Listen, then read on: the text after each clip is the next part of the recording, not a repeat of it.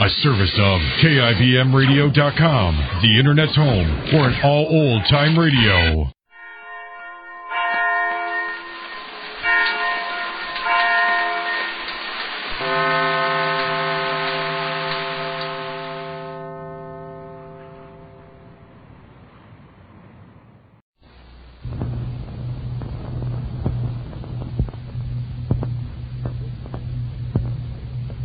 And now for our story.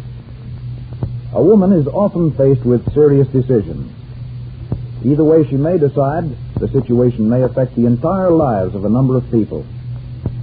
Such is true with Mary Southern at the present time. Yesterday, we know she was seriously considering what she should do about the Hollywood offer from Paul Cranshaw to make another picture. But she also was needed in Sanders to head her business concern. In which way? Going to Hollywood or staying in Sanders can Mary serve her loved ones and her community best? And there is that matter of Dr. Benson, who seems to be softening more and more in his attitude toward Benjamin Carter. Just what is Carter doing in these matters that concern the bottling works and the kitty clinic at the present time? We shall see directly. As our scene opens today, we find Max soberly whittling in the backyard of the Sanders home. What's wrong, Max? Nothing to it. I just got to think some once in a while, don't I? But, Max, this isn't like you. Something's wrong. Oh, I don't know. I just got to figure out some things. Well, don't you want to tell me? Well, maybe not just yet. You see, it affects you. You mean affects me? Yeah. Mary, it's nothing. I just got some thinking to do, and I thought maybe the whittling would help my thinking. That telegram from Paul Cranshaw, has upset you? Oh, no, Mary. Well, yeah, it has, Mary. I was just thinking maybe Doc Benson was right after all when my father wanted me to sell out and live on my $1 million before he ran off with it. Max. Huh? What do you think Daddy Stratford and John Fowler, Phyllis, Danny, Dr. Benson, the man at the mill, the quarry, those men at the bank would say if they heard you say that? Well, sometimes, Mary, maybe I'm just blue today. I'm sorry. I didn't know you were out here alone, brooding. Max, it wasn't because of this offer from Hollywood to make another picture, this $25,000 I'd get that made you think you weren't giving me enough. Well, Mary, you'd have a lot more things out there. You'd have all them exciting people and some movie actors like Bill Clark, directors and the like, and you'd have them around you instead of a mug like me, a town full of old fogies like we got in this town. I'm used to it here. I was born and brought up here. I don't want to go back to Chicago and any of that shady business I was in before, but Mary, I ain't doing right by you. Now, look here, young man. You've been condemning yourself about enough for one morning. I'll not stand for any more of it, you hear? You talk just like I was Jimmy. 1,000 times more trouble, too. Oh, Max, you know I like it here in Sanders. It's real. It's life here, Max. And I'd take that offer to make another picture for Paul Cranshaw only because the money would help us all here so much right now. Well, then I guess I better snap out of it. I better get down to the bottling works and see how things are. And I got a board meeting at the bank this afternoon, too. Oh, darling, that's so much better. Let me kiss you. Well, now I better go. When do you think you'll go to Hollywood, Mary? Huh? When? Yeah. Who said I was going to Hollywood? You mean... I mean, I've already sent Paul Cranshaw wire saying I'm sorry. I'll have to refuse his grand offer, that I'm needed here. You think I did the right thing, Max? Think? Hey, that's a nifty. Say, Mary, I'm crazy about you. Oh, I'm glad. I'm awful glad that you turned down that movie contract. Mary, I'd go nuts here without you to talk about things and... Gosh, I just gotta have you here. You're the only one that's got sense around here. That's the kind of kissing that I do, baby, when I'm happy. And am I happy that you turned it down? Oh, boy. I wouldn't go to Hollywood for any amount of money. Hey, listen, we'll get along here. Boy, Will. I'll get things for you, all kinds of things. And we'll make that old bottling works pay. You just see when Daddy goes to Chicago and what he does there. Boy, I got respectability in that kid. And we'll show Benjamin Carter we can build that hotel, too, in this town. Say, he ain't going to run anything around this town. No, you just go on. You'll probably find things all at a standstill if you don't get down to bottling work. Hey, I'll say. Well, here I go, like a steam engine. Oh, hey, I forgot something. What? That's interest on my investment. So long, sir. So long. Well, it's a good thing you finally got back here, Mitt. Oh, what'd you take me off the boat for, boss? Oh, they were just pulling the gangplank when that hotshot of yours sprinted up with that telegram. Yeah? Oh, say, was I mad. Why, me, going like big class on one of them cruisers, they called them. Cruise, you lug. A cruiser's a battleship. Huh? Well, sure was a swell boat anyhow. A lot of class and, hey, boy, what babes on board. Say, boy, great pickings there. Lots of dough and furs and jewels. A guy could make a haul there. Boy, I got my eye on that pickings. You're, not forgetting you're still working for me, Miss. Huh? Oh, sure. No, I'm still one of the boys. Yeah, that's good. Don't ever forget you're one of the boys. Hey, boss, this bag of mine is heavy. You're getting weaker, Miss. You better stay in shape around here. What you got now, boss? Oh, nothing much. Just need a man around to look after things. You ain't gonna bump somebody off, are you? Say, where do you think you are? In gang country? You get that bumping off stuff out of your head. I'm a good, respectable citizen of Sanders now. Sure, boss. Now, don't get me wrong. How'd I know you was going regular now? Boy, what'll the fellas say? Who cares? I'm through with that racket stuff, Miss. That's old. Passé. Huh? Pass what? Passé. Oh. Out of style. That hoodlum stuff, and people don't stand for it anymore. Oh, I get you. You got a new style. Well, let me know. What is it, boss? You know, Miss, you hoods are all alike. You can't think beyond your noses. Oh, yeah? Well, who wants to think beyond his nose? Not me. What have I got a head for? Yeah, I've often wondered that myself. Oh, say, what happened to that there old one-horse taxi in town that yokel used to drive? Yeah, that's the new motive power for Stratford's bottling work. Oh, yeah? Hey, didn't nothing happen there yet? Listen, as far as you know, nothing's going to happen there. Okay. Gee, you don't need to snap my head off for it. I only asked a question. Well, you're not supposed to be minding anybody's business but your own. Now, you'll be my hotel clerk for a while, as long as I need you. I may send you back to Chicago any day, if I see I don't need you. Gee, boss, you sure have changed. I don't get it. What are you trying to do in this town, anyway? I'm trying to establish myself here. Can't you see that? And become the big shot here. It's got to be done in a legit way. And I don't want any of your rough stuff. Sure, I get you. What are they doing over at the bottling works now? They started bottling the water. I've got to be free to get around and see what I can do to get in on that.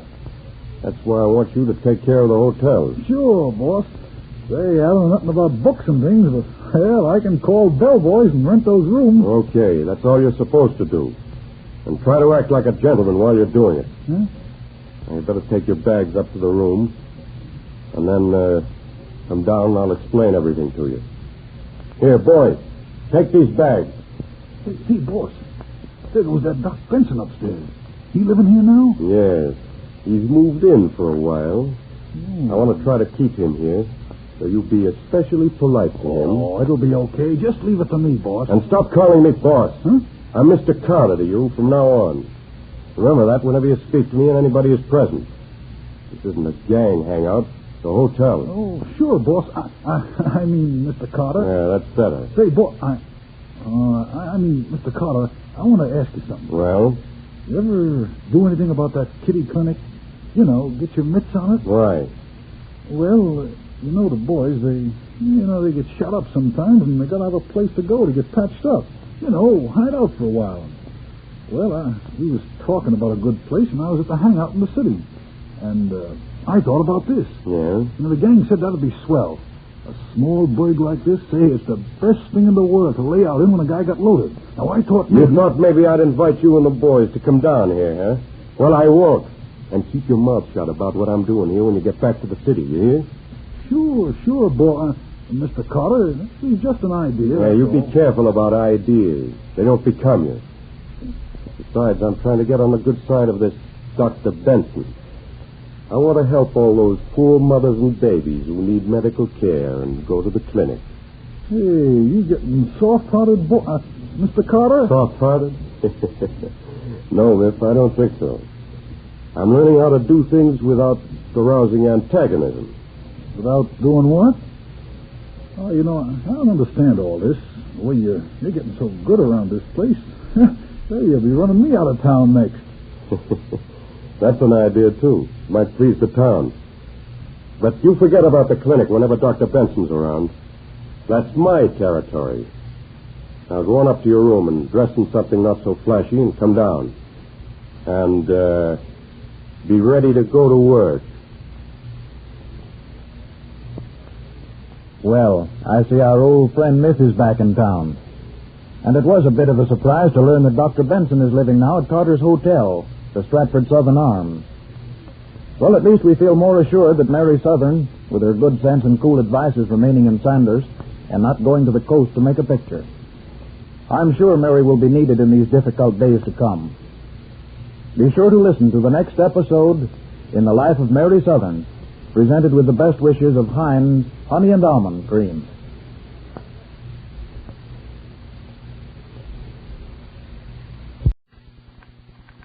Ironized Yeast presents Lights Out. Everybody.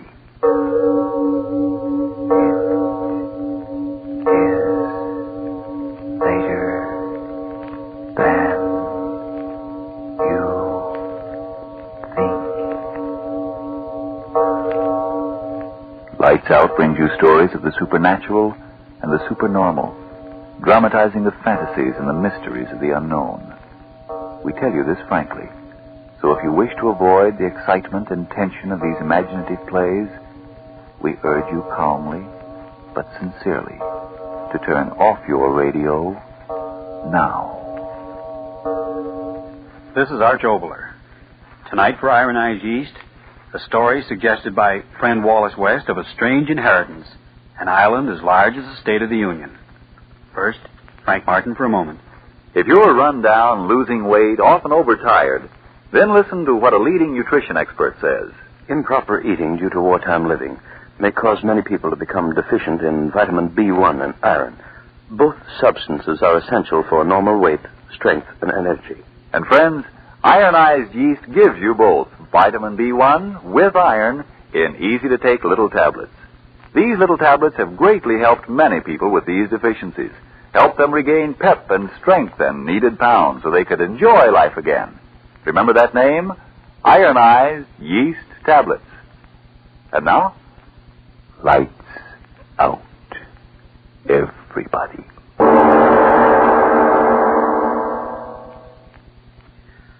This might happen in a far distant tomorrow.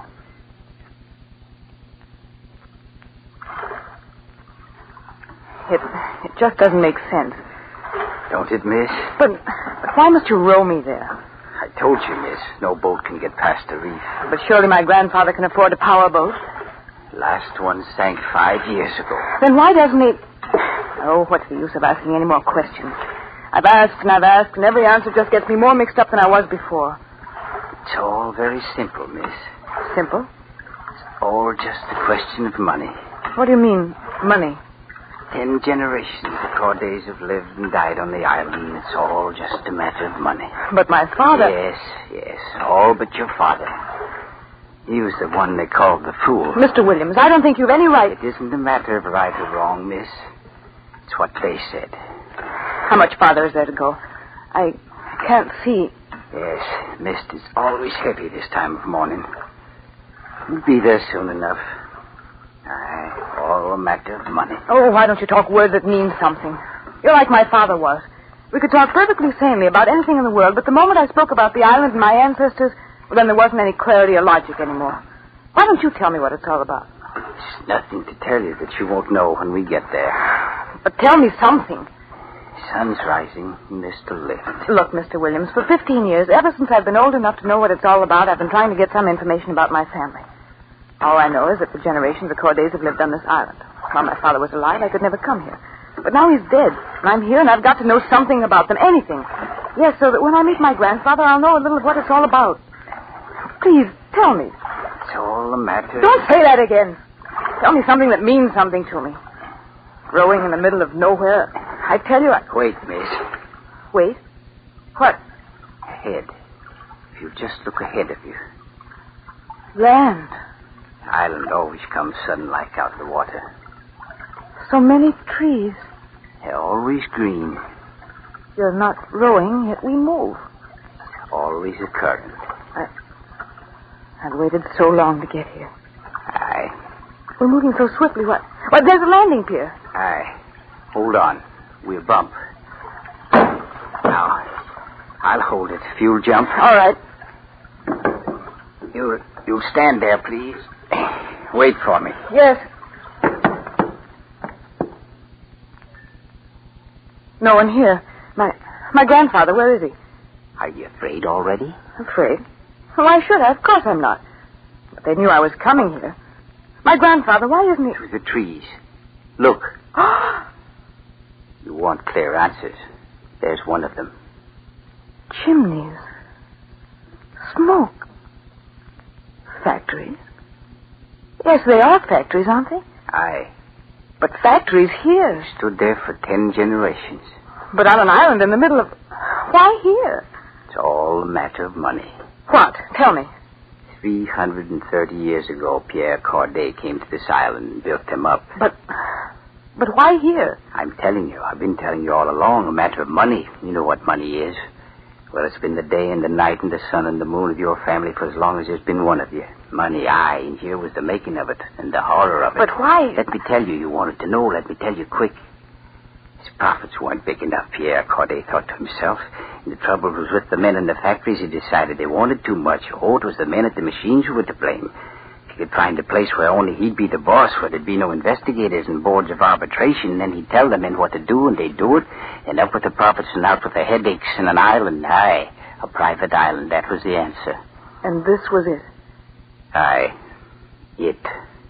Beyond the jurisdiction of any man but one of the name of Corday. So here he moved his factories, machine after machine, and when everything was set up, he sent out to the places where men walked the streets looking for work, and he said, listen to me, you single ones. You're hungry, so listen to me. I have a place where there's work for you, easy work. Work at the machines, you sit all day, you don't have to think, the machines think for you. Just sit all day and do the same thing over and over and over. I'll pay you well and I'll pay you regular. Aye, a life job if you do what I say all your lives. And men came here? Aye, why not? 500 picked ones, all set for life jobs in the factories of Pierre Corday. Came here 330 years ago. But why is the smoke coming out of the factories now? 500 of them. And they sat down at the machines and started working, and Pierre Corday brought women for him to mate with, and my kin was with them. And the machines started turning. But the factories, they're still working. Why? Listen, you wanted me to tell you, so listen. Listen to the rest. 330 years ago, and each had his own bit of work at the machines. One to press a lever here and the other to turn a screw here. Same work hour after hour, day after day. The months went by and the profits kept on coming in. But some of them began to get tired of it, tired of the machines. Fools they were from the start. Pierre Corday picked them that way. Still they got tired. They wanted to get back to the change in life of the rest of the world.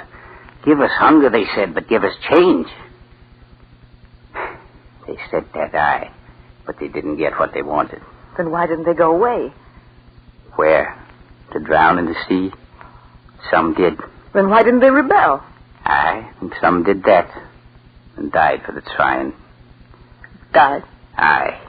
They say that of the 500 men who came here at the end of 2 years, half of them had fattened the sharks in the harbor. It isn't possible. Aye, it all isn't possible. An island in the middle of nowhere with spinning machines and men at them. None of it's possible. But here it is. 330 years old and still the same as it was. Tell me, you mean in those factories What? Watch.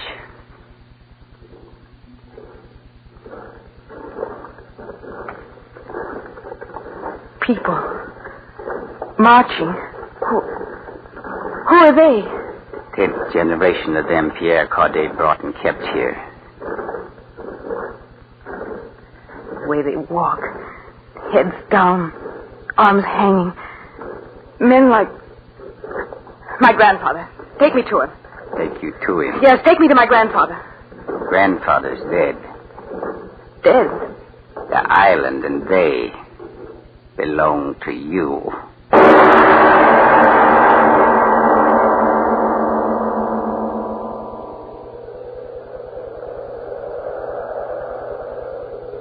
Believe? His grave is so new. 2 weeks. I buried him myself. Did he send for me before he... No, it was me. You? Me. I knew that you were the last one of them left, and I wanted you here. But why? I said it, didn't I? You're the last Corday. 330 years, and you're the last. Why is the factory working so late? It's the second shift. There are 2 a day. All night? Aye. But why? It's been that way for 330 years. It's not true, none of it. No? I won't listen to you anymore. Wait. Where are you going, girl? Down there. You can't go there now. I'm going to the factory. Talk to them. Find out the truth. All right. Find out for yourself. I want you to do that. Aye. Talk to them.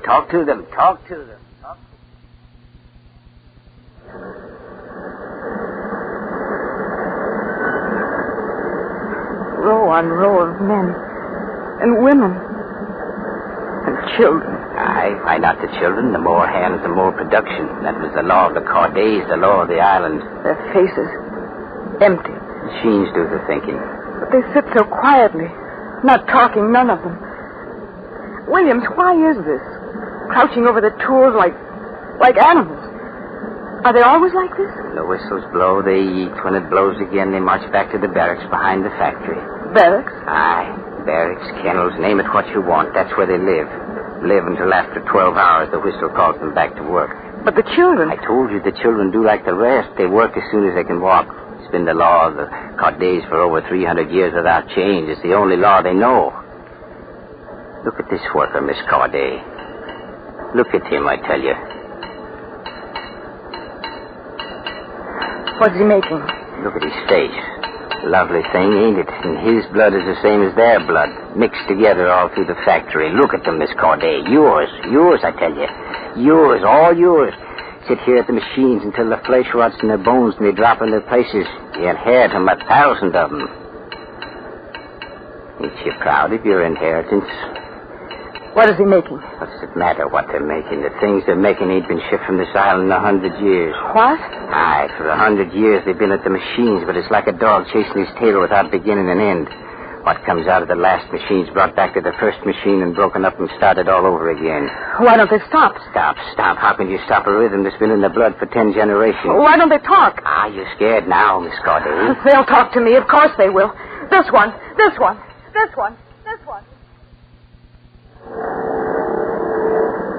You, I beg your pardon. Would you stop work a moment and talk to me?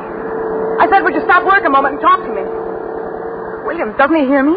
He hears you. Then why doesn't he even turn his head? Not him. Not any of them. I don't believe you. This woman, she'll... Lady, would you please stop work and talk to me? You're scared to look at him. Lady, talk to me. I'm Dale Corday. Aye, scared all right. I insist that you talk to me. Doesn't answer. I told you, not while they work. Oh, your family bred them right. Bred? Yes, like you breed dogs the way you want them. Yes, for 330 years, bred to sit and work and no nonsense. Never to talk up to their rights, just sit and work the way they're told. You stand there looking at me and you don't believe me, do you? Well, try to get him to stop work. Try to get him to say something to you. Try to get him to act like human beings. Well, they're not human beings. They're workers. Yes, workers for the family of Corday. And what are you going to do about it?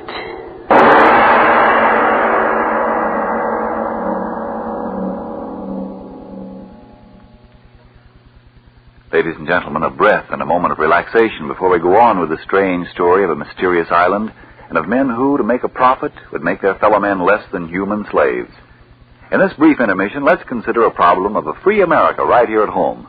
Listen, this may be your problem. Well, sure, I'm doing okay now with so many younger men in the service, but where will I be when those husky fellows come back? It's all I can do to keep going now. Often at night, I come home feeling too jittery and all in to eat my supper or get my proper rest. I'm losing weight. I've lost my pep. Gosh, I wish I knew the answer. The answer?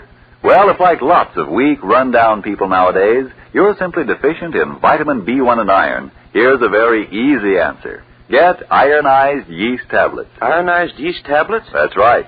They give you vitamin B1 with iron. Yes, both vital substances. But what makes them so vital? Why, when you don't get enough vitamin B1 from your food, you may lose your appetite, not eat all you need for normal weight and strength. And without enough iron, you may be weak and pale. You may feel only half alive. What? Oh, say, maybe I had better try ironized yeast tablets. By all means do. If you're short of vitamin B1 and iron, see if they don't help you as splendidly as they've helped many others with these deficiencies. See if before long you aren't saying, Man, oh man, I feel great. I'm back to my right weight, and talk about pep. With the old zip back, I'm producing along with the best of them now. I'm sure glad I tried ironized yeast tablets.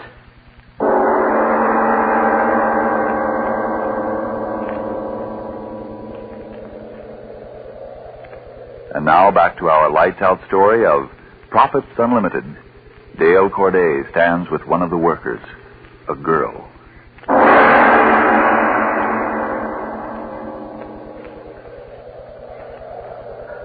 Don't be afraid of me. Who? You. I'm Dale Corday. Corday. Boss. Please don't tremble. What's your name? Joseph. Joseph what? Joseph. Do you like it here? Like work here. No complaint. Like work here.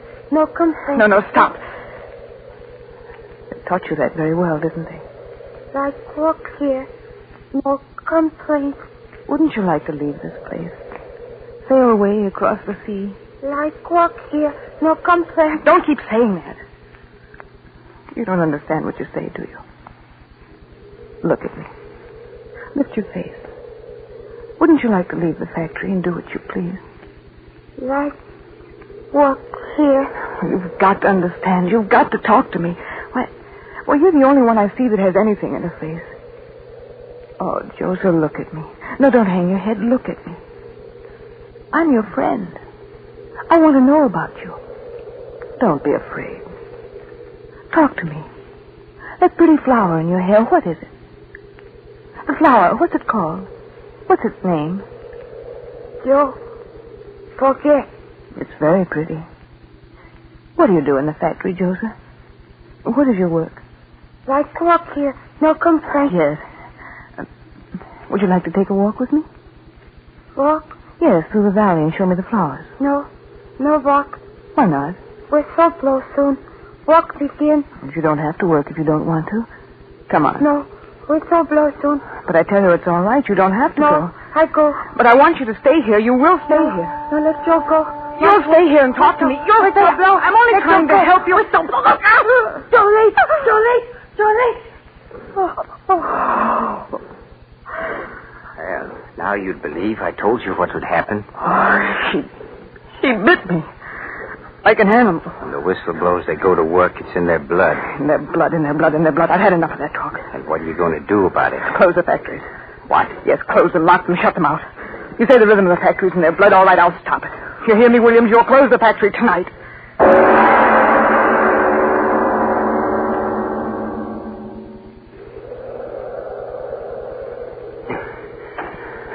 Well, it's done. Good. Tomorrow you'll start me back to the mainland. I'll make arrangements to get those people off of here. Will you now? You're breathing so heavily. As soon as I locked the doors, I ran back all the way. Why? I wanted to see your face. What? I wanted to see your face after the whistle blows. Whistle? Aye, it'll blow just as always. But I told you to... And I did. I locked the factory, shut the big doors, and threw the bolts, but the whistles at the powerhouse, and some of them are always there. Aye, the whistle will blow, and they'll march to work. But they won't get in. Aye, here they come. You'll start me to the mainland very early tomorrow, Williams. It's a long way. I know it, but it's got to be done. Too long a way. You've a sail. Tonight I'm putting an end to their marching. Tomorrow I'll...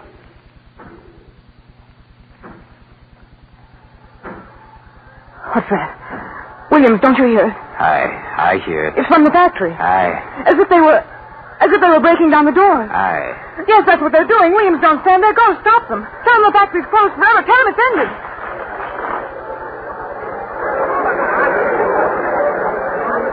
Go tell them yourself. They've broken in, gone back to work.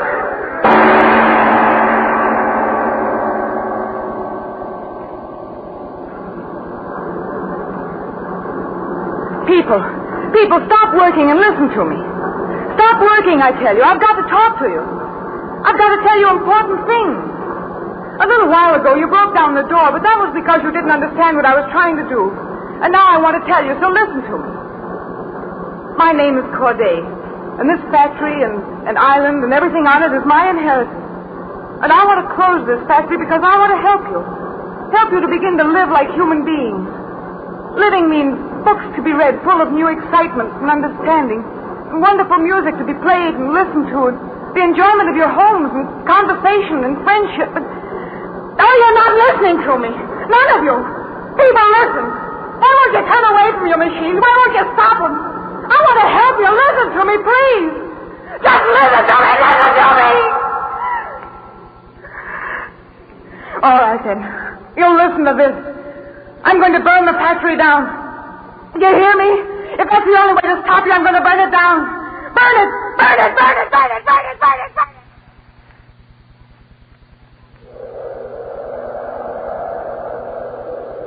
It's a good sea this morning for sailing. Have you everything aboard? Aye.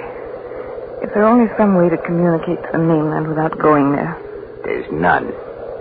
What time is it? Almost 7. And we go when the tide changes? Aye.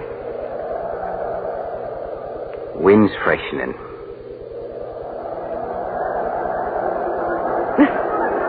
Listen on the wind. You hear it? I hear. What? What do you think? It's them. For 2 days. Never even going home. I heard you say you'd burn it, and they're afraid. Afraid I'd burn their cage, and so they stay there watching. Watching. One shift works, and the other watches. That's how it is. But not their cage alone, Miss Corday. What do you mean? I mean, it's yours. What? One boat on the island. This. And in a couple of minutes more, it won't be here. What are you talking about? You and I are going... That's where you haven't got it straight, Miss Corday. Going, yes, but only me. I've wanted to ask you this for days now. Why are you always trying to frighten me? Now I've done it, eh? The tide's turning. We'd better go. Yes, I scared you now, haven't I? Well, say it. Say it. You don't have to. It's in your eyes. Just the thought of being left here with them year after year, nothing but them. It's enough to turn the insides of you white, ain't it? Why do you think I sent for you? I'll tell you, and I'll tell you quick, and then I'm off to sea. I sent for you because I'm a man born different from all the rest of you here. There were 3 kinds, workers, servants, and you Cordays. Well, servant I was, but in the borning of me a piece of hate got in my heart, and it kept growing through the years. I mean, it's more than I am. A hate for a name and the sound of the name and those that have it, Corday. Well, you're the last of them, and here you'll stay with the sound of them and the sound of the factory grinding in your ears until you're as old as I am. And I hate for Pierre Corday and the rest of his kind is as old as mine is. This is your inheritance. An island and the factory and 1,000 perfect workmen who never want anything for themselves except the bit of food they grow, who sit at your machines until they rot and die. A perfect inheritance for a Corday. I'll leave it all for you until you rot and die. Williams, come back. You don't understand these people. I want to... Williams!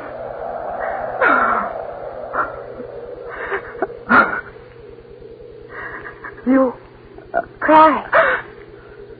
Me, Joe. Joe. Me, Dad. Dad. What are you... Whistle blow. Me no work. Why? Me want show you flower. Oh, my dear. You cry. No. No, I'm not crying. There isn't time. I've so much to tell you. You first, and then the others. One by one. You talk. First, I want to tell you freedom. Say it. Freedom. Freedom. 300 years ago, my people and your people gave it up. My people wanted profits, but they lost their freedom to the machinery they set up to give them those profits. Your people wanted the security of a bare existence, and so, too, gave up their rights as men to the machinery of profit. But now we've got to win that freedom back again for all of us. Freedom.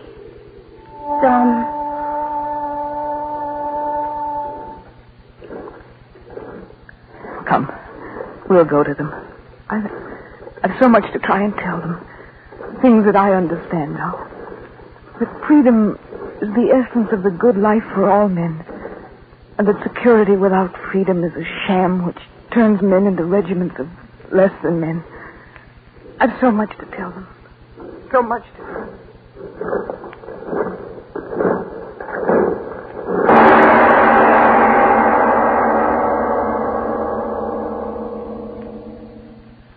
And, is that your prophecy for the future, Mr. Oboler? Oh, come, Frank. We aren't dealing in prophecies.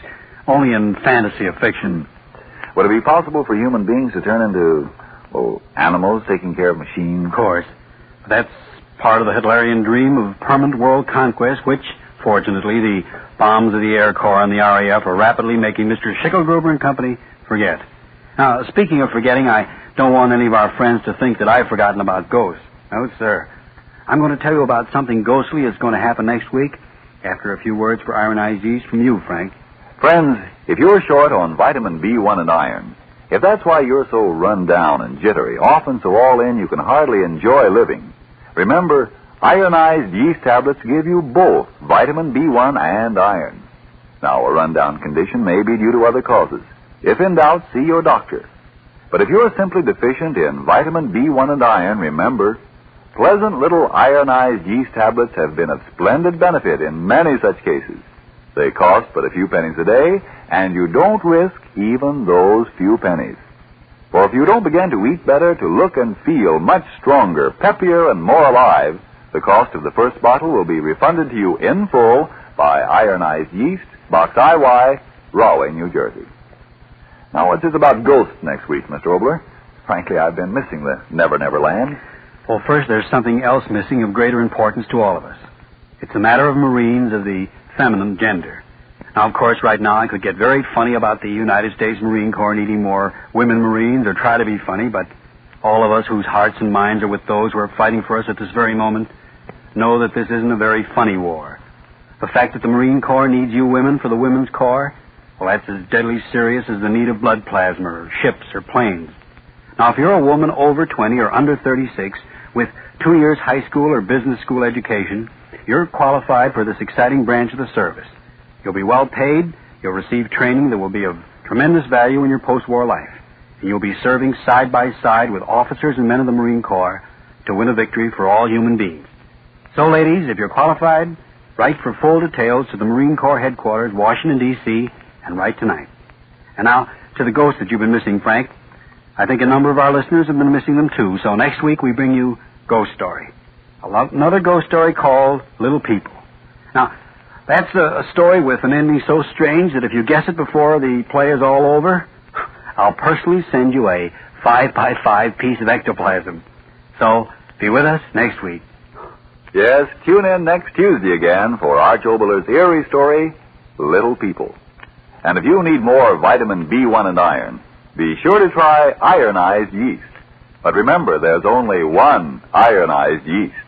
You'll know it instantly by the yellow and orange package and by the big letters IY on the container and on each tablet.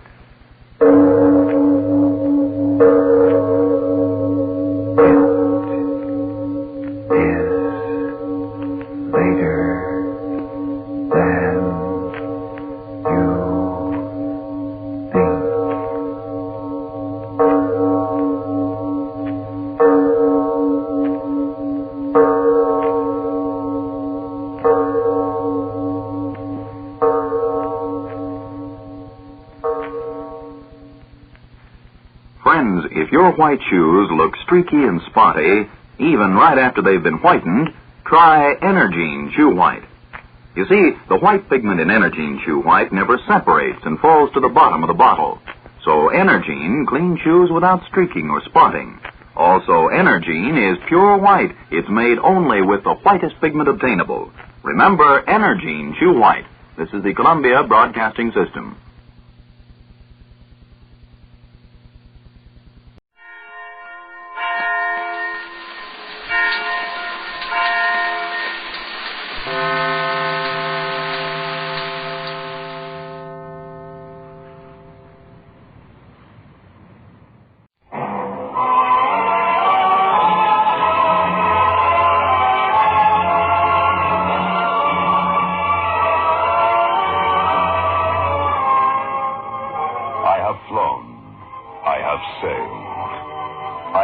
About this world of ours, and ever in search of the finest of its kind, we bring you the tops in spine chillers.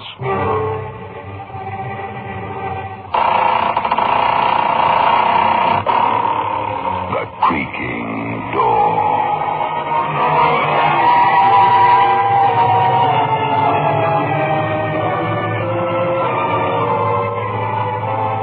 The manufacturers of State Express 3/5 Filter King cigarettes take pleasure in presenting The Creaking Door.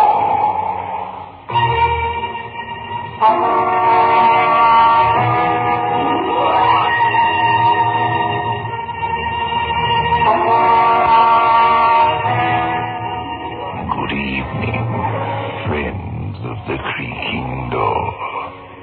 The Creaking Door is so do come in.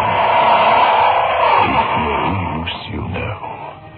There's no point in pretending we haven't met before. Remember those horrible dreams?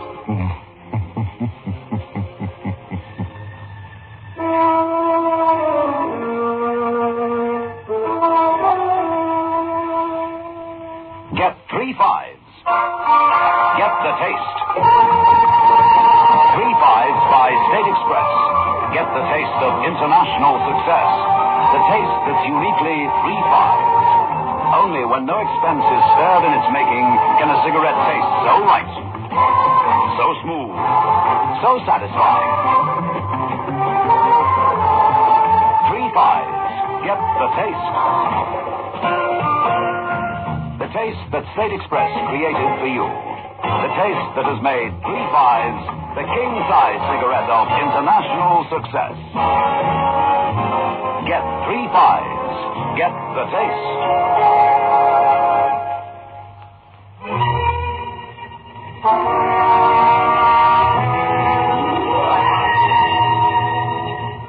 In the dim-lit parlor, the old fortune teller and the doctor talk in hushed tones.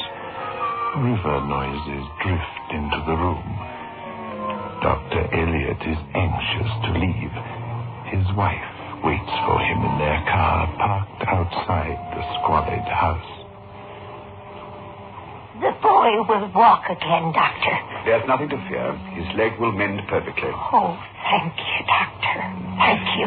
Well, I think I'd better go. My wife is waiting for me in the car outside. Oh, Doctor, perhaps I might read your palm. Such fine, strong hands have mended my grandson's bones. Let me speak the future written in your hands. Well, all right. Let's see. We see a fine, strong life. Tells a rich story. For you, the surgery was natural. Yes, when you were young, you mended a bird's broken wing. You grew happy in the strength you gave to others. You were content in the strength of your young hands and your work for a time. Oh, yes, you met someone you loved. Your marriage. Yeah. Then a great cloud settled over you. This cloud is in your life now. It fills you with fear. Something that you scarcely admit to yourself. Wait. I do not understand it clearly. It's just... Oh, now I see it. It is... No. What is it? Tell me. I see something terrible. What are you saying? Tell me what is written in my hand. I must know. Oh, go, I tell you. You know too well what I see in your hand. Go, and never come here again. There's death in your hands.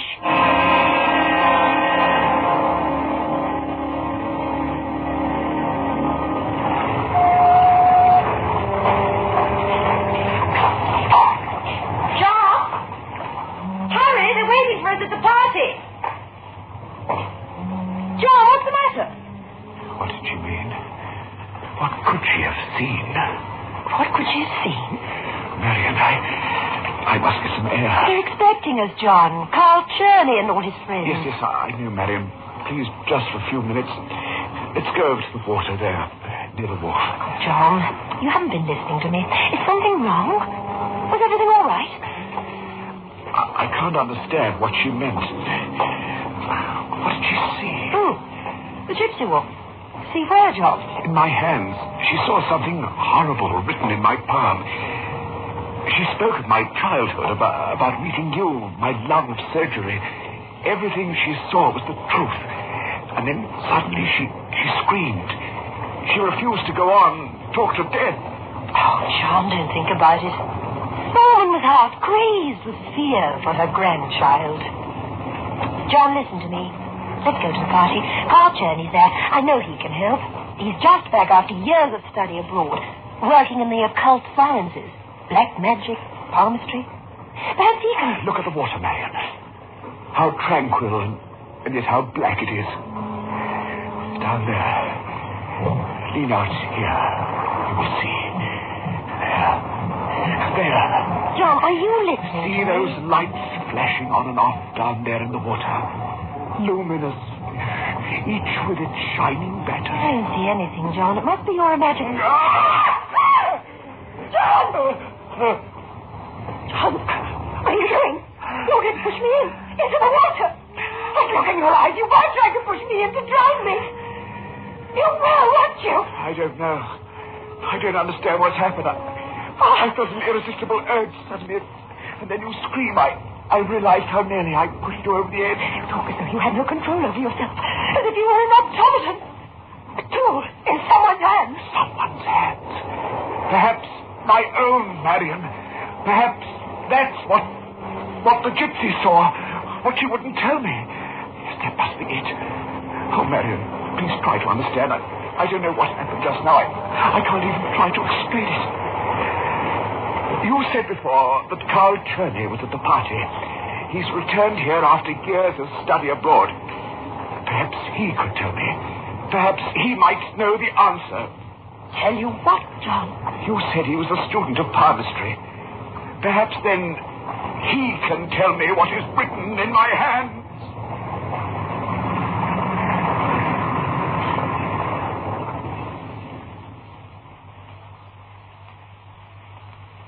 I see the brilliant hands of a great surgeon. I see skill, certainly. A quick, decisive mind. And I see... What else do you see? I see also something tragic. me what it is, kid. I see also death in your hands. Death. That's what it is. Death at my hands. That's what she saw, too, the gypsy. That's why she feared for her grandson's life. It is there, written, incised, burnt into my hands. Death. Earlier this evening, at the water's edge, I nearly pushed Marion in. She said it. I was an automaton, a tool in someone's vast scheme greater than all of us, driving me, forcing me to fulfill the prophecy written here in these hands. Death!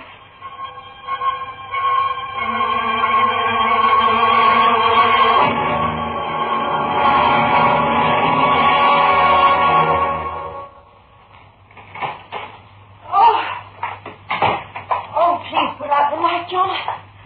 Such a terrible headache. All right, Marion. Oh, that's better. Thank you, John. I'm glad we left the party early. Here, sit down in this chair. You're tired. I'll get something for you from my cabinet. You sure you can find it in the dark? No, there's no need to put on the lights. I'll find them. Did you speak to Carl tonight, John? Yes, I spoke to him. What did he say? Nothing, Marion. Nothing at all. He was very charming tonight, wasn't he? He was reading everyone's palm. He's really very brilliant, John. Yes, I know. Do you know what he told me? What, Marion? He took my hand and read my palm, and he told me of my meeting you, of our marriage, problems we've had, the joys. And then he said something I didn't quite understand. He said he saw your name, John.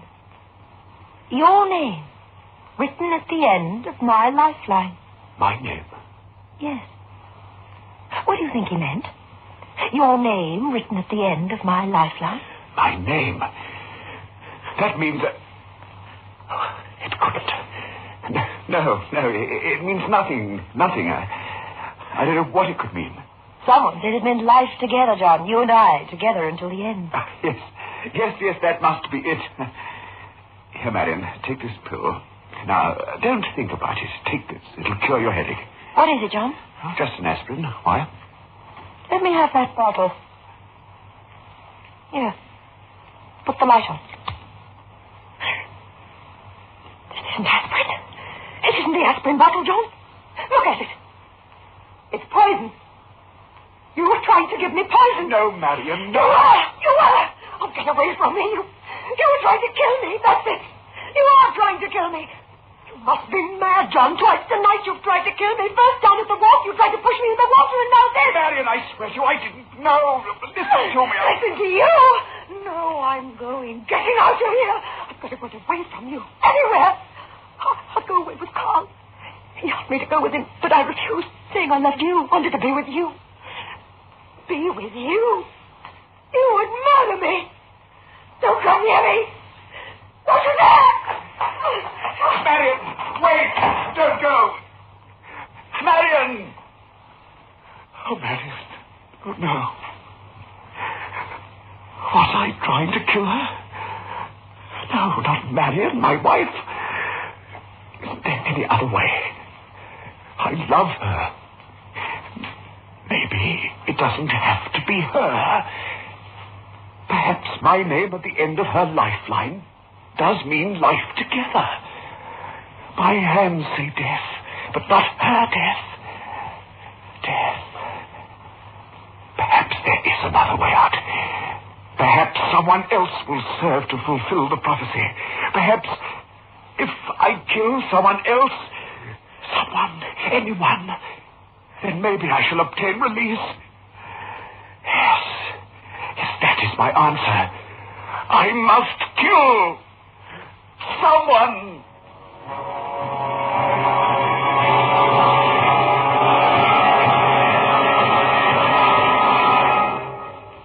Get 3 5s. Get the taste. 3 5s by State Express. Get the taste of international success. The taste that's uniquely 3 5s. Only when no expense is spared in its making can a cigarette taste so right, so smooth, so satisfying. 3 5s. get the taste. The taste that State Express created for you. The taste that has made 3 Fives the king-size cigarette of international success.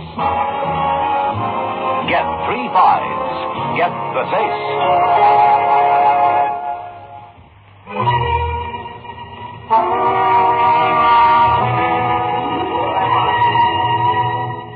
Poor Dr. Elliot is seated alone in his quiet office in the hospital. He has had no sleep. A thought keeps burning itself into his brain, torturing him. Can I kill someone else? Not Marion? Can I? Who will notice what I'm about to do? So much death here in the hospital. All that is needed is a simple error, a miscalculation, the merest slip of the scalpel. I'm free, released from the fate that is written here in these hands. But I am a doctor, a physician. I have sworn. I swear by Apollo the physician, and Aesculapius, and Hygia, and Panacea, and all the gods and goddesses, that according to my ability and judgment as a physician, I will keep this oath forever and this stipulation. The Hippocratic oath. The oath of a physician to his profession. The oath I swore to uphold. But I cannot listen, I cannot. Marion's death is written in my hand. This I swear. Into whatsoever house I enter, I will go unto them for the benefit of the sick, and will abstain from every voluntary act of mischief and corruption. This I swear. Into whatsoever house I enter, I will go unto them for the benefit of the sick, and will abstain from every voluntary act of mischief and corruption. This I swear. This I swear. Hello. Nurse. This is Dr. Elliot.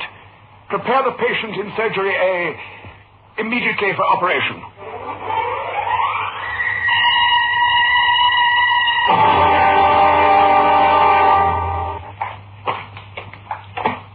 Dr. Elliot? Yes? Brilliantly done, Dr. Elliot. I congratulate you. That was the most magnificent operation. Thank you, Lowell.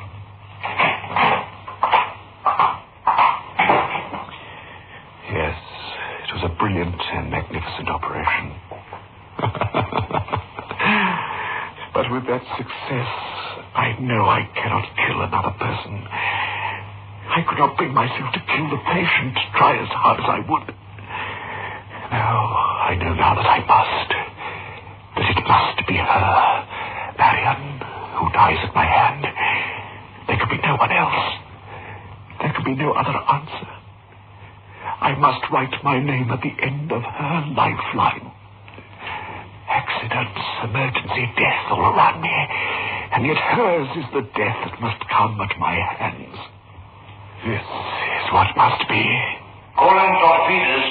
Calling Dr. Peters. Please come to surgery B immediately. Accident, emergency case.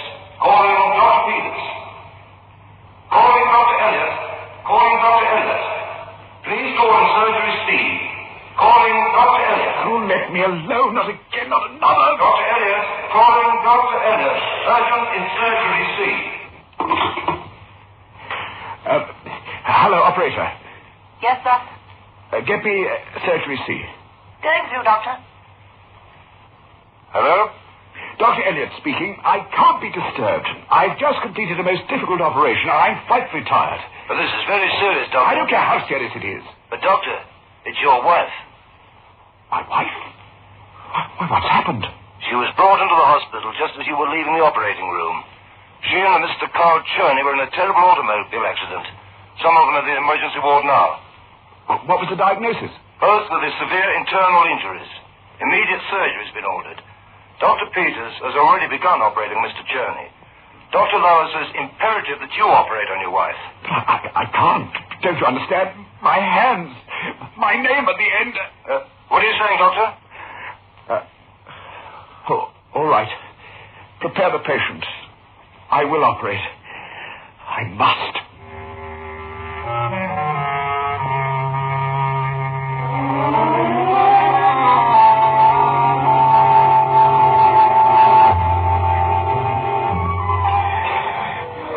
Doctor, it is arrived. Yes, Dr. Lowell. He's going to be in a moment. But doesn't he realize that this patient's status is most critical? Well, I told him what you said, Doctor. Well, where in heaven's name is he? Doesn't he know his wife is dying? Here I am, sir. This patient needs instant operation, Doctor. This patient, as you call her, is my wife. I know that, Doctor. That's why I couldn't understand. I'm sorry, Doctor. Will you begin now? Yes. I will operate. No, you will stay and assist me.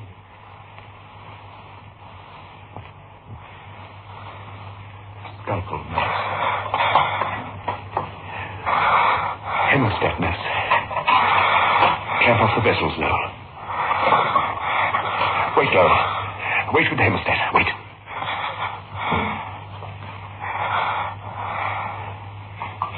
Doctor, the bleeding is profuse. No, I said wait. I tell you what to do. Dr. Elliot, the patient's pulse is beginning to fall rapidly. Dr. Elliot, quiet. I'm in charge here. I see death at your hands, Dr. Elliot. Death at your hands. Dr. Elliot, the patient's blood pressure is taking a serious fall. At the end of my lifeline, your name, John. Your name. At the end of my lifeline. Dr. Elliot? Doctor, hadn't you better use the ligatures? This patient will require transfusion unless their bleeding is stopped. No, Lowell. No ligatures yet. It's all right. It's quite all right. What could it mean, John? Your name, written at the end of my lifeline. I understand what it means, Marion. The patient's pulse is very faint, Doctor, almost imperceptible. I see death at your hands. Death at your hands, Dr. Elliot. Death at your hands. Dr. Elliot. Dr. Elliot, what are you doing standing there staring? I can't do it. I can't. No, take over. I can't go on with this operation. But you must. You can't stop now, Dr. Elliot. Look at me. I'm trembling all over. My hands are shaking. I can't control them. You've got to pull yourself together. It's impossible. No, I can't do it. I tell you, you've got to complete this operation. If I go on, I'll kill her. Do you understand? I'm killing her now. You've got to take over, Lowell. You've got to. Listen to me, Dr. Elliot. There's only one surgeon in the world who can successfully complete this operation. And that man is you. No, I can't. I won't touch her again. Dr. Elliot, look at me. I've seen your work before. I know what you're made of. I understand the tension that grips your throat, that tightens your fingers. Remember, Doctor, this woman is not only your wife, she's also your patient. Yes, you're right. Yes, she's my patient. Remember, Doctor, a woman is bleeding to death under your hands. You and you alone can save this patient. Shall I clamp off the vessels, Dr. Elliot? The vessels. Yes. Clamp off the vessels. That bleeding must be stopped. Nurse. Suture, nurse. Sponge. Cut off the anesthesia. Suture. Sponge, nurse.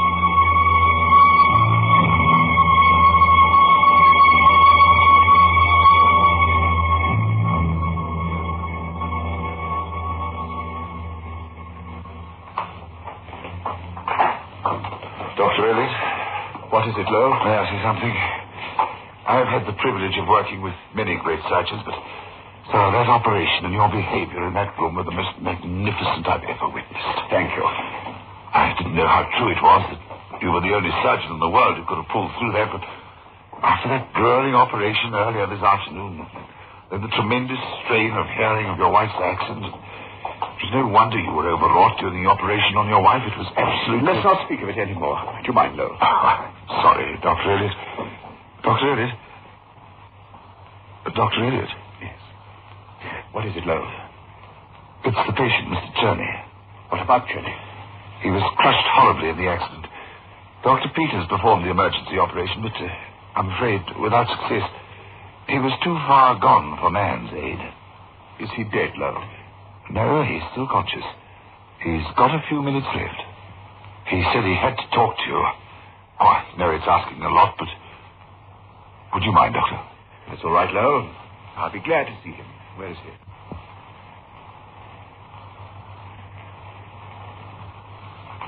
You wanted to see me, Journey. I haven't much time or much strength to speak. You know that I love Marion. I have always loved her. And last night, when I spoke to you, when I read your palm, I said I saw death at your hands. I hoped that would drive you to murder. I wanted you to kill, that Marion would be free to come to me, to be mine. But you said you saw my name at the end of Marion's lifeline. You knew I would understand. That meant her death at my hands. Why? I knew you would understand. I spoke to Marion after you left, after I read your palm. I told her I loved her, asked her to come away with me. She refused. She loves you, Elliot. You alone. I knew then that even if you killed and Marion were free, she would still be yours. I would never have her. I've been mad, insanely jealous. I determined that if I could not have her, neither could you, nor anyone else. And when I saw your name at the end of her lifeline, I told her so. I knew you must understand the meaning of those words, that you would kill her. Then you did see my name at the end of her lifeline. It is true, then, that I must kill her. Am I to have no peace until I've killed her? No, Elliot. Your name is written at the end of her lifeline. But her lifeline is very long. As long as yours. Both of you have a long life ahead of you. Together. But the death that is written in my hands, you saw it. The gypsy saw it. Death is written in my hands. You said so. Yes. Death is written in your hands. Death, the constant companion of the great surgeon. Death is with you always. Death at your elbow at every operation. Death stands by at every stroke of the surgeon's knife.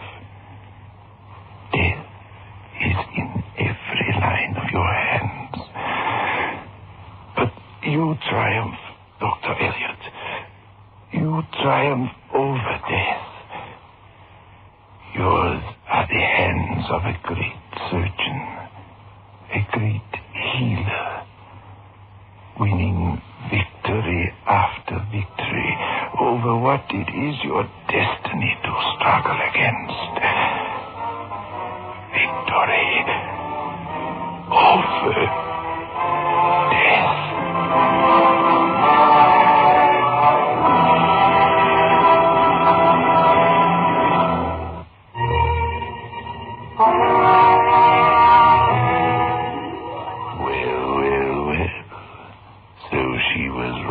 After all, what was written in Dr. Eliot's hand came true. His destiny was a struggle against death, the battle of all great doctors. But what about you? What about your hand? What's written there? Do you know? Perhaps you'd better not.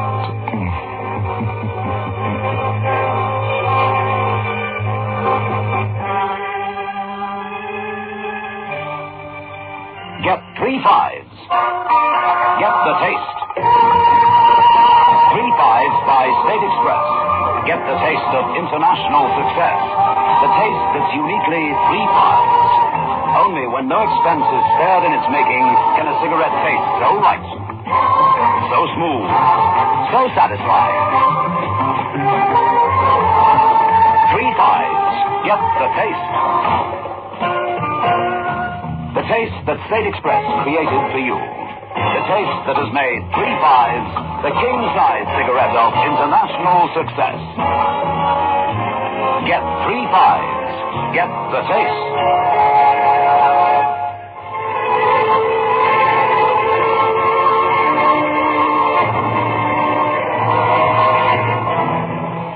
This is your host back again. Just a reminder of our rendezvous next week. Where are we going? Through the creaking door, of course.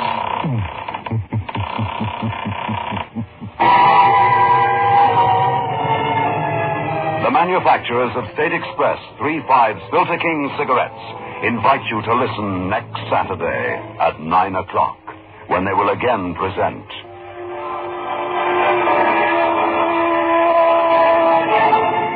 The Creaking Door.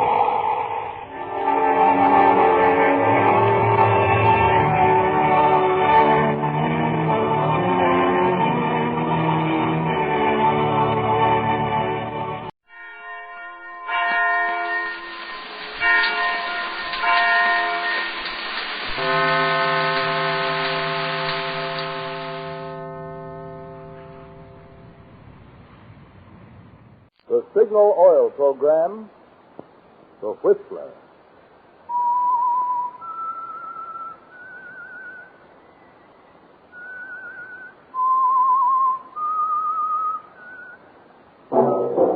That whistle is your signal for the Signal Oil Program, The Whistler.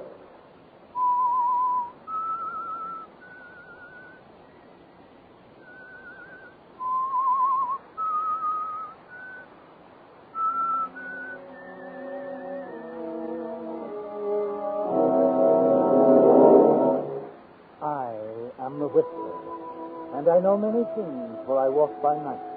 I know many strange tales hidden in the hearts of men and women who have stepped into the shadows. Yes, I know the nameless terrors of which they dare not speak.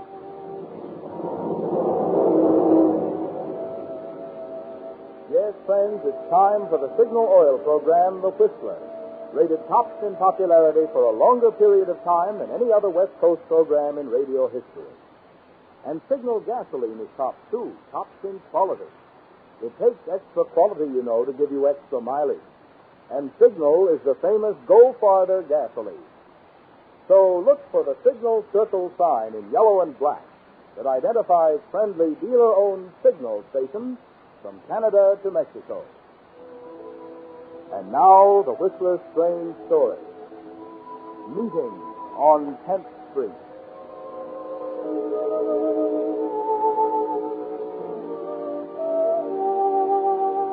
On February 25th, the final edition of the Daily Bulletin was a sellout 10 minutes after it hit the street. Across the top of the page, headlines screamed that the district attorney's office had at last won its long fight against the city's organized crime. But the real drama was below, neatly centered on the page. In an article by Stephen North, the Bulletin star reporter, an article titled Retraction. 25 years in the newspaper game, this reporter has never before been forced to print a retraction. Today, I break that record. Last week, I called a man a weakling and a coward. I vilified him, told him he'd failed me. I said these things not knowing he had already made up his mind to tackle a tremendous task. I said them not knowing that Gerald Wright, an ordinary citizen of this city, intended to challenge Gangham's most vicious killers alone. Now I want to correct the injustice. The story of Gerald Wright is one that every reader of this newspaper, every taxpayer of this city...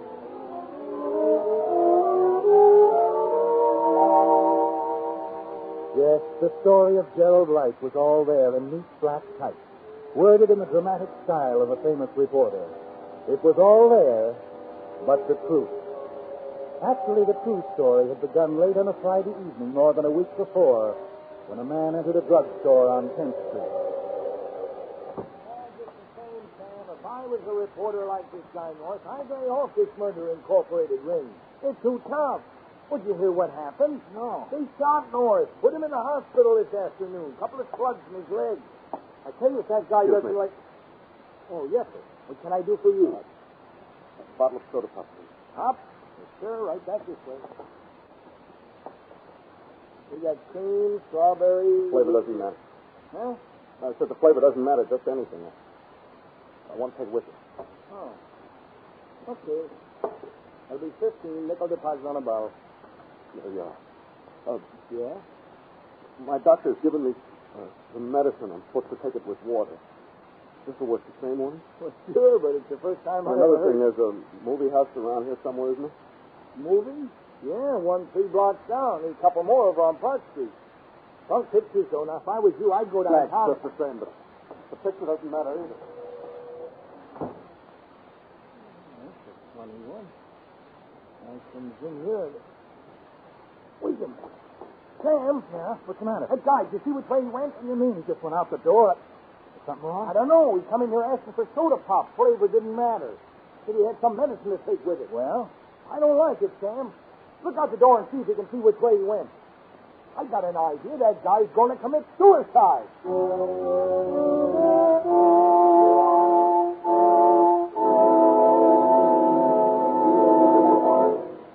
With the prologue of Meeting on 10th Street, the Signal Oil Company is bringing you another strange story by The Whistler. But now, friends, just for a moment, let's suppose this were a quiz show, and you were asked what gasoline is known as the Go Farther gasoline. What would your answer be? Well, if you've lived out west any length of time, you know that from Canada to Mexico, Signal is known as the Go Farther gasoline. Now, naturally, we're mighty proud of Signal's good mileage, but even more so, we're proud of what makes such mileage possible. The extra efficiency today's Signal gasoline gets from your motor.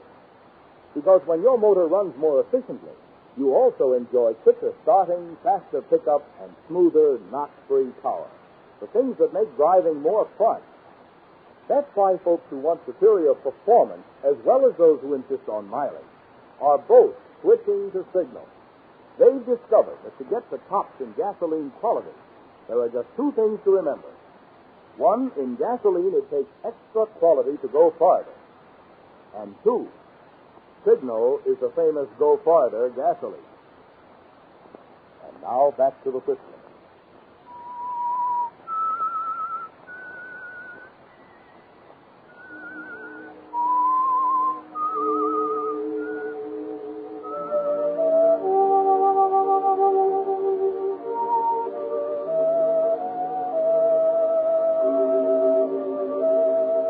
Yes, Joe. When it was all over, the Daily Bulletin had your whole story in a special article by Stephen North on page 1. The whole story, that is, except for a few rather important details. There was nothing about that first Friday night, was there, Gerald? Nothing about the bottle of soda pop, the square box of medicine from your doctor. And most ironic of all, there was only a passing mention of Denise. Beautiful, dark-eyed Denise. The cause of it all. The girl for whom you'd live or die.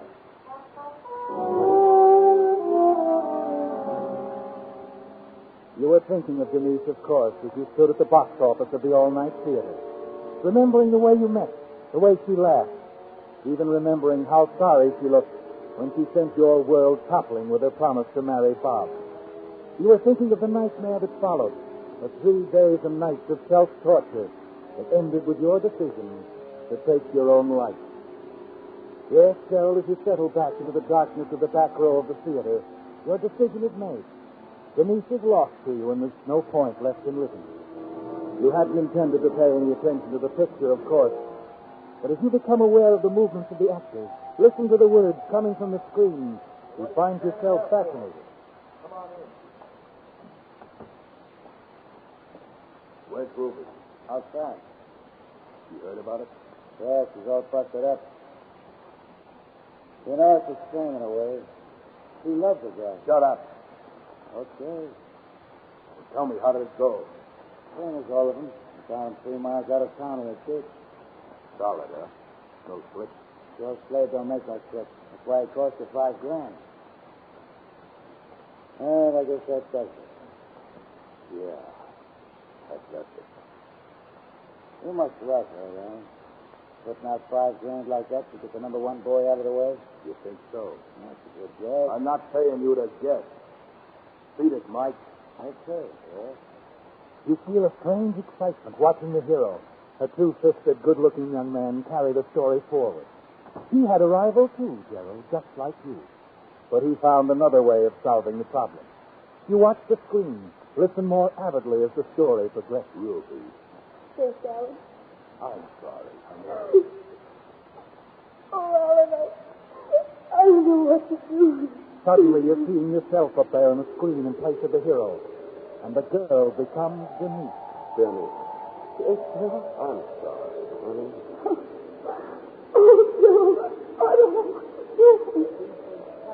But these things happen, darling. You just got mixed up in the wrong company, don't you see, Denise? The police say it was a gangster murder. I still can't believe it. I'm going to stand by you, darling. Please remember that. Oh, thank heaven, John. Thank heaven for you.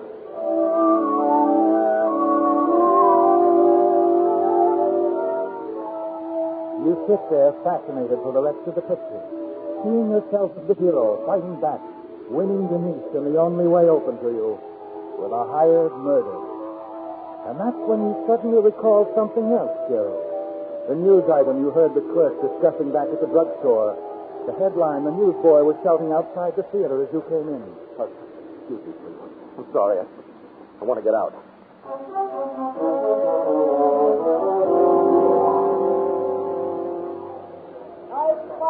Read all about it. Reporter shot and gang revenge attempt. Extra. Yeah, here you are. Oh, thanks. Extra.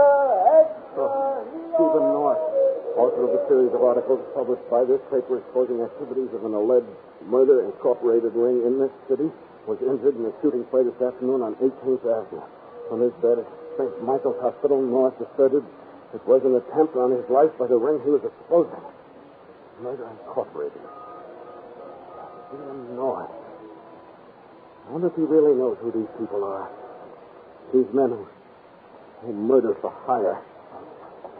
Taxi! Taxi! St. Michael's Hospital.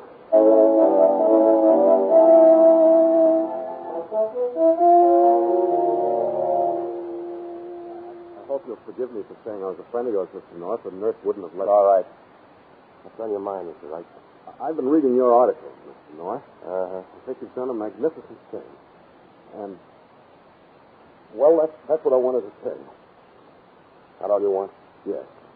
I just think the average citizen simply doesn't believe that there are people who commit murder for money. That's why it's so important these things come out in the open. Why, until I read about what happened to you this afternoon, I couldn't believe it myself. And you just came here to tell me I was doing a good job. That's right.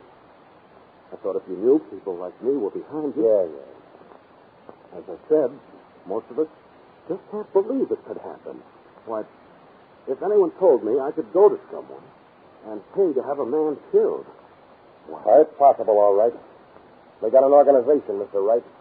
Just like a factory that makes shoes or bottle tops. Only they manufacture murders. Now, come on. Why don't you tell me why you're really doing this? Well, no. You'll probably think this is ridiculous. Maybe I won't. Go on. Mr. North, I want to help. You want to... I knew you said it was crazy, Mr. North. It just seems to me, if these people are as highly organized as you say, that the best way to get evidence against them would be for someone they couldn't suspect, like me, for instance, to go to them and buy a murder. Well, yes, that's it. So you're offering to help us. Tell me, right? What's your business? What do you do? I work at a bookstore. The Eagles bookshop. Yeah, how did you... I knew I'd seen you before. I couldn't remember where. Well, you can check on me, Mr. North. That is, if I have any sense.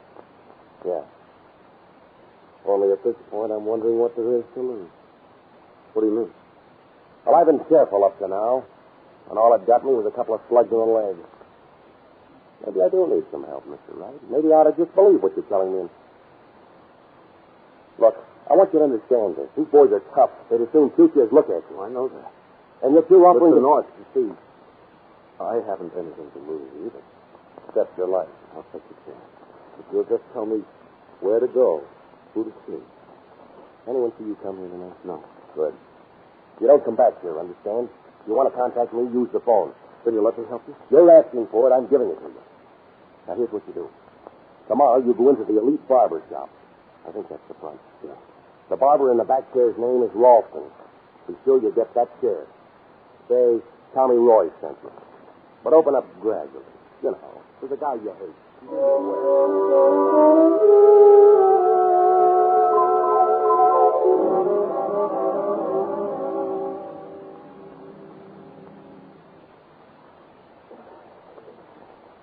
Look, if you don't mind my saying so, Mr. Hyde, it seems kind of silly.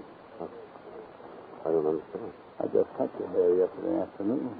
Of course, I can use the business. Oh, I know it looks funny. I just wanted to talk to you tonight. Okay. About what? That's what I told you about yesterday. The guy that's been bothering you? Yes. Why are you telling me? I thought you might be able to do something about it. So a fella's been getting in your hair, so you naturally figured a place to come to is a barber shop, huh? It's not that at all. Well, then forget it. Oh. Yeah? Tommy Roy sent me. That's about town. Doc told me before he left. Think so? Yes, if you want to check it. I did. After you left yesterday. Your name is Charles Wright. 127 Atlantic. You work at the Regis Bookstore. The Curtis Bookshop in St. Louis before now. Came here in 42. What's the matter? I just said I'd check you.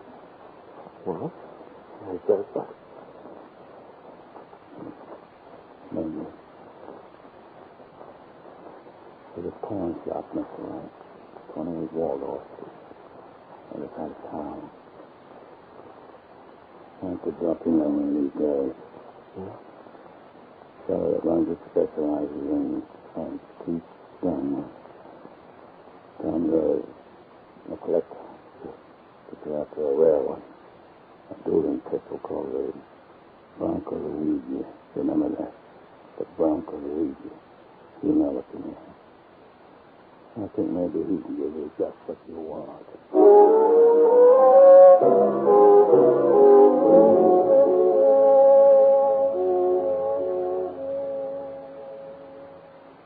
A Bronco Luigi dueling pistol, you say?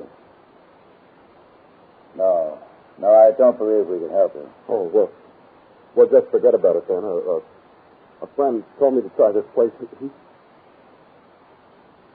Never mind. I don't know. Yes? His friend. What was his name? His name?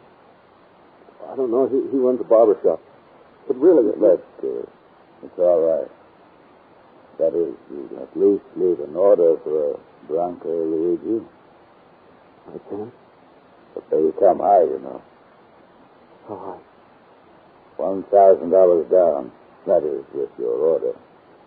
Another 1,000 on delivery. And when could you deliver? That's a date we never give out, my friend. So many uncertainties.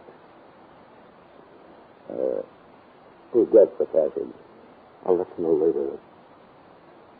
Shall I bring the money here? Well, that won't be necessary. This is an outside transaction, not entered on my book. Just mail the money to the post office, box 228. Box 228. Well, I'm going across town to see a friend. I'll stop at the bank someday. Very good. And I'm sure you'll be satisfied with our services.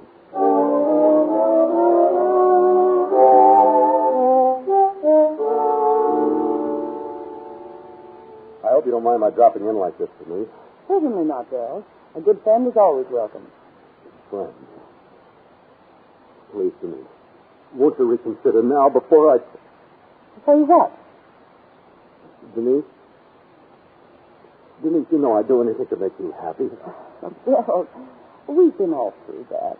I've told you I'm in love with Bob. That doesn't spoil what's left. You don't know what you're doing, Denise. I'm sorry. Really sorry. But Bob's arriving in town Wednesday. We'll be married next weekend. Okay. Oh, my God. Could I use the phone? Of course. You know where it is. Front hall.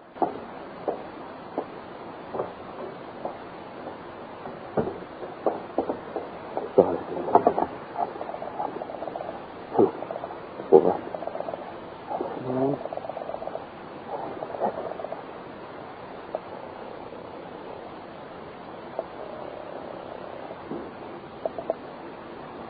Hello. I haven't much time. This is the customer who asked about the Buffalo Woodsy pistol. Go ahead. I'm sending the money. But I'm the man who received the order. He's Sinclair, Bob Sinclair. He'll be in town Wednesday visiting a Miss Denise Evans. That's 119 Allison Street. How do we know the guy? What about a picture? A picture? I haven't got. Wait. What about a picture of the girl who'll be with her? Okay, put it down and I'll put the money. Right.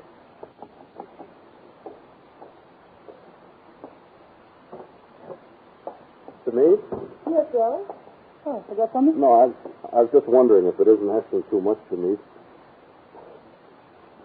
Could I have your picture? My picture? Oh, why, certainly, Joe. I'd like you to have it. I'll get one for you right away. Thank you. Having it will make such a difference.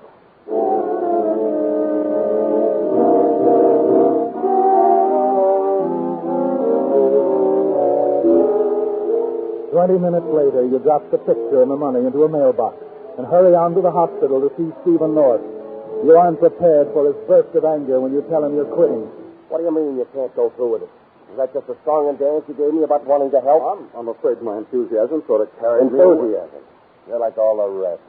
Cowards. 9 out of 10 in this town are just like I know how you feel, Mr. North, but I... Never mind the words. Oh, I know what happened. You tried it. It got too tough. You got scared. No, that isn't it at all. Well, what is it then? I don't think you'd understand. Yeah, I think I do. Run along, right? You're not the first volunteer assistant to check out on me. From now on, I carry the ball alone. I'm sorry, Mr. North. So am I. And don't worry about being yellow. You got plenty of company. The line forms on the right, and it's a long one. Good night, mate. Good night.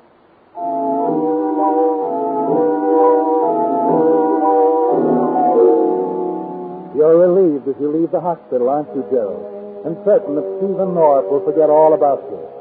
The waiting for Bob's accident isn't pleasant, but there isn't much that can be done about it. And then one evening, the telephone in your apartment rings. Yes? Bill? Oh, good heavens, no. Denise, what is it? What's the matter? It's Bob. He's dead, Bill. He's shot. Bob shot? Now, please, dear, get hold of yourself. I'll grab a cab and get right over. No, I don't want to talk to you, Bill, but I can just stop. What do you think you'd better do? I'm all right. I'll be there in 10 minutes. All right, dear. And Denise, Yes? I know there isn't much I can do at a time like this, but you know I'll always be around, wanting to help you. Thank you. Thank you.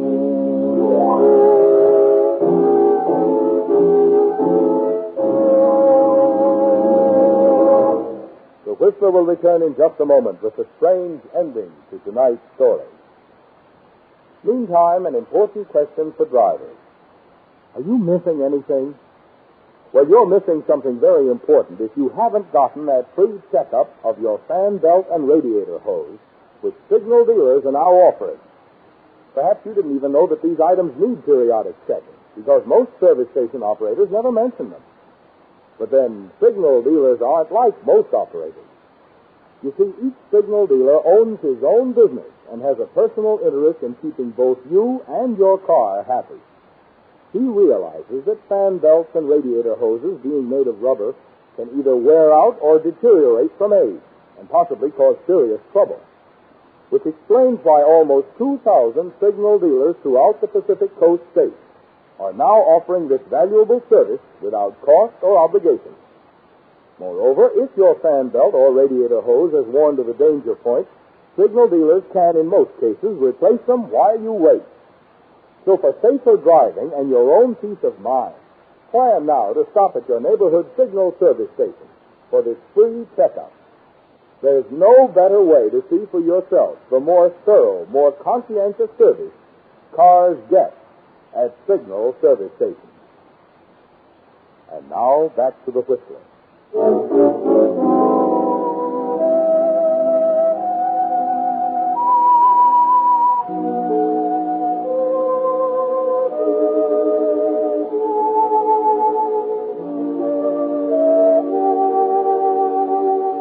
Well, Gerald, now you know what Stephen North has been writing about.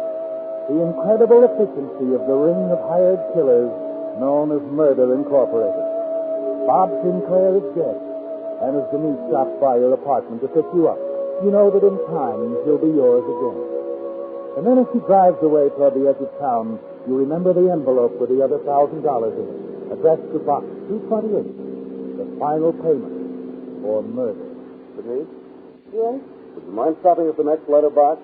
I have to get this off. Oh, of course. Well, here's one right in the corner. Just take a second.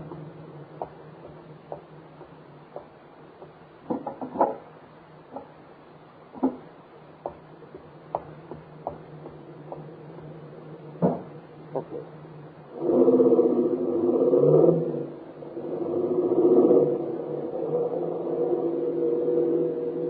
Important? Yeah. Why are you turning down here? Wait a minute. I thought so. What's the matter? That car in back of us. It made every turn we had. That's why I just swung onto 10th Street. Check. Are you imagining things? I don't like to keep repeating it, but you just can't let this upset you so much. Oh, I know, you're right. But I just can't get it out of my mind. It was so crazy, so unnecessary. Bob knew about guns. He's hunted all his life. Hunted? What do you mean? Oh, they sit there in his own house in Hartford, cleaning his Hartford? rifle. You didn't tell me. He was going to do some hunting on our honeymoon trip. Oh, it's the usual story. The unloaded gun. His sister was in the next room. Denise. Well, Gerald, look. Denise, turn off. Drive back toward town. What? That car in back, it is following us. They think I'm Bob. Bob, why? Oh, please, Denise, don't ask any questions. Just do as I say. What do you mean they think you're Bob? What There isn't time, Denise. Hurry. It's the fix that it's still on. They'll kill me. The fix? They'll kill you? What are you talking There about? isn't time. I couldn't stand to lose you. I paid them. I paid them to do it. Paid who? They think I'm Bob. They'll kill me now. That's why they're following us. Gerald, Well, don't slow down. Well, they're catching up to me. Please, you were going to have Bob killed. That's it, isn't it, Gerald? Yes. Yes, everything. Only don't stop me. Please, speed up. Denise. It's all right, Gerald. Denise, please, don't. You wanted to take his place, didn't you, Gerald? Well, you can. Denise. Denise, they're coming. Yes. Well, I won't let them kill me. Let me out. I've got to get away. No, don't. I'm the wrong man. I'm not.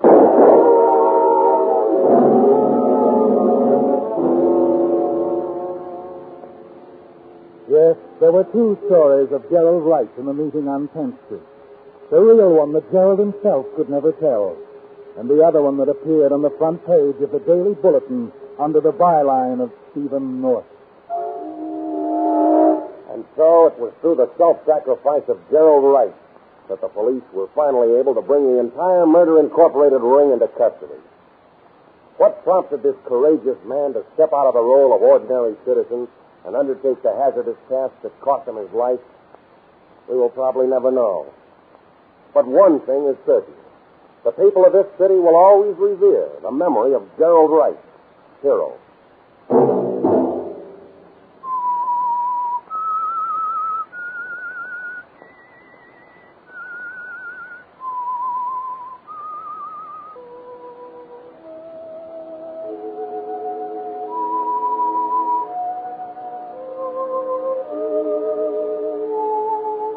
let that whistle be your signal for the signal oil program, The Whistler, each Wednesday night at the same time. Brought to you by the Signal Oil Company, marketers of Signal gasoline and motor oil and fine quality automotive accessories. Signal has asked me to remind you, to get the most driving pleasure, drive at sensible speed, be courteous, and obey traffic regulations. It may save a life, possibly your own.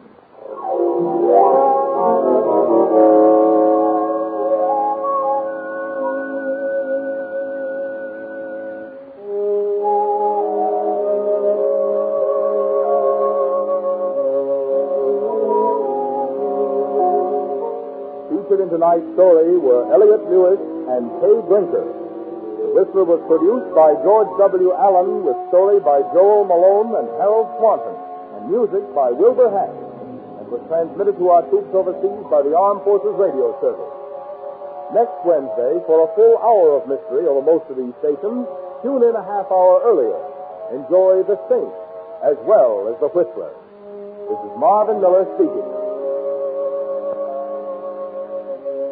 This is CBS, where 99 million people gather every week, the Columbia Broadcasting System.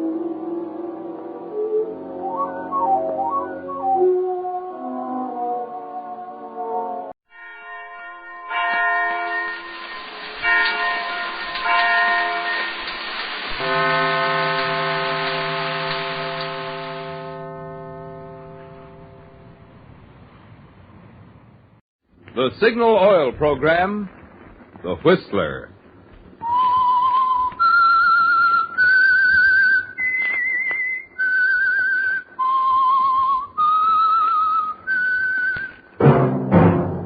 That whistle is your signal for the Signal Oil Program, The Whistler.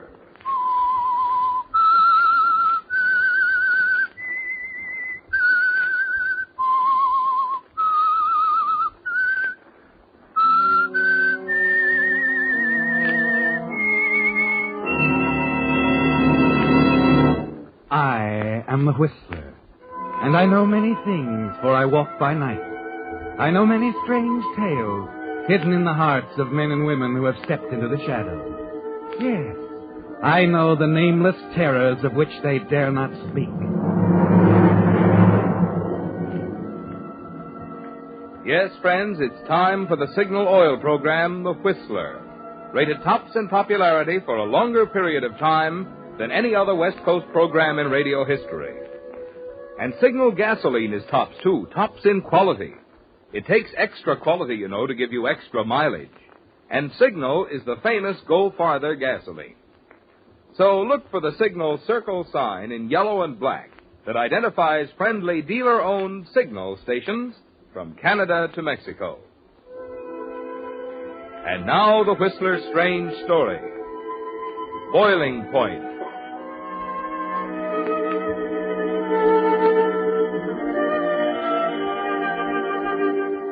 Kelly never knew exactly when it was that he decided to kill her. Thinking it over afterwards, he realized that murder is something like a pot boiling over. The fire's underneath for a long time and nothing happens. Then all at once the heat reaches a certain point and there it blows. And you look back in horror to find you killed someone.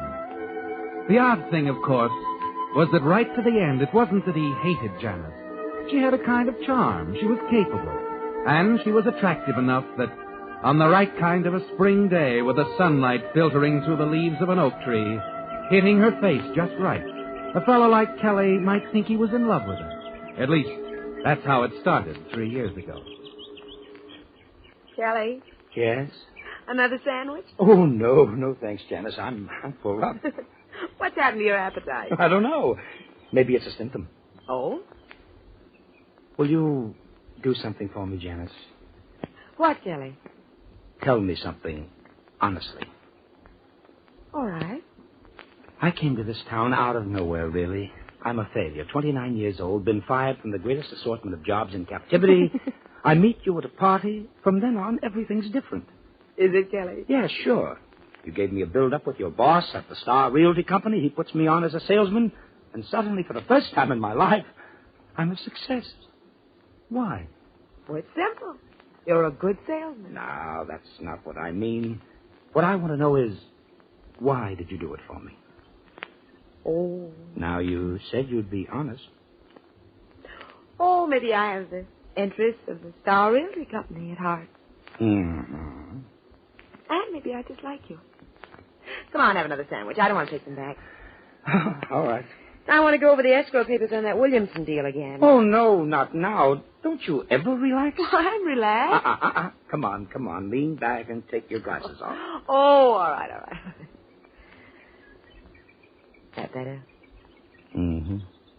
You ought to take them off more often. I'm blind as a bat without them. What's the difference? You're not looking at the wolves. They're looking at you. Like you're looking at me? Oh, they better not. I don't want anybody else to look at you like this. Don't talk like that, Kelly. Not unless you really mean it. I do mean it, Janice. I'm crazy about you. Oh, I know I'm not much of a guy, and I'll never know why you bothered with me. But, Janice, I want to marry you. You won't be sorry. I'll work hard and be a success. That's enough, Kelly. Oh, please listen to me. I heard all I want to hear when you said you love me. Aren't you going to kiss me, darling?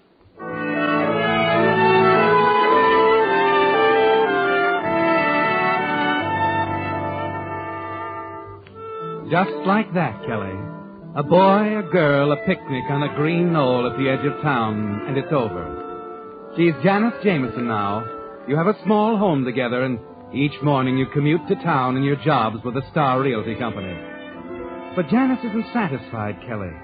She talks of nothing but of the two of you in business together, Jameson and Jameson, real estate brokers. It would take more than you could ever save on your salaries, of course. And it was about then you began to wonder if she'd ever be satisfied. Perhaps it was then, too, that the fire began to burn under the kettle, and the temperature slowly but surely started to rise. And here's a letter for Kennelly and Botsworth.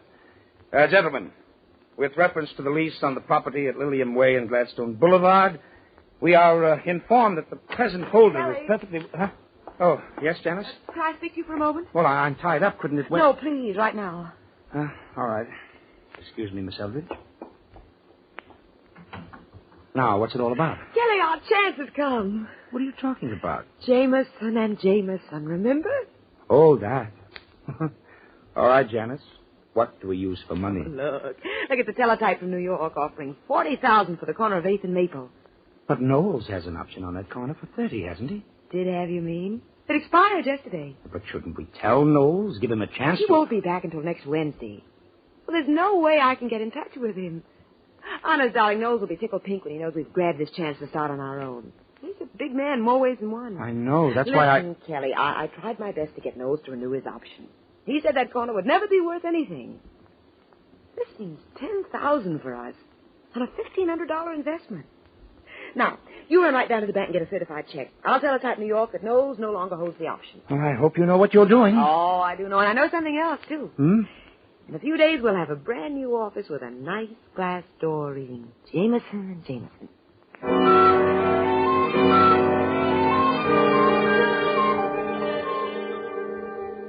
And sign that Jameson and Jameson, that's all. Jameson and Jameson. I'll have it right out. You made a slight error, Janice. What? Not Jameson and Jameson. Jameson and Stooge. Please. Kelly, let's not get into that again. Why not? Here. Why not? Let's be honest. You've got the brains, I run the errands. You set up the deals on paper, I go through the motions. Well, that's not true. This Brewster deal, for instance. A nice, clean little deal. I'm all set to handle it myself. Kelly, you're just being silly. There were just a few things you hadn't considered. I thought it might help if I wrote them out for you, that's all. There's something I don't think you realize yet, Angel. I'm really not a backward kid at all. Why, you act like I'm not quite right. You're wrong, Kelly. I think you're the best salesman in the business. Besides, you're my husband. I love you. Now, what difference does it make which one of us does? None. But why can't you give me credit for some intelligence once in a while? Kelly, listen. Why, you're not my wife anymore. You're a business machine. Darling. As cold as a piece of steel. You don't realize what you're saying. Sit down. I'm not through. Kelly, no. For once, you're going to listen. I'm your husband, Janice. Kelly. Your business partner. Please. Not a pet spaniel you lead around Please on a don't, leash. Kelly. Oh. Janice. Janice! Oh, Janice, I'm sorry. Oh, good Lord. Yes, Mr. Jameson? This is Mr. Jameson. Get a doctor up here. Hurry. I think Mrs. Jameson had a heart attack.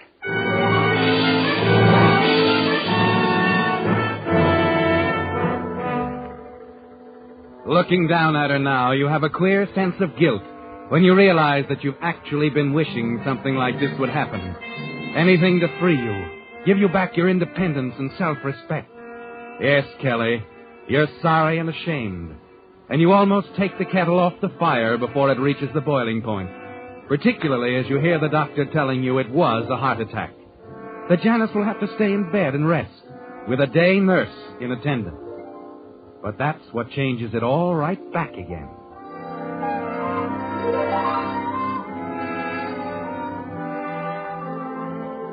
The nurse's name is Vera, and there's something like music in the deep, cloudy blue of her eyes. Something about her voice, the youthful grace of her that sets your heart racing, makes you think that here is everything you missed in your marriage to Janet. Good morning, Vera. How's the patient? I just don't know, Mr. Jameson. Kelly. Mr. Jameson. Check. She seems to think the doctor's all wrong, that it's silly to think of heart trouble at her age. Well, that's the way she is. Well, something has to be done about it. She says it's all foolish and that she's going to get up and go back to work. I know. I've been over that with her several times. Well, you ought to talk to her, Mr. Jameson. Kelly. What good would it do for me to talk to her? Well, after all, you are her husband. Yeah. Sometimes I wonder. What do you mean? Oh, skip it. Kelly, is that you? Oh. Yes, Janice. I'm coming.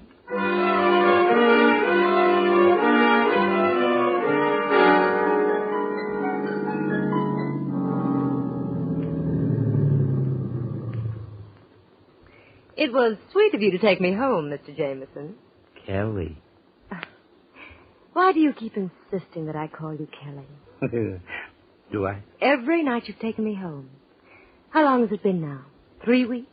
4? 23 days. Oh, did you keep a record of it? Uh-huh. In the back of my head. If you want details, I can tell you what happened on every one of those days, too. You have a very good memory.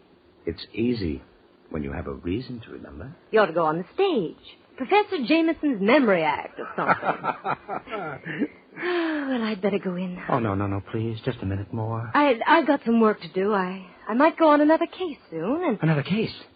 Vera, what are you talking about? Well, I won't be on this one forever, you know. But, Vera, it's out of the question. She's a sick woman alone in the house, and... Oh, why lie about it? I think you know why I'm talking this way, Vera. Yes, I do. I love you. I'd better go in. Oh, now. no, Vera, Kelly, please. Vera, darling. Oh, Kelly. I know. If only you were free. I'll be free, Vera. What do you mean, Kelly? I don't know, Vera. I don't know.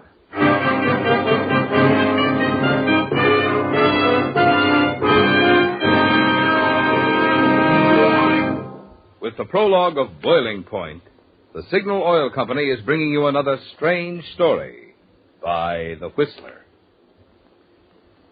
Friends, this being the first program of March, I'm reminded of that old saying, in like a lamb, out like a lion.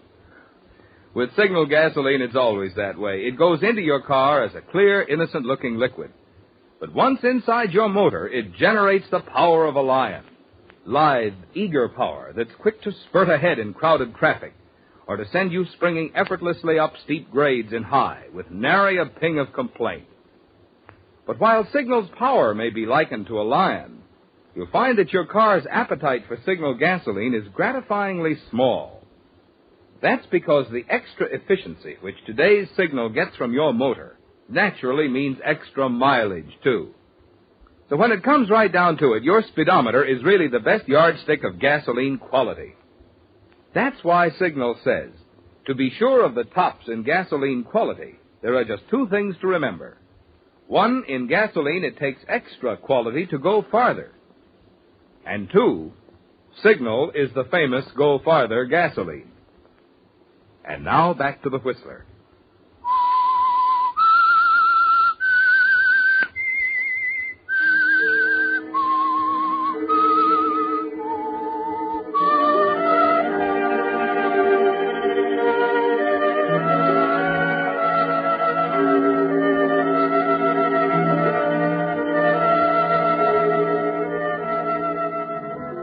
It was strange, Kelly.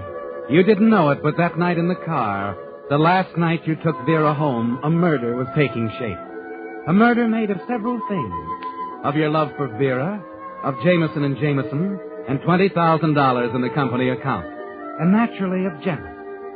She'd never give you up, Kelly. You're sure of that. And the next days you sit alone in your office, you're wondering about alternatives.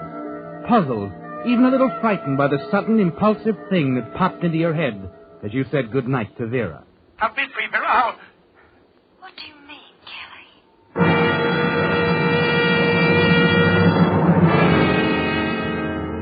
Yes, Kelly. What did you mean?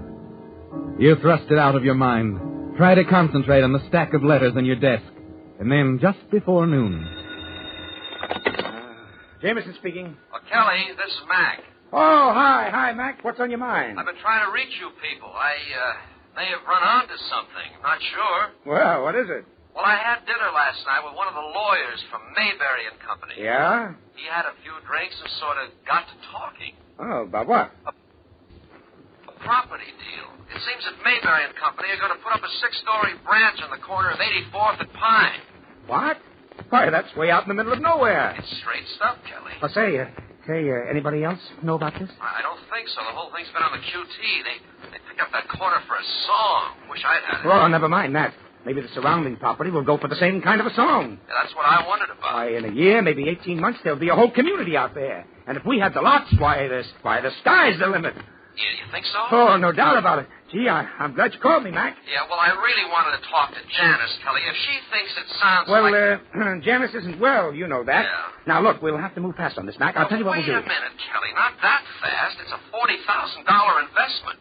I'm not going ahead until we have her opinion. What's the matter with you? I'm running the office now. Maybe not. This is a big thing. I realize that, Mac. You're lucky to have someone like Janice to turn to. Yeah, but, Mac, Listen, either talk it over with her or count me out, Kelly. I have a lot of faith. Skip it. I'll get back to you. Okay, I'll be waiting. Oh, Janice. What does he take me for? I'll go ahead with it alone if he doesn't want to... What? Janice. Surprise. Am I interrupting something big? Well, never mind that.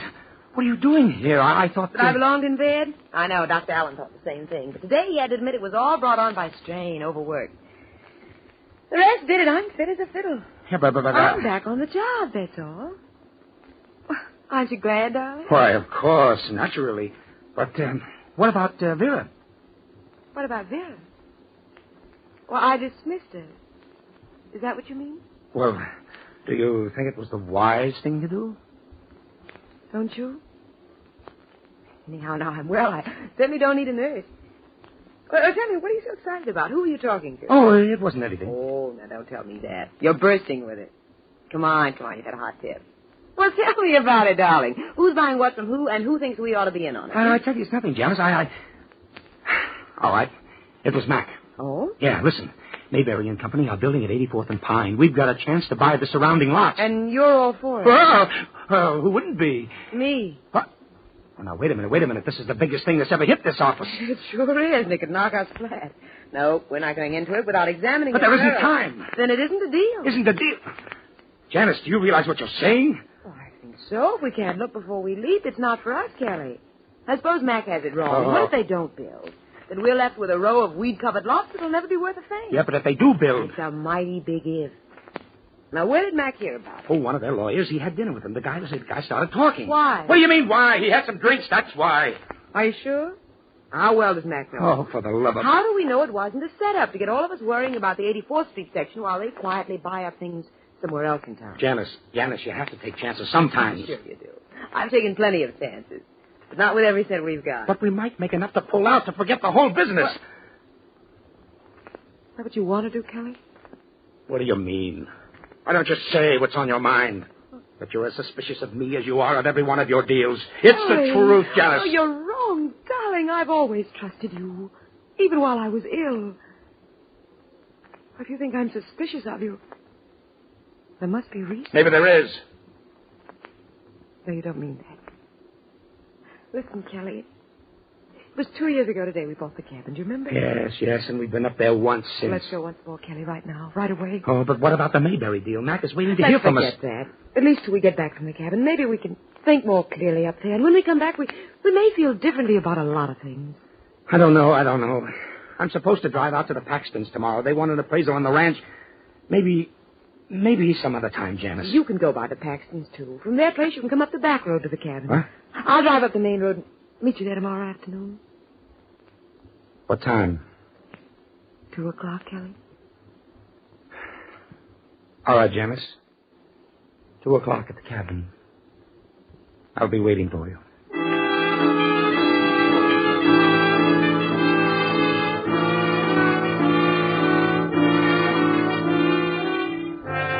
At the moment you agree to meet Janice, the kettle is beginning to boil, isn't it, Kelly? The first tiny bubbles are rising dangerously close to the rim, threatening to pour over, and there's no way to stop them. It's the same the next day as you drive up to the cabin. And grinding up the narrow mountain road, you admit to yourself that the Paxton Ranch was just an excuse, that you weren't even thinking of keeping your appointment there. You were thinking of an old wooden bridge. A bridge over a 200-foot drop, straight down. A bridge that Janice would have to cross to reach the cabin.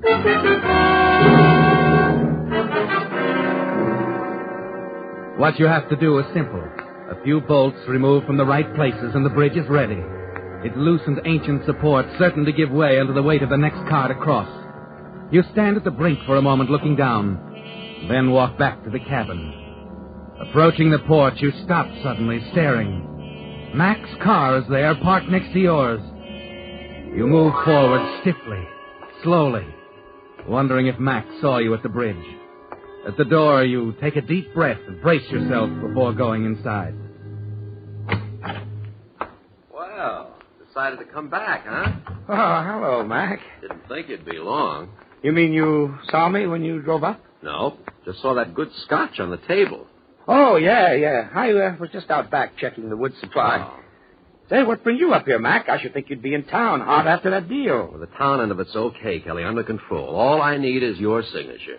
What? Tried to catch you at the Paxton place, but you didn't show, so I figured you'd decided to skip it. Oh, yeah. I thought it could keep. Sure, but the Mayberry thing can't. Here, sign this thing and I'll be on my way. Oh, Mac, I meant to get back to you.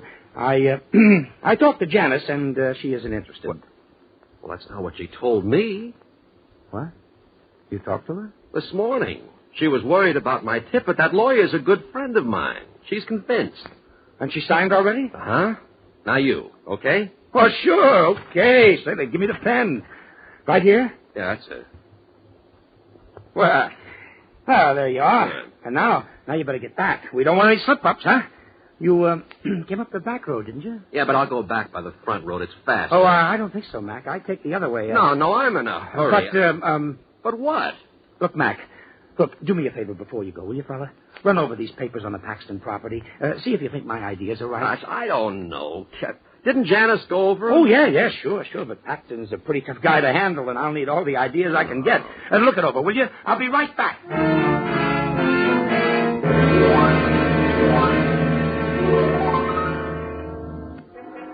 You're trembling as you go out of the door, aren't you, Kelly? Because everything is ruined if you can't talk Mac out of driving down the front road and over the bridge. You've got to stop him, or keep him from leaving at all. You wanted to get rid of him, wanted to tell your own story of the accident.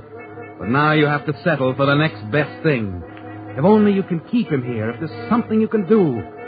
You glance at his car parked next to yours, hurry over to it, lift the hood. It won't take a minute to fix it so the car won't start. You just get the hood down again as Mac comes out of the cabin waving the papers. Hey, these look fine to me, Kelly. I'd say you've covered all the angles. Oh, you think so? As far as I can see. Here, I better be on my way. Can't let any grass grow under our feet on this one. Yeah, I guess you're right. Yeah. But, what's the matter with this thing? I'm sure it's got gas. Well, maybe there's a vapor lock in the gas line. No, she ought to start. I'd better have a look. Hey, listen, Mac. Huh? Listen, that sounds like a car coming up the front road. Oh, it is a car. Well, that settles it. I gotta wait a little while now. One-way road, isn't it? Oh, yeah. Yeah, that's right, Mac. You just have to wait. I guess it's Janice. She's meeting me here this afternoon. Supposed to get here about 2. Oh, that reminds me, Kelly. I forgot to talk. Hey, Mac. Huh? Mac, that's not Janice's car. No, it isn't, is it? Here, Kelly, I meant to give you this. Hey, Mac. Mac, that's Vera's car. Okay, so it's Vera. Maybe this... Come on. We've got to stop her, Mac. She'll go through the bridge. What are you talking about? It's a trap. I thought Janice would be driving up, and I weakened the supports. You planned that for Yes, Janice? yes. Help me, Mac. Help me. Vera!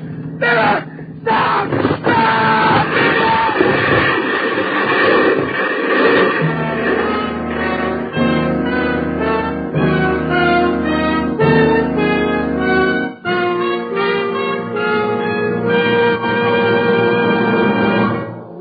The Whistler will return in just a moment with a strange ending to tonight's story.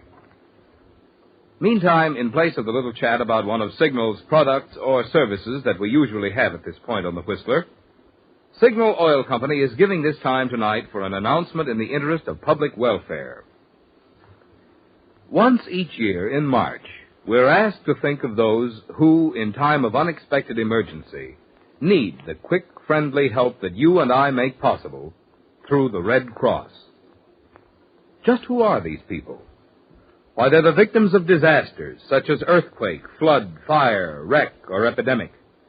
Disasters that can strike any one of us, any time, without warning. Who else? Millions of discharged veterans and their dependents have called on the Red Cross for a helping hand.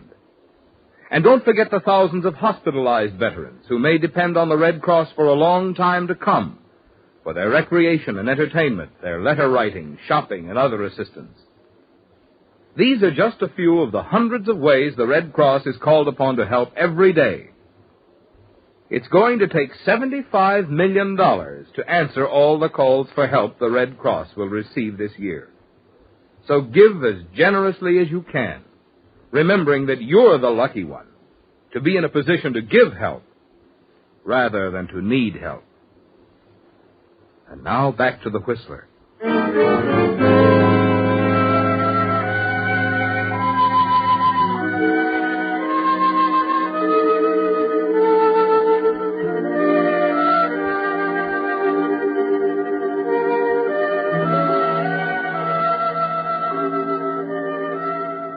Yes, Kelly, it was strange, wasn't it? The way it sneaked up on you. The way the temperature rose slowly, quietly to the boiling point. Now, with the temperature back at 0, Vera lies dead in the wreckage at the bottom of the gorge beneath the bridge. The bridge whose supports you'd hacked away to trap Janice, your wife, so you'd be free to marry Vera. And as you stare down in fascinated horror, the words of Mac begin to penetrate the cloud of fog surrounding your brain. If you hadn't been so insistent on my going over those Paxton papers, this might not have happened.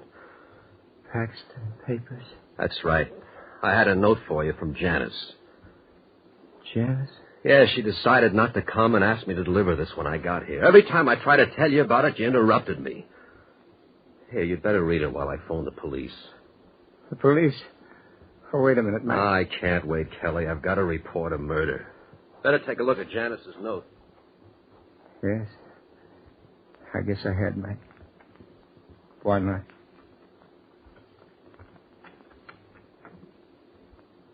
Dear Kelly, I decided not to meet you at the cabin. For a long time, I felt you no longer loved me. Now I'm sure. I had it out with Vera after you left yesterday. At first, she denied everything, then admitted the two of you were in love. I was tempted to tell her she couldn't have you. Then I realized you weren't worth the fight. So I'm going to Reno, and you'll be free.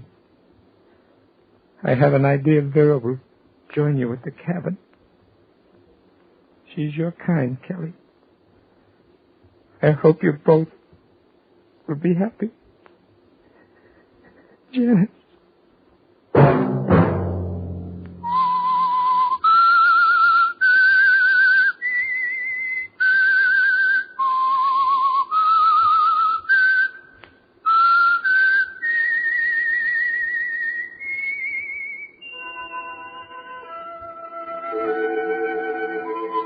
Let that whistle be your signal for the Signal Oil program, The Whistler, each Wednesday night at this same time, brought to you by the Signal Oil Company, marketers of Signal gasoline and motor oil, and fine quality automotive accessories. Signal has asked me to remind you, to get the most driving pleasure, drive at sensible speeds, be courteous, and obey traffic regulations. It may save a life, possibly your own.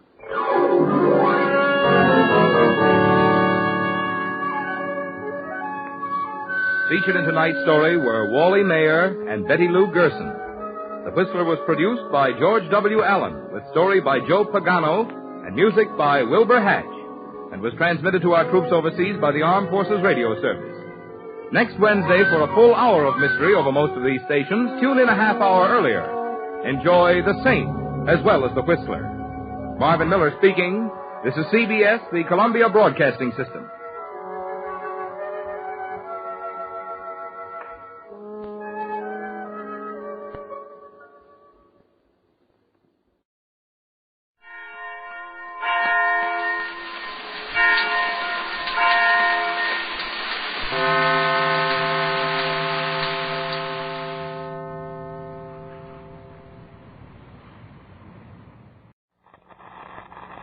Quiet, please.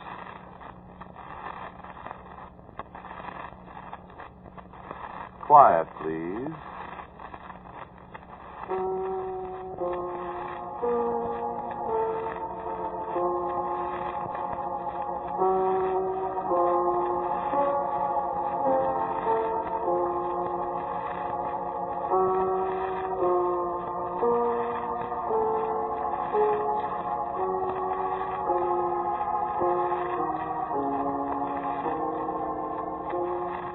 The Mutual Broadcasting System presents Quiet Please, which is written and directed by Willis Cooper and which features Ernest Chappell. Quiet Please for tonight is called Green Light.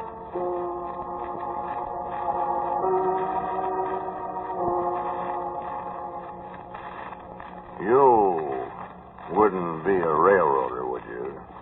No, I was pretty sure you wasn't. Well, I can usually tell a rail a mile away, but, well, you look kind of as if you might have been one time or something. Oh, it's a compliment. Got to be a mighty good man to be a railroader. Not as good as you used to have to be, of course, but it's still a man-sized job. Me? Sure, once I was. In my time, you could pretty near always tell a railroader. Know how? Well, sir, if he had a thumb or a couple of fingers missing, you could tell he was a brakeman. One of them old-time coupling pins, you know. More a three-fingered brakeman. And if you seen a fellow with one leg, you was pretty certain he's a railroader. Yeah, because there wasn't so many wars and automobiles and things like that to cut a fellow's leg off then. Pretty near always, he left it on a railroad track summers. Sure, that's how I lost mine. Yeah. Lost it a long time ago. Long time ago, that was, see? Phil Connor's my name. Pleased to meet you. I'm getting on the chief at 12:01. First time I ever been on one of them streamliners. First time I ever rode behind a diesel engine, too. We're going to California. Yeah, meet my girl. I ain't seen her in 42 years. She married another party, and then he passed away last May, and she got to writing to me. So I'm going to go see her. Got rid of a lot of my pride in 42 years. Yeah, sure have. Pride? Oh. Well, I wasn't going to let her marry a fella with one leg, see? She bawled and boo-hooed about it, but I was a young fool, and I went away and left her. Look at all them years wasted. Now, I got some good years left, don't you fool yourself, even if I have got only one leg. I guess you might say I lost it in a railroad accident. And again, you might not. That was part of the reason why I ran away and left Addie, you see. When I lost my leg. People thought I had bats in my belfry. Yeah, I don't suppose you chew tobacco, do you? I'm trying to break myself of the habit before I see Addie. She was always set against it, you see. But I got a couple of days before I get to California, and I guess one more left. She won't hurt me. Don't have cuspidors and depots anymore, seems to me. Oh, well, no time charge, don't split much anyhow. I wasn't right with your railroader, you see. I mean, I pounded brass. It's an egrapher, a brass pounder. I was working on this little branch line down South Sea, working the night trick of this little bitty town. What is this, lumber mill? 40, 50 people, practically all of them in the mill. But when the mill shut down, there ain't nobody much in the town. The day operator, he was Addie's brother. Ham Dorsey, his name was. They had a little house in town, and I roomed there. So I got to know Addie Dorsey. I tell you, these here deserted little towns. You ever been in one? Good gosh, at night all there is hooty owls and squirrels, jumping up and down on the roof and hooting, raising a racket so you think nobody could sleep. But you can sleep all right. This night trick was a peach. Only had one train through after 11 o'clock. Way freight to come through any time between 11:30 and 1:30, depending on how many cars they had to set off down the line. Had to do their own switching on this here line. Only had 5 locomotives, old-fashioned 240s, looked like to come out of the ark. Well, after I got used to the hooty owls and the other animals, I found I could give me quite a bit of shut-eye after this way freight come through. Never was much traffic on the wire. Sometimes I'd sit and talk with some of the other operators a while. We never had much to talk about, so I'd sit and read a while and drowse off to sleep. Put my head right down alongside the sounder. The minute I'd hear him a call, I'd be wide awake. Yeah, a lot of old brass pounders can do that. You can set off a giant firecracker alongside their ear, and they won't turn a hair. But leave their own call come through, and they're on the ball like that. Well, then after I'd been on a job a couple of months, Addie Dorsey, she got into the habit of coming past and bringing me a bucket of coffee along about 9 o'clock. And we'd sit and talk. Oh, there is a cuspidor. Me and Addie, we was sitting there this one night in the summertime. It was kind of hot and sultry. The hooty owls and the squirrels had got discouraged and gone to bed or something and couldn't hear a sound anyplace. We were just sitting there at the edge of the light that come from the drop light over the table, talking kind of quiet. Feels like a storm coming up. You could stand some rain, I guess. Is that so? Oh, excuse me, Addie. Hope it isn't the company. Oh, didn't get much sleep today. Catch me a little after the way freight pulls through. Hope he's halfway on time tonight. He never is. He sure ain't. Don't you ever get tired of this kind of job, Phil? I sure do. I should think you would. It's awful monotonous. It isn't good for you. What I'd like to do is get me a job with one of the telegraph companies. I know a fellow down in Orleans. Frank Gibbons, his name is. His sign is J.B. He's only been working for Postal 8 months, and he gets $96 a month. Goodness. Wears a stiff collar every day, lives on the fat of the land. 2 years ago, he was just a common brass pounder like me. I think it'd make you ashamed of yourself. Oh, I got plenty of time. Nobody's got plenty of time. Huh? Wait a minute. Oh, that's just Jim Nolan down Grove Side and talking to the dispatcher. What was you saying about time?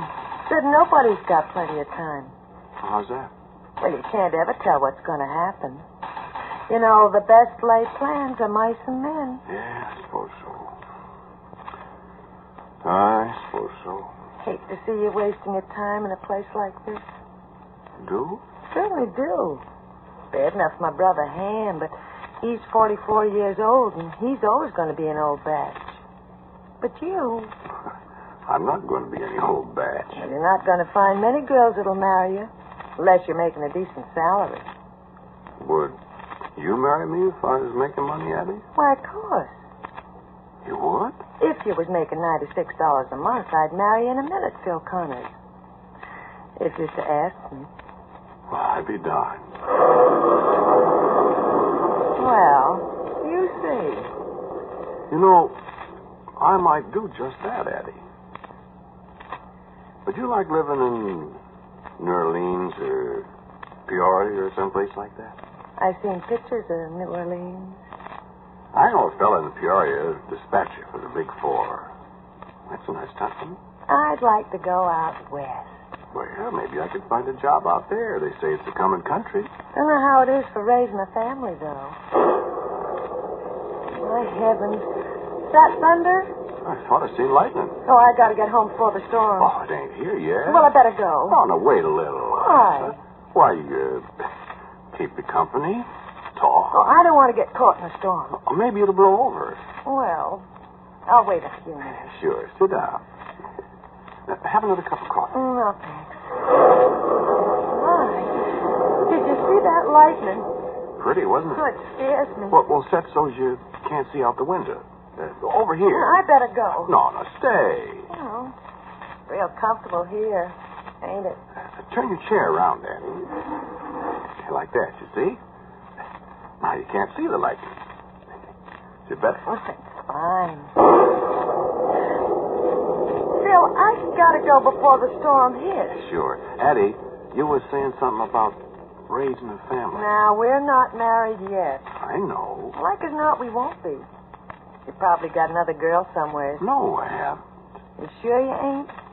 Well, you're the first girl I ever seen that I'd want to marry, Addie. Are you popping the question, Phil? I popped it a while ago. You said yes. If you get a good job. I'll get a good job, Addie. Well, then. What'd you do, if I was to ask you for a kiss? Expect I'd give it to you. Seeing we're engaged.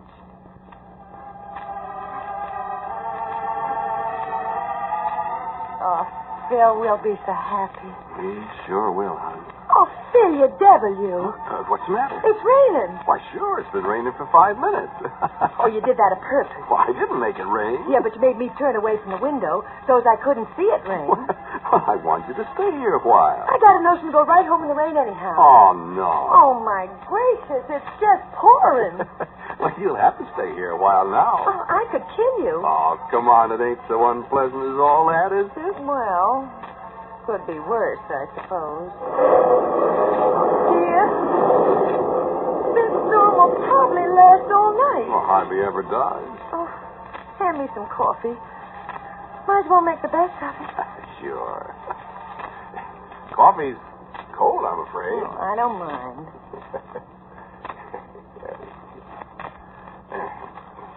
I'll put sugar in it.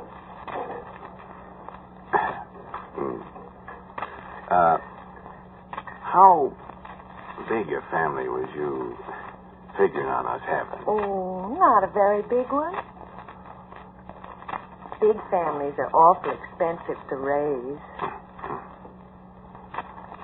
2 boys, maybe, and 3 girls? I wouldn't mind that. What was that? Whistle? Oh, it's only 10 o'clock.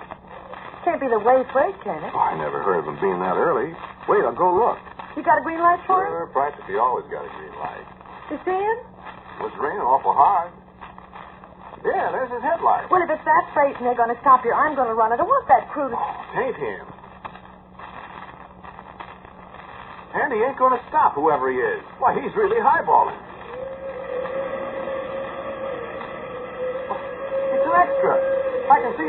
suckers. Well, who could it be? Well, I don't know, but I'm going to find out. Let's go outside. Well, hurry up. Hey, look at that engine. Well, that's a 6/8-wheeler. What about it? Well, he ain't got any of them on this line. You suppose you could have got lost or something? I don't know, but he sure got the Johnson bar over in the corner hole. He better ease up time he gets to that curve at Reno Hill. That's the funniest thing I ever heard of. Me too. Look at that booger roll. Why, he must be making 50 miles an hour. If he ain't careful... I knowed it. Run and get your brother quick, Eddie. He's left the iron.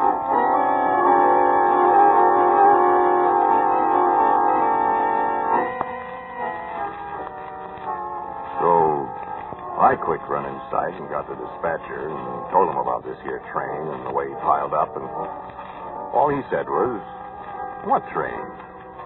Appears he didn't know no more about it than I did, so I ran outside and set the board red against the way freight so as he wouldn't pile up on top of this here wild train.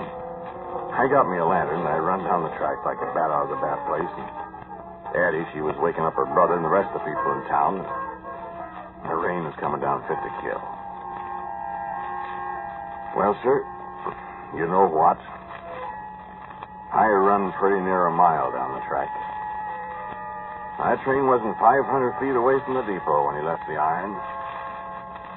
But I looked high and low, and there wasn't a sign of nothing. Not hiding their hair, that train. Now, what do you think of that? Well, Addie and her brother sure roused up the town, and a couple of fellas got out a handcar, and they pumped it all the way down to the next flag stop. They couldn't find Hyde nor hair of it neither. And the wires was jumping. Everybody from the master mechanic down to the section bosses was asking questions. And if you think I didn't have a great time answering them, man. Well, you see, I couldn't call in Addie for a witness. Well, how would that look? You know. Oh, she wanted to get me out of the sandy I got myself into, and her brother Ham said she should, too, but yeah, I wouldn't leave her do it. Well, I got off with a warning. I had a good reputation for soberness, you see, so everybody finally agreed I had a nightmare or something, and they jumped up and down on me for falling asleep. Then I took a lot of kidding from the other operators along the line. Got pretty doggone tired of it, too. Well, Ham and me, we had a lot of discussion about it, and Ham, he said it probably was a ghost train. Said he'd heard about ghost trains before. Like President Lincoln's funeral train that they see every once in a while, running along slow in the night, all draped in black, and the bell tolling like a church bell. Never heard of that? Well, you ask old-time railroaders sometime. Well, one thing was, Addie never come around to the depot nights anymore. But we talked a lot. Don't you see, Phil? This is the best time for you to get out of here now and go somewhere else and get a job. I don't see it, Addie. Well, everybody's making jokes now about you. It ain't no joke to me, Addie. I know, Phil. Didn't I see it with my own eyes? Well, sure, but... But what? Well, I ain't going to leave here till I find out what this thing was. Oh, Phil. Listen, Addie. A thing like this can follow a man all his life. Well, I'd go asking for a job with Postal or Western Union or somebody. First thing, they'd look me up, and people would tell them about this, and, well, where'd I be? No, sir, I'm going to stay here and find out about this here ghost train or whatever it was. But how are you going to find out, Phil? I don't know. I keep looking. Phil, don't you love me? Huh? Sure. Well, then won't you please? Honey, I gotta figure this out my own way. I'll never have a good enough job to marry you if I have this ghost train thing hanging over me all my life. Well, what are you going to do? Well, I got it kind of doped out. I figure this here was some kind of unlawful thing. What? I don't know, but there's something queer about it. You don't believe it was a ghost? Ain't no such thing. Well, we heard a crash. Did we? Huh? Mightn't that have been a extra loud thunder crash? My goodness, Phil, I never thought of that. See? Phil, I bet you... You see? But what? Well, I got it in my mind that somebody's in cahoots with somebody else on this streak of rust here. And whoever it is would be glad to see me get out of here. Goodness, Phil. So I'm not going to go, see? They'll pull this trick again. And I'm going to be ready for them. How? I'm going to set a red board against them.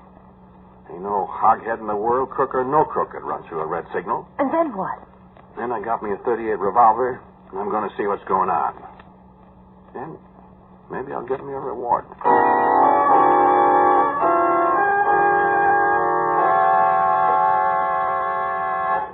So that's how I got my leg cut off.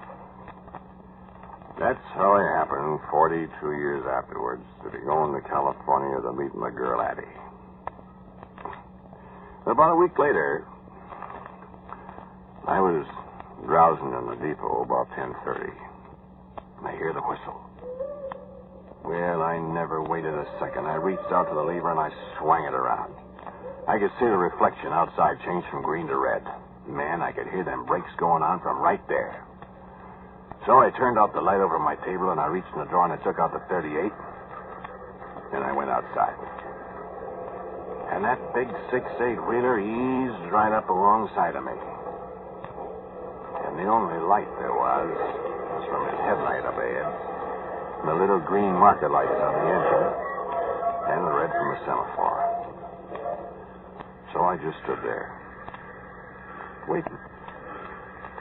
And nothing happened. Nobody said nothing for the longest time. And then a great big fellow was standing right there by my side. He surprised me so I dropped the revolver. He just laughed. Well, you stumped us, boy. I sure did. Well, that's fine. Who are you? Listen, boy, we gotta get going. I was kicking around the cinders for my revolver, but I couldn't find it. He said again. Listen, boy, we gotta get going. What do you mean, we? You and me. Oh, no, you don't, mister. Sure, boy. I gotta get me a fireman. What are you talking about? Give me a green light, boy, and climb aboard. I won't do it. Oh, sure you will. And sure enough, I did.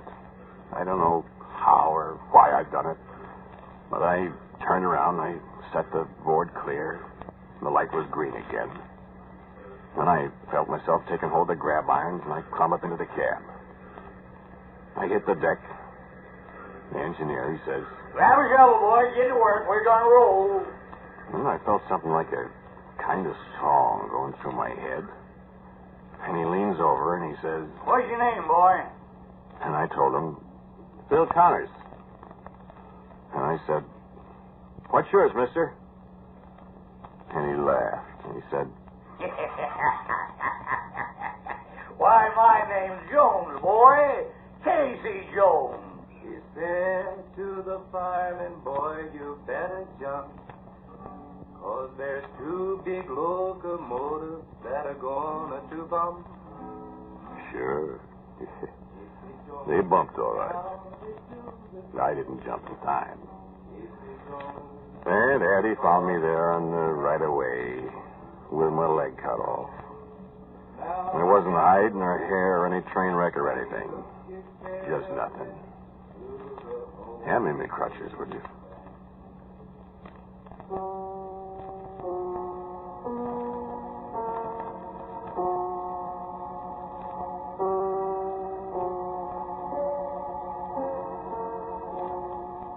You have listened to Quiet Please, which is written and directed by Willis Cooper.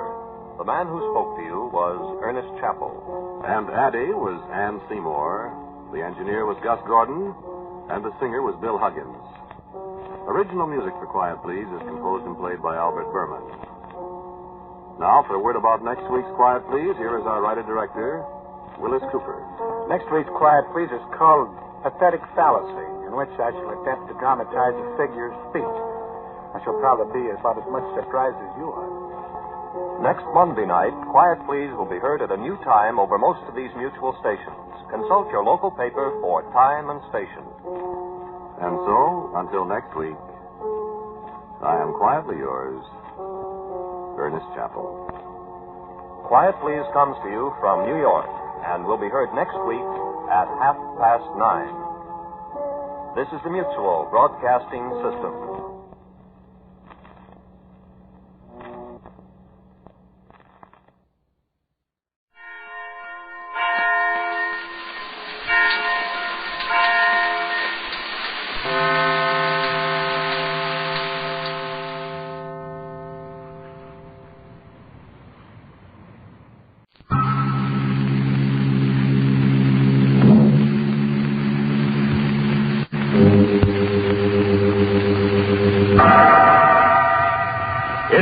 Sanctum Mysteries.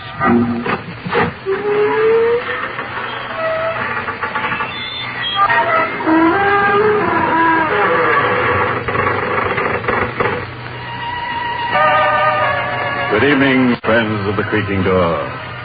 This is your host to welcome you into the inner sanctum once again. Come in. You know, so many people have asked me to explain the significance of the creaking door, but I don't really have to. You see, the door creaks for itself.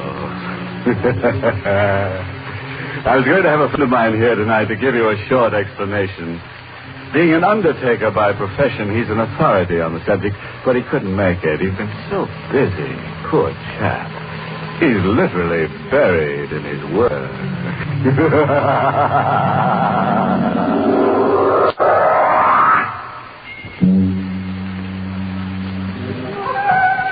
All right, friends. Let's get dreadful. Now, remember, don't scream back the radio. It won't do you any good. All set? Then listen as we hear our star, Anne Seymour, in the role of Catherine Bryan, tell us this story in her own words.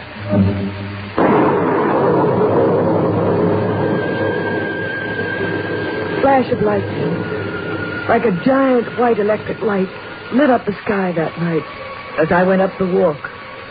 And Bryan Mansion looked like a huge gabled tomb standing there on the hill. For a moment I wanted to run, but much as I hated it, I'd come back. Not because I lived there. Not because I wanted to be there. But because of this house, I should find out if I was going to live or if I was going to die. I let myself in quietly, made my way to the living room. There was a rustling of skirts, and Mother suddenly appeared in the dim, shadowy light. Kathy, dear. Hello, Mother. Oh, you're so late, I was getting worried. Was my stepfather worried, too? Why, yes, dear. Mark is still up. Here, you've got to take your coat off. It's so through. Don't you touch me. Kathy, darling. And don't start sniveling over me again, Mother. I can't stand it. I was just trying to help you. Always trying to help me. Why didn't you think of helping me before you married that man upstairs? But no. You're such a pretty woman, Mother. You couldn't possibly be without a husband. What would people say? Catherine, please, you can't go on like this. No, I can't. I can't go on very much longer without destroying myself. You must not say such things. And why not? It'd make you and Mark very happy if I should die, wouldn't it? Catherine. No one in this house wants me to go on living. Good evening, Catherine. Mark, I didn't know you were here. I'm aware of that. I heard you. Mark, she didn't mean it. She didn't mean a word of it. Oh, but I did. Now that you're both here, there's something I must find out tonight. It's very important. What is it? 10 years ago, my father died. Catherine, we can't discuss that now. We must. I've got to know certain things. Why? Because if I don't, something quite dreadful might happen to me. Now, Catherine, you're exaggerating. Dr. Wells doesn't think so. I've been going to him for months now. He knows there's grave danger that I'll go completely out of my mind if I don't find out about this. My poor darling. Don't pity me, Mother. Help me. Tell me how my father died. You know you were there. But, Catherine, there's nothing to tell. Your father was killed in an accident. He was a doctor. That will be enough, Laura. But, Mark. We'll call Dr. Wells the first thing in the morning and discuss the matter with him. Why don't you let her tell me? What have you got to hide? We are not going to discuss this until I speak to Dr. Wells. Now, Laura, I suggest you come upstairs as soon as possible. Good night, Captain. Go on. You were going to tell me. Where was this accident? How did it happen? Who was involved? Kathy, you're in no state to hear anything right now. Mark was right. We should speak to Dr. Wells about it first. Yes. Speak to him so you both can make up an appropriate lie to tell me. I don't want any lies. I want the truth, Mother. And I'm prepared to go to any length to get it. Look at this now, Catherine. Look at it, I tell you. Look at it. What is it? A woman sold it to me today. A strange little woman. It's a sort of tiny painted tile. Not just an ordinary tile, Mother. It comes from the Orient, the woman said. Do you see this very odd design? If you look at it long enough, she said, a strange thing will happen. You'll find yourself able to talk with the dead. See them wherever they are. Touch them. Catherine, I'm going to talk to my father. You can't be serious. You won't tell me what I want to know. Then maybe the dead will.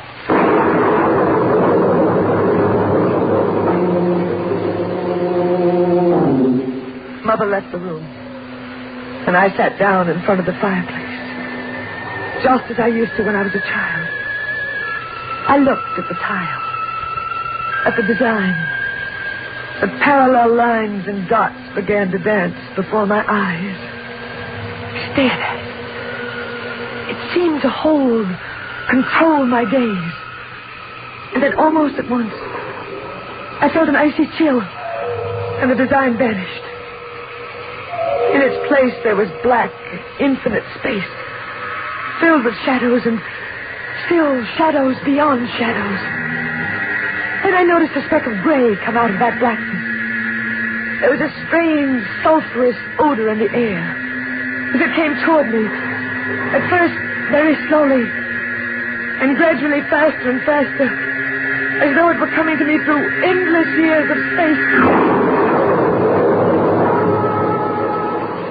Suddenly, there was an ear-shattering thunderclap. A streak of lightning zigzagged through the room in an insane dance. And I heard the front door close. I heard footsteps approaching. I turned around, faced the doorway, and then I saw him. Don't scream. Who are you? You are Kathy Bryan. You know me? I did. 10 years ago. Where did you come from? Tell me, how do I appear to you? How you appear? Yes. Please. You... That should not be so strange. Who are you? Did you know my father? Dr. Bryan. Very well. Very well indeed. How did he die? I want to know that. He was murdered. Murdered? Yes, murdered. How do you know? I saw it all. You? I was punished for it. You murdered him? No, I didn't kill him. He was the only friend I had in the world. That's why I came back here tonight. Didn't you ever know how your father died? No. Would you like to know? More than anything in the world. He was the kindest of men. And that's what led to his destruction. He took a man under his care. A man who had been given up as a raving maniac. And rather than see this man placed in an institution, he kept him in the guest cottage of his house. Wait, I remember now. The man was a poet. Yes. His name was Dennis the Moor. Your father believed this man was a great poet and struggled to save him. Did this man murder my father? No. One evening when your father came in to treat the Moor, there was a third man in the darkened cottage. This man leaped at your father and drove a knife into his back. The poor madman, frightened, ran over the countryside until he was caught by the police. And he was charged with the murder of your father.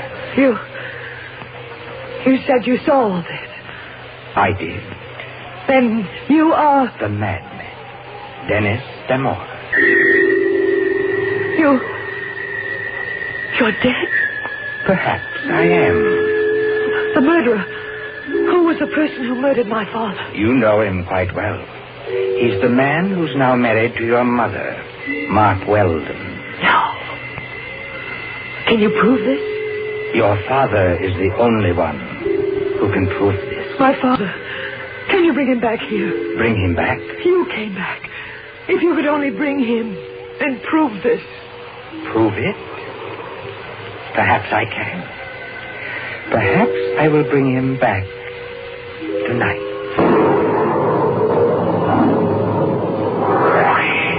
Just then, there was a tremendous thunderclap, and the electric lights failed. I tried to see him by the firelight, but he was in the room. I ran to the door, stumbling over furniture in the shadows and screaming for him to wait. I opened the front door, but he wasn't there. Kathy, we heard you screaming. Did you, Mother? What happened? I found out how my father died. Really? How? He was murdered. Laura, did you tell her anything? No, not a word, Mark, I swear. Kathy, how did you find out? I told you how I'd find out. That child. Yes, it worked. That's impossible. Of course you'd say that. But I discovered tonight that you, Mark, murdered my father. That you clearly arranged that a poor patient of his named Dennis Damore would be arrested for the crime that you committed. Who told you this? Dennis Damore. Damore? Was he here? Yes. He told me everything. And you believed him? Why shouldn't I? Why, the man's a maniac. I don't know how he ever got here. He should be at the State Institution for the Criminally Insane. Number, please. Hello, operator. Will you put through a call to the State Institution for the Criminally Insane at Blyton? I wish to speak to whomever is in charge. And call me back as soon as you get them. It's urgent. Yes, sir. I understand. Thank you. Now, Catherine, you claim you actually spoke to this man? Yes, Mark. He told me he saw you murder my father. Why, you're lucky you escaped with your life. Well, the man is a homicidal maniac. I find it shocking that you should even begin to believe this fantastic story. But it seems to be true, Mark, doesn't it?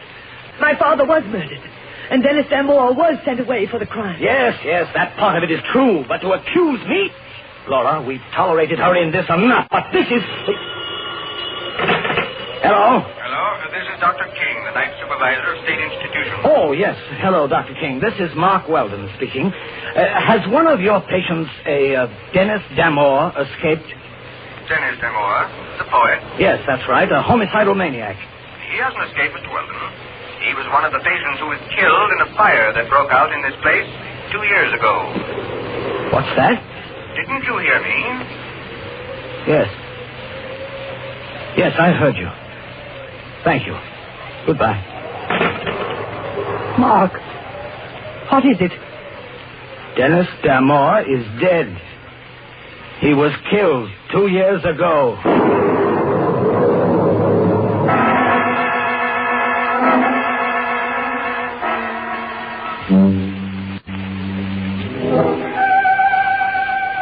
Well, friend, how'd you like to have a little Chinese tile that can produce dead men for you? Or don't you think that Dennis Damore is a ghost? Perhaps you think he's just an old pop-eyed poltergeist? Well, we'll know in a moment as we hear Catherine Brine tell us the second half of her weird story. My stepfather's hand trembled as he hung up the phone. And even in the red glow of the firelight, I could see his face had suddenly turned snowy white. It's impossible. The dead can't come back. Unless you're making up this whole thing, Kathy. Why should I invent a story like this? Because you've always been insanely jealous. You've always hated your mother for marrying me. Isn't that true, Laura? Isn't it? Yes. It's true. There. You see, Catherine? Your mother loves you. She wouldn't lie. Now tell us the truth. You made up this whole wild tale about Dennis Damore, didn't you? No, Mark. I didn't invent it. Dennis Damore was here. He couldn't have been. He's been dead for 2 years. Then how would I know the things I told you? I don't know. And that's what you've got to explain. Mark, why does this upset you so? If you didn't murder him, what difference does it make about Damore? Why are you so frightened? I'm not frightened. I'm just determined to get to the bottom of this thing. What was that? Just the thunder, Mark. Laura. Why are you looking at me like that? Like what? Staring at me. As though you've seen me for the first time. Do you believe this mad story Catherine's told us? Do you think I murdered her father? I just remembered certain things, Mark. I can't help it if I think of them now. What things? Tell me, what things? 2 days before the murder, you told me you were in love with me. I sent you away, told you never to come to this house again. Go on. On the night of the murder, I saw you standing in the moonlight near the guest cottage. You did? I thought I was mistaken, especially since you claimed you were at home that night. Oh, Mark, don't be angry with me. I can't help it thinking of these things now. It's only natural. Natural? Is it natural for a man's wife to accuse him of a crime like murder? And on the basis of what? The word of a psychopathic girl who should have been confined long ago. She talked to a man who's been dead for 2 years. I suppose you believe that, too. And who is this man, even assuming that he's alive? A madman. A homicidal maniac who took your first husband's life when your husband tried to kill him. Well, I've had enough of this. Mark, what are you taking out of that drawer? Kathy, come here. Why? Mark, put the gun away. Shut up, Lola.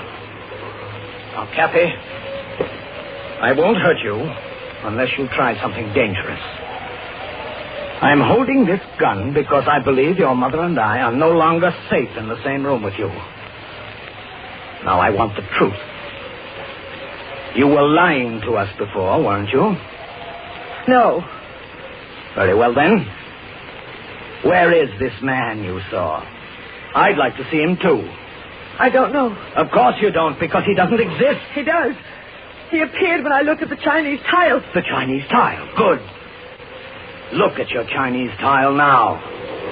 Make him appear. You're trying to make a fool of me. A liar. You'll do as I tell you. Look at that tile. Go on. All right, I will. Now, what do you see? Nothing but the design. Yes, and that's all you're going to see. No. The design is fading. It's getting dark. Dark. Nothing but black. Mark, I heard the front door. Someone just came in. Yes. Those footsteps. That's just how he came in the last time. Perhaps, but I doubt if it's... Good evening. Oh, it is Demore. You remember me, Laura? Yes. You've changed a great deal, but it is you. Mr. Weldon, it's been 10 years since I've seen you. Demore. Then you're not dead. There must have been some mistake when they identified you. Not dead. You escaped. Someone must have been identified instead of you. That's the only explanation. It depends on what you choose to believe, Mr. Weldon. I brought a guest with me. My father. Dr. Bryan, I'm sure you know these people quite well. Of course you do. What's he saying? He's talking to my father. That's right, Kathy. Unfortunately, you cannot see him. But he's here. Aren't you, Doctor? Demore, what are you up to? What do you think? If you come back here to make trouble... Trouble? No. I've come back because someone wanted to know the truth. And I brought the doctor back for the same reason. Doctor, before these others, I want you to tell us who murdered you. Who murdered you? Mark! You shot him. Yes. Why? Why? He's dangerous. A maniac. That's not the reason. It's because you murdered my father, and you don't want us to know. All right, Kathy. I did kill him. Mark! It doesn't make any difference now. This maniac has planted suspicion in your minds. You would have found out sooner or later. Mark! Yes, I killed him. For you, Laura. I love you. But that's over now. It's been over for a long time. I know what to do now. And it's going to be very simple. Thanks to our friend lying there. What are you going to do? Don't you know, Laura? It's so simple. Your bodies must be found in such a condition that they will be certain Damore killed you. And then I'll tell them how I shot the homicidal maniac to protect myself. It's the same way he killed my father. Yes, Kathy. You won't die, Catherine. Damore. Did you think you could kill me, Weldon? Damore. Do you think those shots will stop me? Don't you come near me. Stand back. Nothing to stop me, Weldon. The gun. It's empty. No, don't. Let go of me. Yes. I saw the bullets strike Damore. They hit him, but they didn't stop him from lurching toward Mark and seizing him by the throat. As they fell to the floor, the kerosene lamp fell off its table. It might have been the wind, but I believe otherwise. I'm almost certain it was my father. In a moment, the drapes were on fire, and the whole place was blazing. I screamed to my mother to leave. She ran with me out of the blazing building into the storm that raged outside.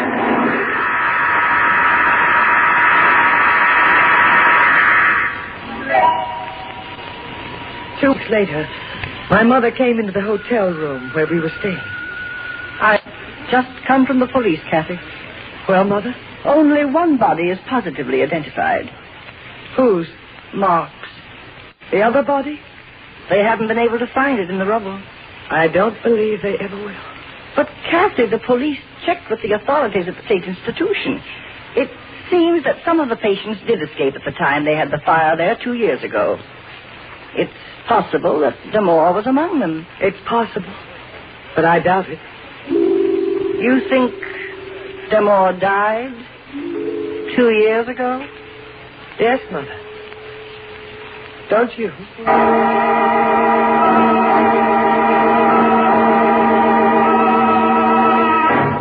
Well, friends, I guess you've met ghosts before, but I'm sure this is the first time you've ever met a crazy spook. Or don't you think Dennis Damore was a ghost? Well, there's only one way to find out if ghosts really exist. Just ask one to haunt you sometime. You'll be sure to listen, won't you? Until next week, then. Good night. Pleasant dreams.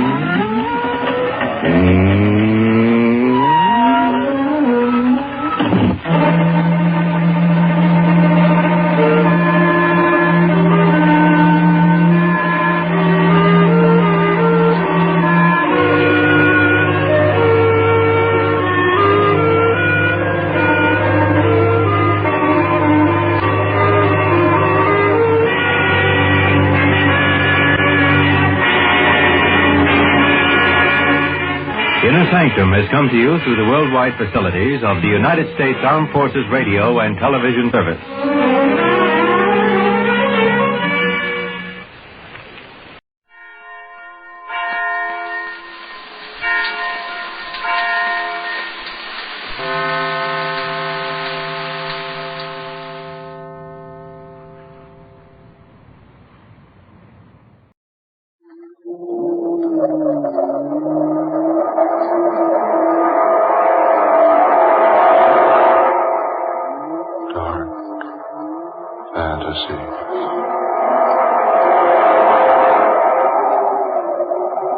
Death is a savage deity.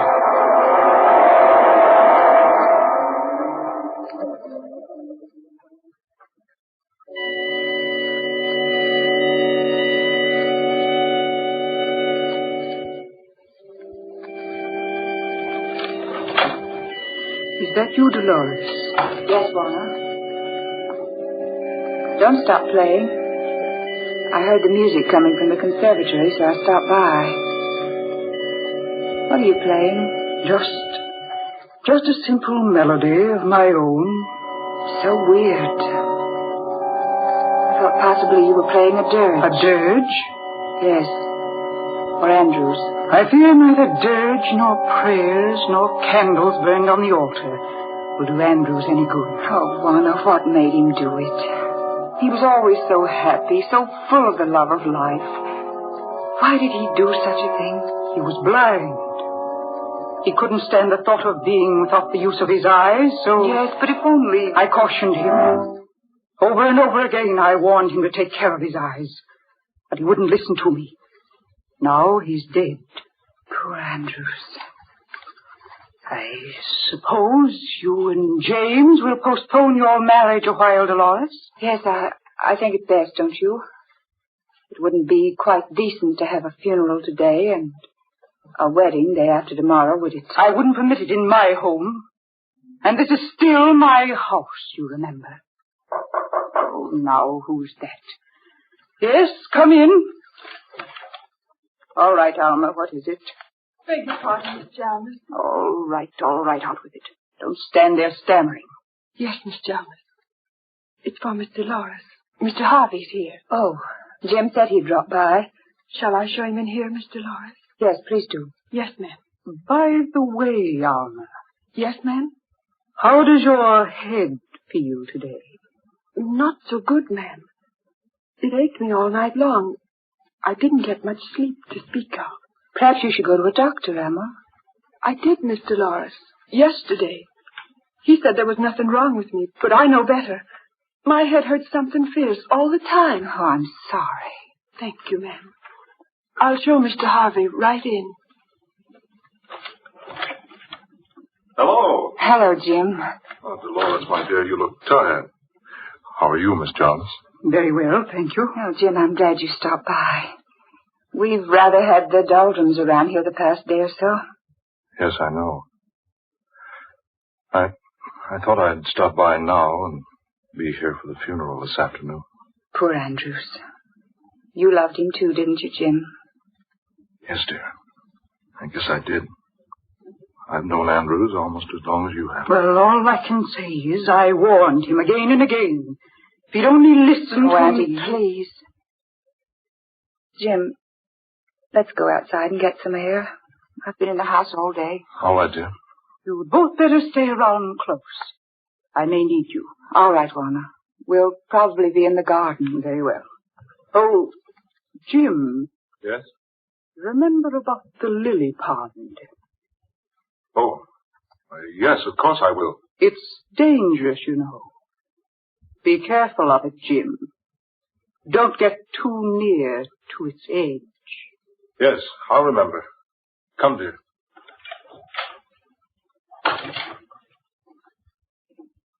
Jim. Yes, dear?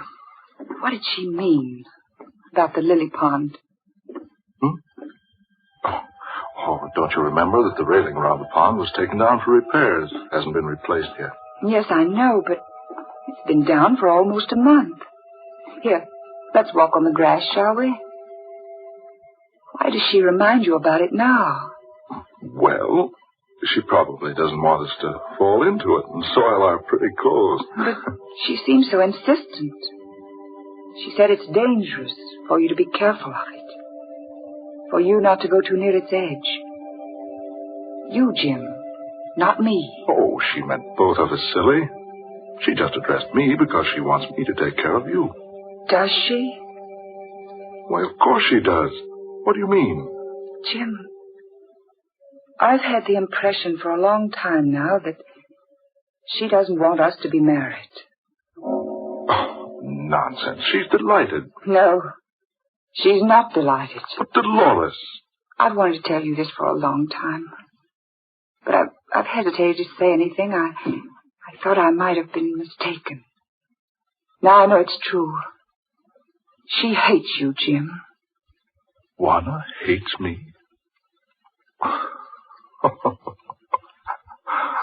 Why, of all the silly things I've ever heard of, Juana and I are great friends. Oh, darling, you're wrong. Juana has no love for you. I don't know why, but she'll be perfectly delighted if you and I never marry. Dolores. Jim, I want to be married just as soon as we possibly can. But I want to go away from here. Away? Where, dear? I don't care where. Just so it's someplace else, anywhere but here. But, darling, I thought you loved this place. Love it. I despise it. Dolores. I do, Jim. Oh, darling, I'm so upset. There's something terrible going on around here. I don't know what it is. But it was responsible for Andrew's death. Darling, how can you say that? Because I know. You know what? There was nothing wrong with Andrew's eyes. What? No. Nothing at all wrong with them. But he went blind. The autopsy proved it. Well, that's why... I know. He died blind, yes. But I went with him to an optometrist about a week ago. Andrews had perfect vision in both eyes, and no sign of defect or weakness. But, Dolores, that's not possible. I know, but it happened. But how? How, dear? I can't answer that. Oh, Jim, look out! Good Lord! Oh, there's the lily pool. You almost walked right into it. Yeah. I thought it was over farther to the east end of the garden. I don't know why we should be so frightened of it. It's quite shallow. Even if one of us did accidentally fall in, we'd only get a bit wet. Is that all that would happen? Jim, what do you mean? I wonder. Come on, dear. We must be getting back to the house. I want to brush up a bit before the crowd begins to drift in.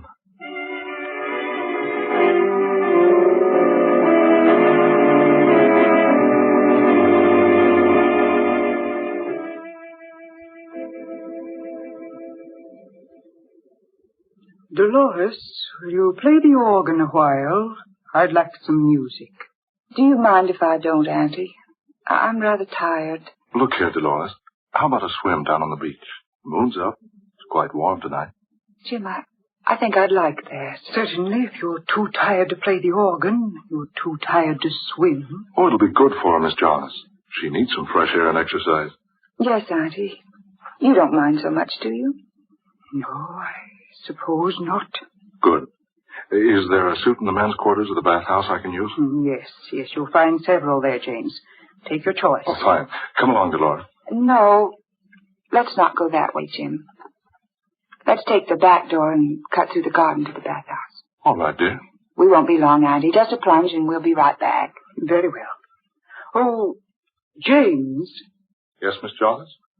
Remember about the lily pond? Oh, yes. Oh, all right. It's still quite dangerous, you know. Don't get too close to its edge. You may fall into it. Yes, all right. We'll be careful, Miss Jones. We can see it all right in the moonlight. Come on, Jim. There. You see? She keeps reminding you about the lily pond. Oh, well, that just proves she doesn't want anything to happen to me. I told you she doesn't dislike me. Jim, don't you think for a moment she doesn't. She dislikes you terribly. I think she even dislikes me. But why? Good heavens, Dolores. She took you in when you were a mere infant, less than 3 years old. She's kept you. Clothes, a fine home, everything. Yes, I know. And still she hates me. Dolores, I don't understand.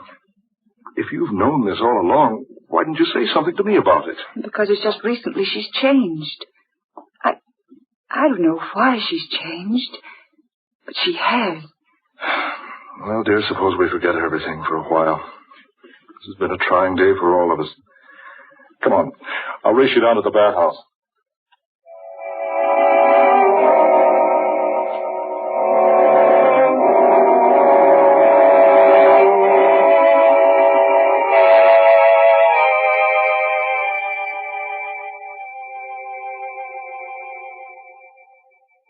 Well, Jim must not be dressed yet. It's odd. He has plenty of time. Jim? Jim, do you hear me? Are you in the bathhouse, Jim? Jim? What's that over there? Surely it got... Oh, no. Jim? Jim! The lily pond. It had beneath the water. The lily stems around his throat. Oh, Jim! Jim, my darling, what happened to you, Jim?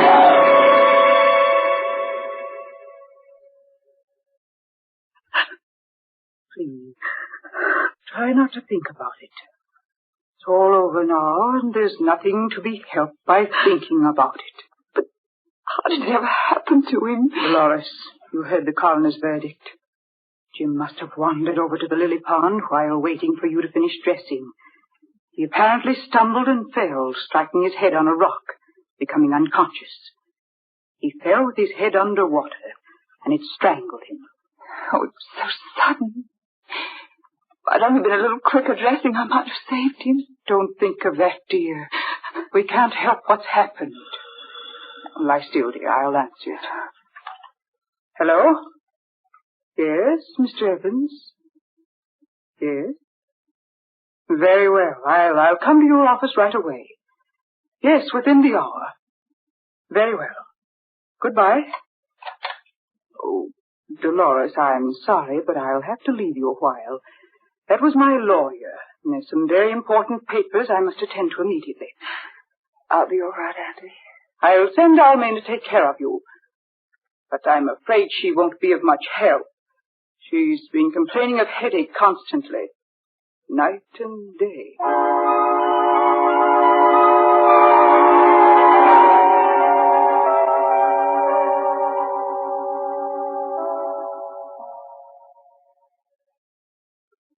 Did you call me, Miss Dolores?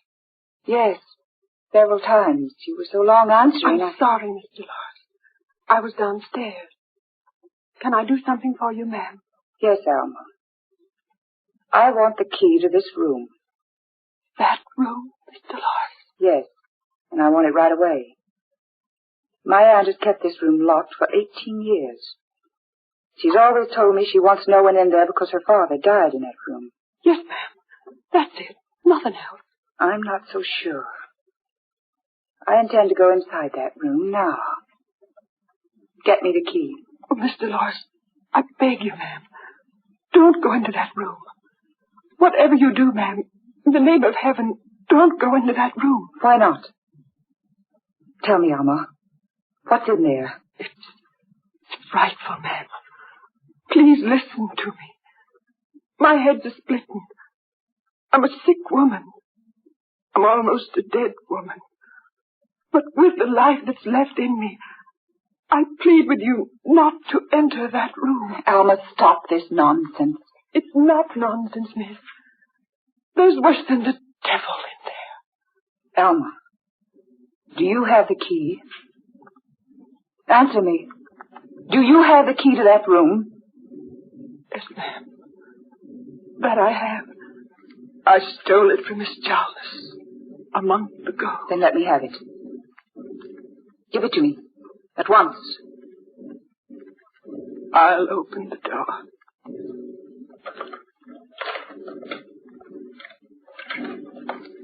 There you are, ma'am. I'll turn on the light. Why? Well, this room is empty. Nothing here but an old table covered with a huge black cloth. That's all, miss. Come now. Let's shut off the light and lock the door. No. Wait a minute. What's on that table? Please, Mr. Lawrence, don't go near that table. I want to see. I ask you not to, Mr. Lawrence. Dolls. 4 little dolls. Each about 12 inches tall, lying here on the table. Please come away, Mr. Lawrence. Good heavens.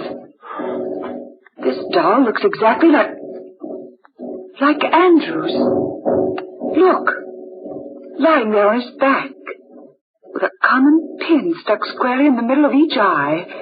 You went blind, Mr. Lawrence. Good heavens. An exact image of Jim Harvey, lying with his head submerged in a miniature lily pond. Mr. Harvey died in a lily pond, in the garden. This doll, Alma, it's an image of you, with a pin stuck into its head. Oh, Mr. Lawrence, ma'am, my head's killing me with its aching. Alma, this 4th doll... It's you, Mr. Lawrence. With another pin stuck into the doll's body so it pierces the heart. Don't you feel pains in your heart, Mr. Lawrence? Alma, what in the world does all this mean? It's witchcraft. Witchcraft. Black magic.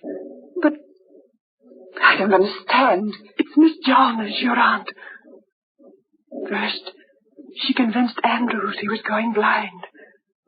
Then she convinced Mr. Harvey he'd die in the lily pond. And now she's trying to kill me with a headache. And you with a heart attack. But how? How? They use it where she came from, miss.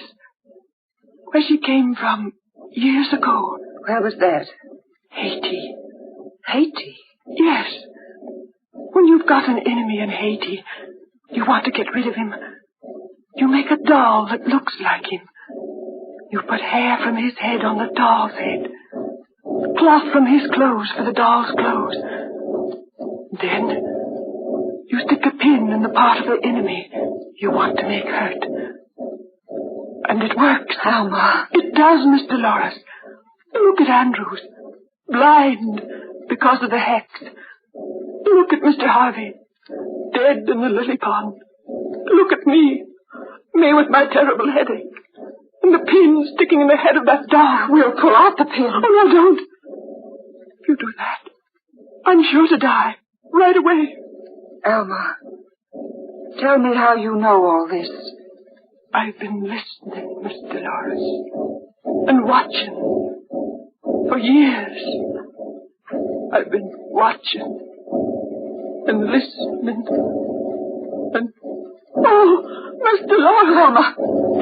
Alma, what's wrong? Alma, speak to me. Are you all right? Alma! She's dead.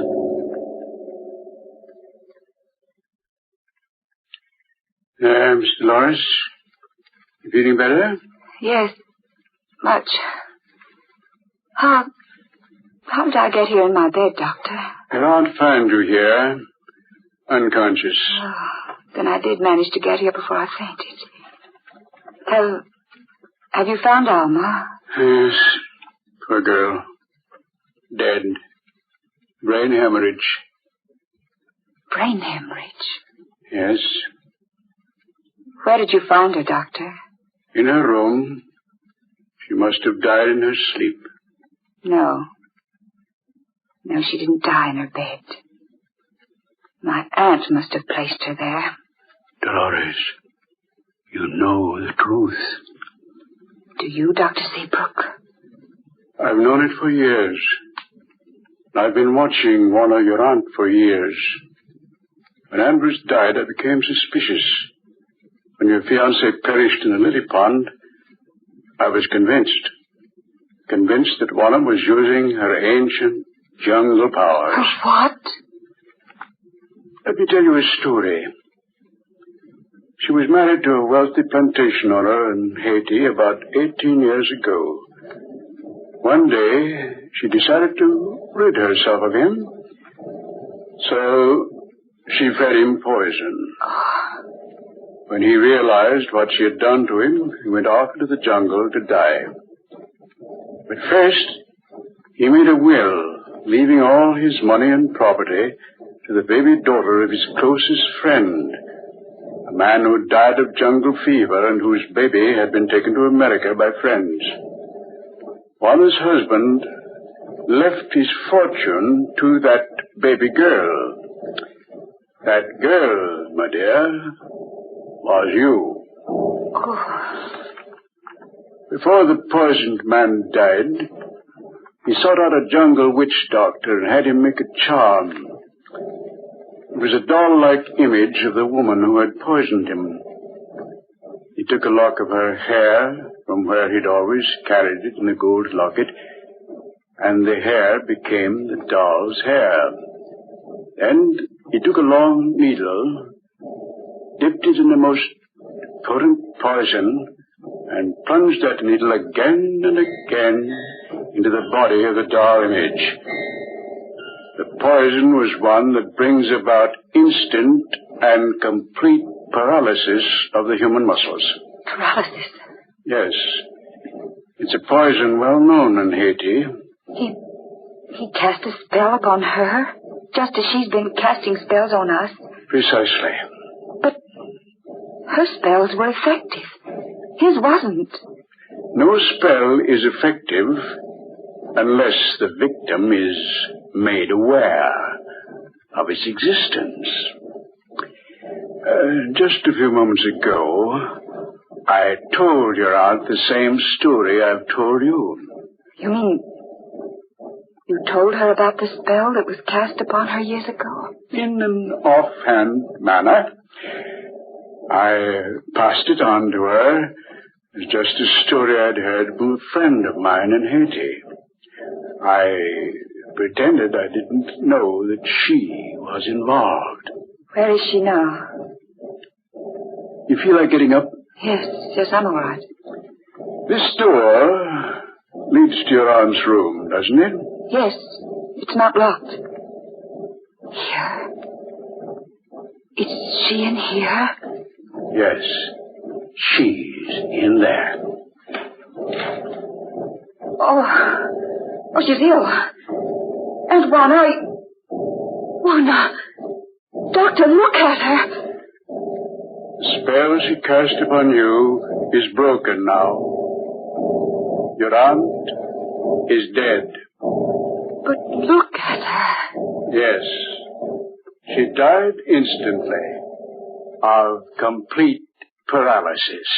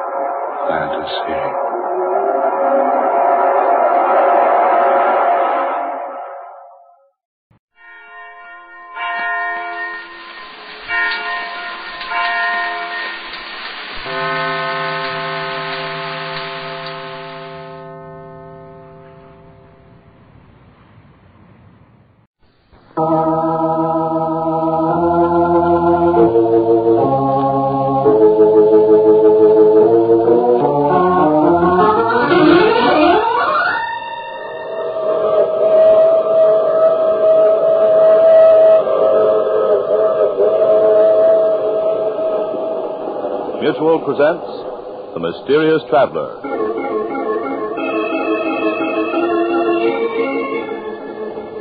This is The Mysterious Traveler, inviting you to join me on another journey into the realm of the strange and terrifying.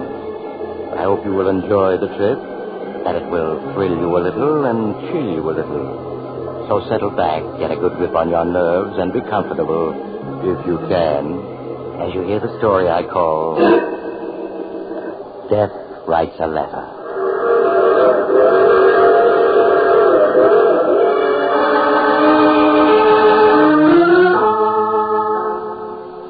My story begins last summer in the townhouse of Martin Drake, a well-known financier. Martin is deep in argument with his older brother, John, as his daughter, Susan, enters the room unnoticed. John, how can you possibly believe in such things? Spiritualism, nonsense is a better word for it. To a skeptic, everything is nonsense. But if you'd seen and heard what I have, you too would believe. Hello, Father. Uncle John. Hello, Susan. I see you two are up to your old argument. Well, your father's a very stubborn man, Susan. Well, I may be stubborn, but I'm no fool. Imagine believing in spiritualism, telepathy, and all that tommy rot. I believe in spiritualism, Martin, and that the living can communicate with the dead. And nothing you can say will swerve me from my beliefs. Uncle John, in all these years you've been studying spiritualism, have you ever been able to communicate with Aunt Judith? No, Susan, I haven't. But there have been times late at night when I've all but broken through the barrier that separates us. Oh, I give up. There's no use in arguing with a man who has an obsession. Oh, that's fine, Father. Now the three of us can go into supper. Oh, I'm sorry, Susan, but I can't stay for supper. Oh, why not? I have an appointment with an onoricritic. A what? An onoricritic, a man who's an interpreter of dreams. John, good grief, don't tell me you believe in that, too. Why not, Martin? For years, psychoanalysts have interpreted dreams in an effort to help their patients. The subconscious minds of the living can sometimes bridge the vast gap of death. Now, John, I'm warning you. If you don't give up this obsession of yours, there's no telling how you'll end. I know you think I'm cracked, that all the years I've spent studying spiritualism have been wasted, but you're wrong. The living and the dead can communicate with each other, and someday you'll realize I'm right. Now, I really must be going or I'll be late. Well, Uncle John, you will drive up to the country with Father this weekend, won't you? Oh, are you opening the summer place? Yes, I'm driving up tomorrow to open the house and engage some servants. Well, I'll try my best to join your father this weekend. Oh, that's fine. Don't bother showing me the door. Good night. Good night, Uncle John. Good night. To think that anyone in this day and age still believes in spiritualism, particularly your Uncle John, it's incredible. I don't know, Father. Uncle John seems so sure of himself that sometimes I feel he may be right. Oh, Susan, that's nonsense. But look, Father, if it's all nonsense, why should Uncle John believe in it? You yourself have often said he's the most brilliant man you know. And he is. It's just that, well, we all have our eccentricities, and John's is spiritualism. Until his wife died 5 years ago, he was just as sane as you or I. No living person has ever communicated with the dead, and none ever will.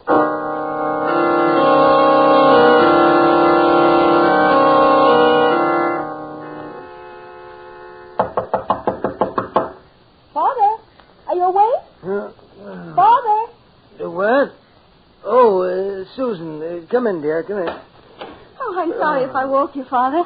Oh, it's all right. What time is it? It's just 7 o'clock. 7 o'clock? Well, what are you doing up and dressed so early? I'm driving up to the country to open our summer place. Have you forgotten, Father? Oh, yes, so you are. Oh, didn't you sleep well last night, Father? There's circles under your eyes. No, I spent a very poor night. I had a nightmare, but I can't seem to remember what it was about. Oh, I'm sorry, Father. Tell me, is there anything I can get you? No, I'll be all right. You run along. Oh, I need the keys to the car. Oh, yes, you'll find them over there on my desk. And if you need any money, help yourself. Oh, thank you, Father, but I have enough money. Have you found the keys? Oh, yes, here they are. Oh, do you want me to mail this letter on your desk? What letter? Oh, this one. It isn't addressed. All that's written on the envelope is one word. Urgent. Urgent? Yes, and it's in your handwriting, see? Why, I never wrote that. But, Father, it is your handwriting. Oh, and look, there are ink stains on your fingers. You must have written it before you went to bed. But I tell you, I didn't. Let me see that letter.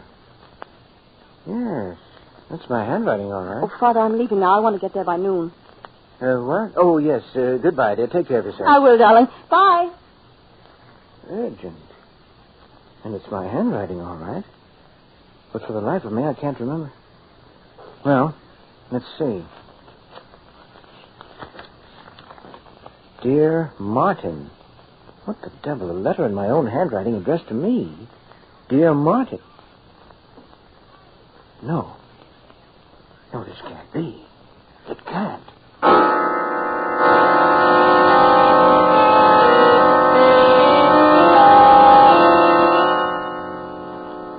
Martin, is anything wrong? I came as quickly as I could. You sounded so upset over the phone. Dr. Weil, I'm afraid my mind is giving way. You, Martin? You're the last person in the world to become unbalanced. Well, that's what I thought until I read this letter. Letter? Yes, and it's in my handwriting, so I must have written it. I'm afraid I don't understand. When I woke up an hour ago, this letter was on my desk. I could see it was my handwriting, and yet I don't remember having written it. You don't remember having written it? No, and yet I must have. There are still ink stains on my fingers. Martin, none of this makes sense. Yes, I know. What's in the letter? I'll read it to you. Dear Martin. Wait a minute. You mean it's in your handwriting, but it's addressed to you? Yes, but it's signed with the name of my brother John. Signed by John. In your writing? Exactly. You better read me that letter. Maybe then I can understand it. Dear Martin, this letter will undoubtedly give you quite a shock. But after you finish reading it, I'm quite sure you'll understand why it was written. After I left Susan and you a few hours ago, I went to keep my appointment with the dream interpreter I'd spoken to you about. It was shortly before midnight that I returned to my home. As usual, I found Martha and Paul waiting up for me. Good evening. Good evening, Mr. John. Oh, Martha, what are you doing up so late? I told you never to wait up for me after 10 o'clock. Well, we worry about you. You know what the doctor said about your heart. You should have been in bed an hour ago. You both treat me as though I were a 6-year-old. And sometimes you act like one. Well, I have a glass of warm milk for you in the pantry. I don't want any milk. It's good for you. Here, let me have your coat. Oh, thank you, Paul. It feels good to be home, sitting in the chair before the fire. Here's your warm milk, Mr. John, and I want you to drink it down without any arguments. After all, it's for your own good. Here, take... Mr. John? Mr. John? Martha, what's wrong? Oh, Mr. John. Mr. John. Mr. John, answer me. He's dead. Oh. Now, please, Martha, please, you mustn't cry. The end came very quickly, peacefully. Now, there, Martha, there.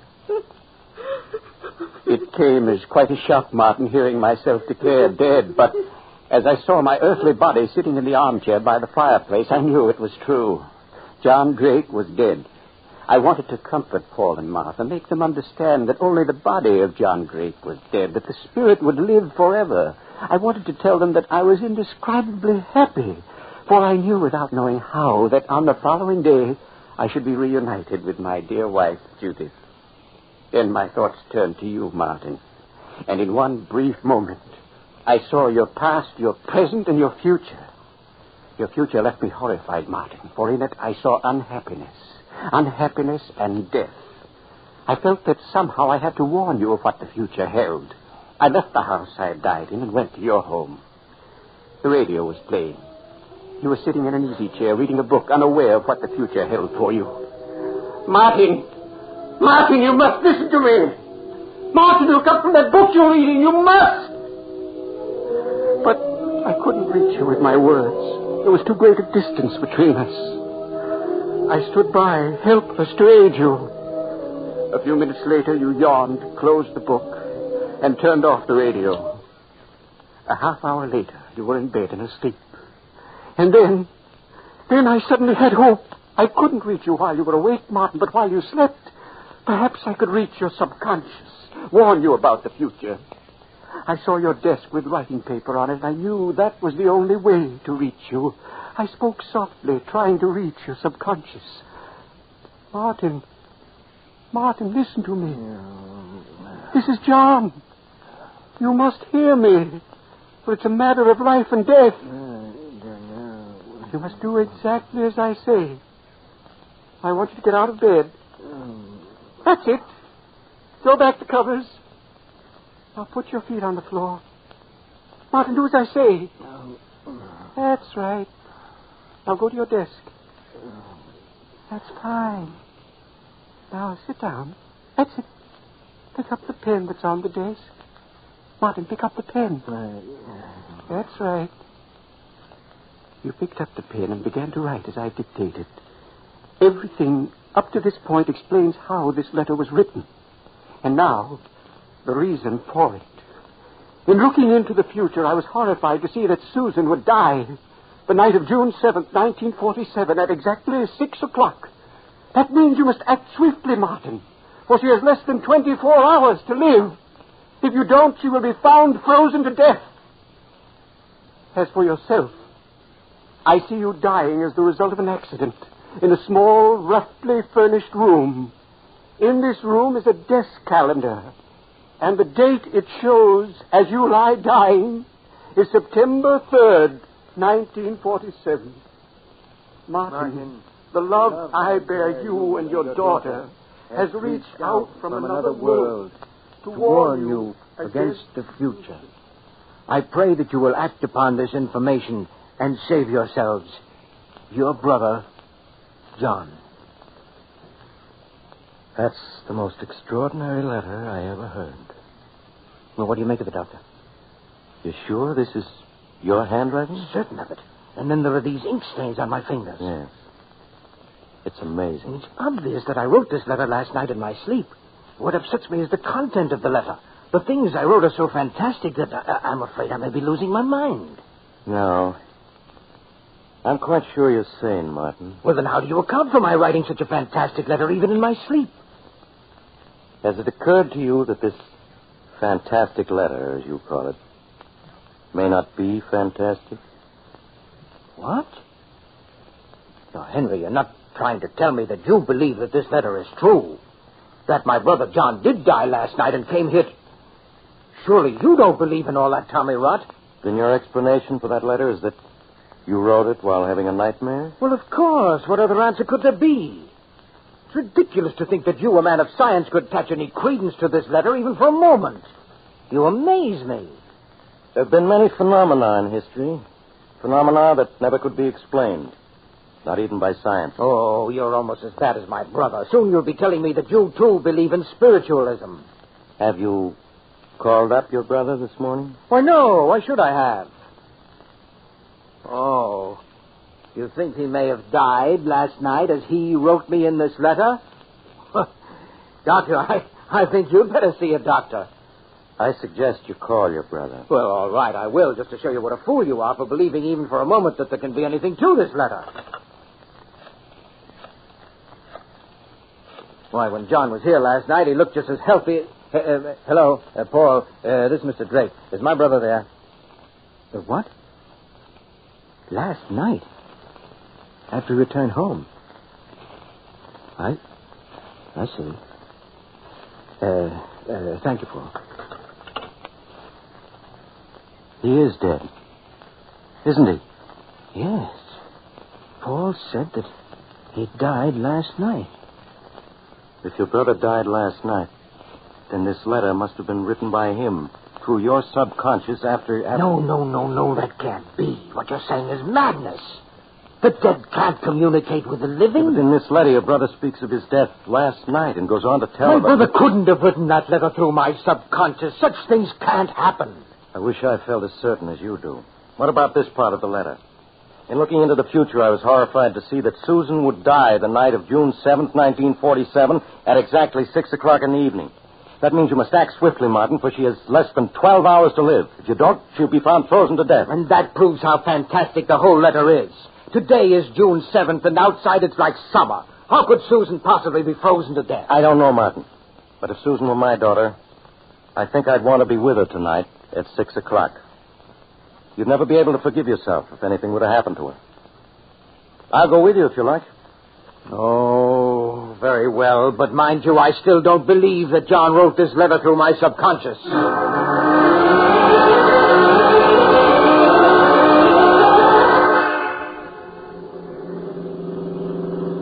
What time is it, Henry? It's a few minutes after 6. If we hadn't had the breakdown, we'd have been there hours ago. How much further is it? As soon as we reach the top of this hill, you'll be able to see it. I wish we'd reached the house before 6. Now, surely you don't believe what that letter says. How could Susan possibly freeze to death? Why, it's a warm evening. It's like summer. Yes, I know, but just the same, I wish we'd arrived sooner. Look, you can see the house now, down there in the valley. Susan's probably getting dinner. And we'll certainly look like a pair of fools coming up here because of that ridiculous letter. I hope you're right.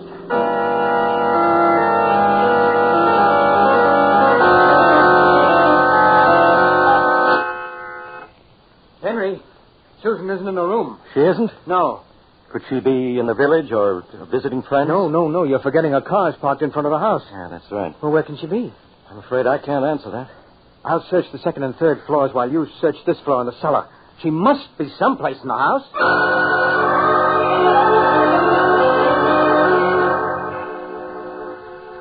Henry, where are you? Down in the cellar, Martin. I searched every room on the second and third floor, but I couldn't find a sign of her. I found her, Martin. You found her? Well, where is she? Susan. You must prepare yourself for a shock. Shock? Martin, listen to me. I found her in the cold storage room, frozen to death. No. She can't be dead. But she is, Martin. From what I could make out, she turned on the freezing system full and then went inside to store some meats, probably right after she got here. While she was in there, the door slammed shut and locked her in. Oh, Susan. If only I'd gotten here in time.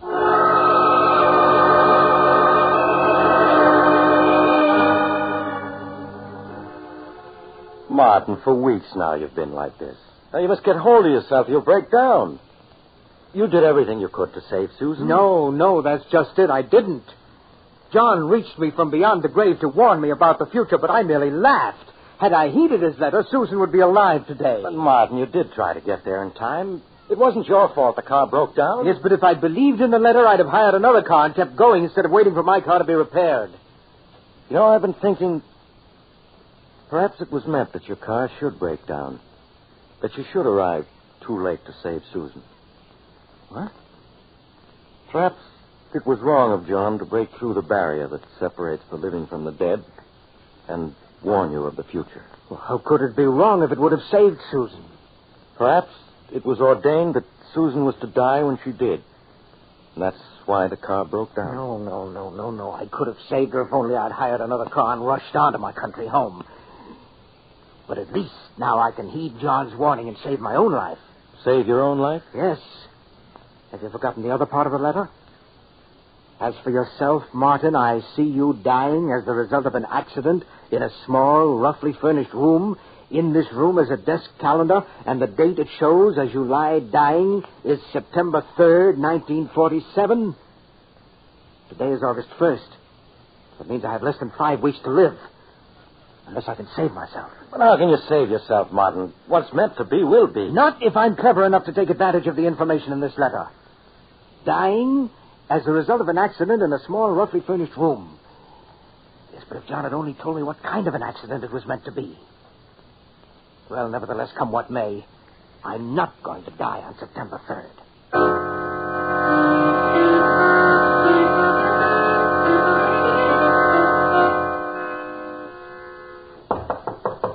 Just a minute. Hey, Martin, what's going on? I mean, what's the meaning of all those men around the house? Why was I searched before I entered the room? Henry, do you know what the date is? Why, yes, it's September 2nd. Yes, and in a few minutes it will be midnight, and then it will be September 3rd. Oh, yes, that's right. The letter. In the letter, John warns me that I shall die of an accident in a small, roughly furnished room. Well, you'd hardly call this drawing room that, would you? No, I wouldn't. It's my intention to remain in this room until tomorrow is past. Now, Henry, would you mind keeping me company for the next 24 hours? No, Martin, not at all. See, I've taken every possible precaution to prevent an accident from occurring. I've removed everything from this room but that sofa, chair, and table. And I have food in here to last me for several days.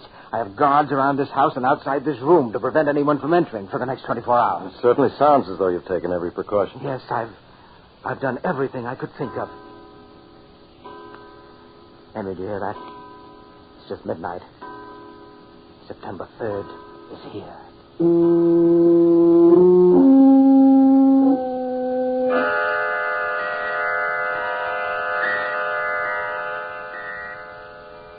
Martin, will you stop looking at your watch every other second? I can't help it. One more minute and it'll be midnight. And when the clock in the hallway strikes, it'll be September 4th. Yes, Martin, yes.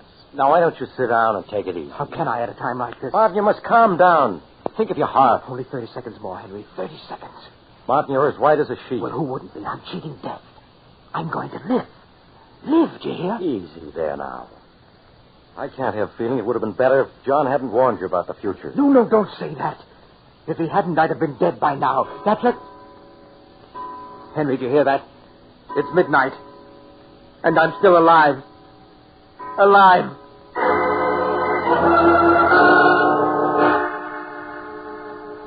For some weeks, Martin Drake was a sick man as the result of the strain he'd undergone. But with the coming of fall, he was well on the road to recovery.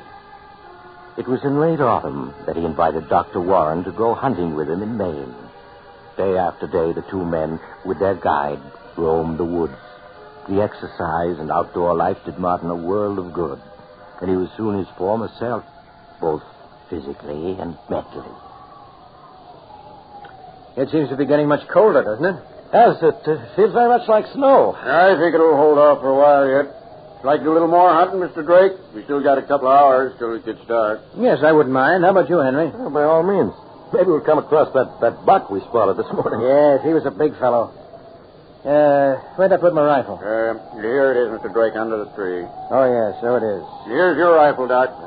This rifle of mine... Oh, Martin, what happened? Good grief, he shot himself, Doc. Martin, are you badly hurt? The gun went off when I picked it up on my shoulder. Easy now. While I have a look at it. Oh. Is it bad, Doc? No, not bad. We'll just get him to a shelter and stop this bleeding. Ed Tolliver's place about a quarter of a mile from here, Doc. All right, give me a hand. We gotta get him there at once.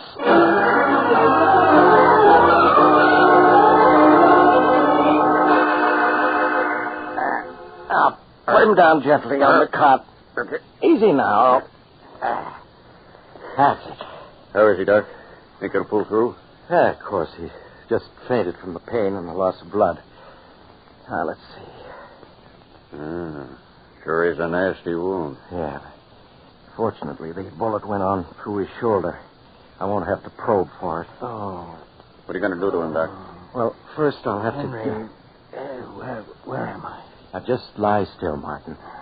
We brought you to this shack where I can fix you up. Oh, my shoulder hurts. It'll be all right now once I get the bullet wound cleaned up. Pete, put my medical bag on this desk here. Open it, will you? Sure, Doc.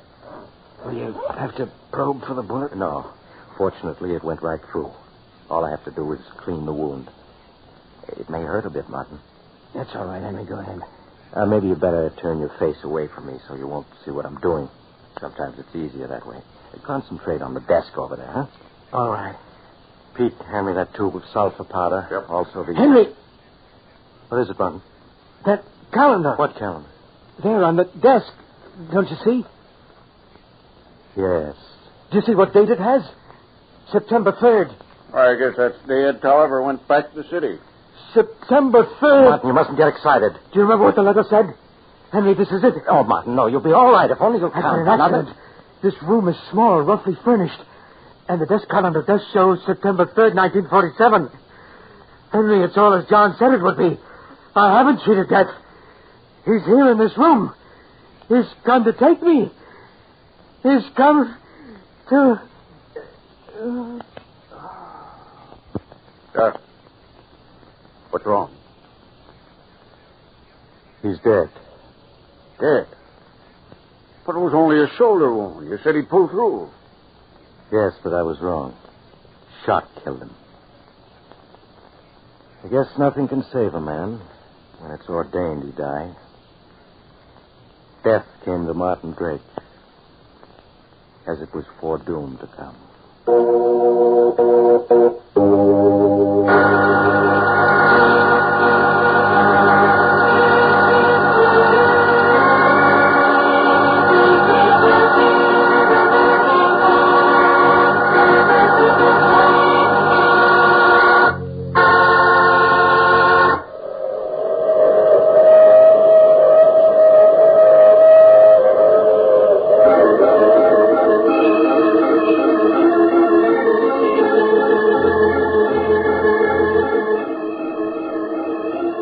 Mysterious traveler again. Too bad about Martin and Susan, wasn't it? Even John Drake's warning from another world couldn't save them. Which seems to prove that when your time comes, nothing you can do can change it. So you might as well not worry about it. So I did know of a man who managed to outwit death for several hundred years. Then one day he was... Oh, you have to get off here. I'm sorry. But I'm sure we'll meet again. I take this same train every week at this time.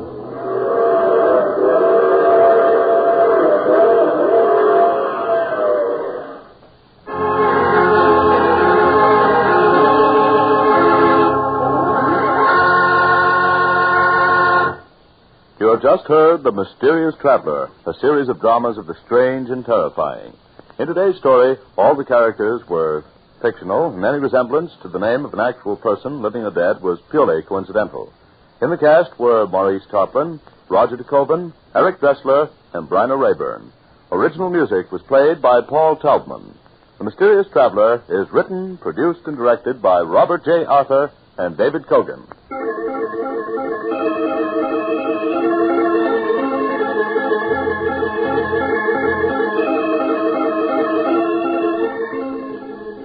Listen next week to a tale titled Death is My Co-Pilot. Another strange and suspenseful tale of the Mysterious Traveler.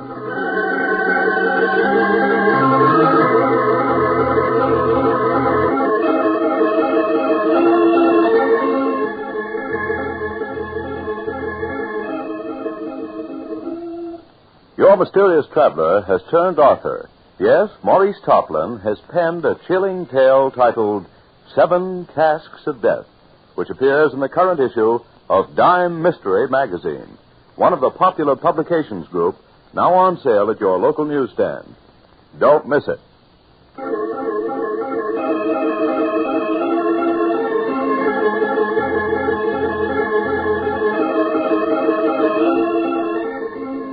This program has come to you from our New York studios. Another program of tense and dramatic action will follow in just a minute. Stay tuned to the station for Official Detective. Carl Caruso speaking. This is the Mutual Broadcasting System.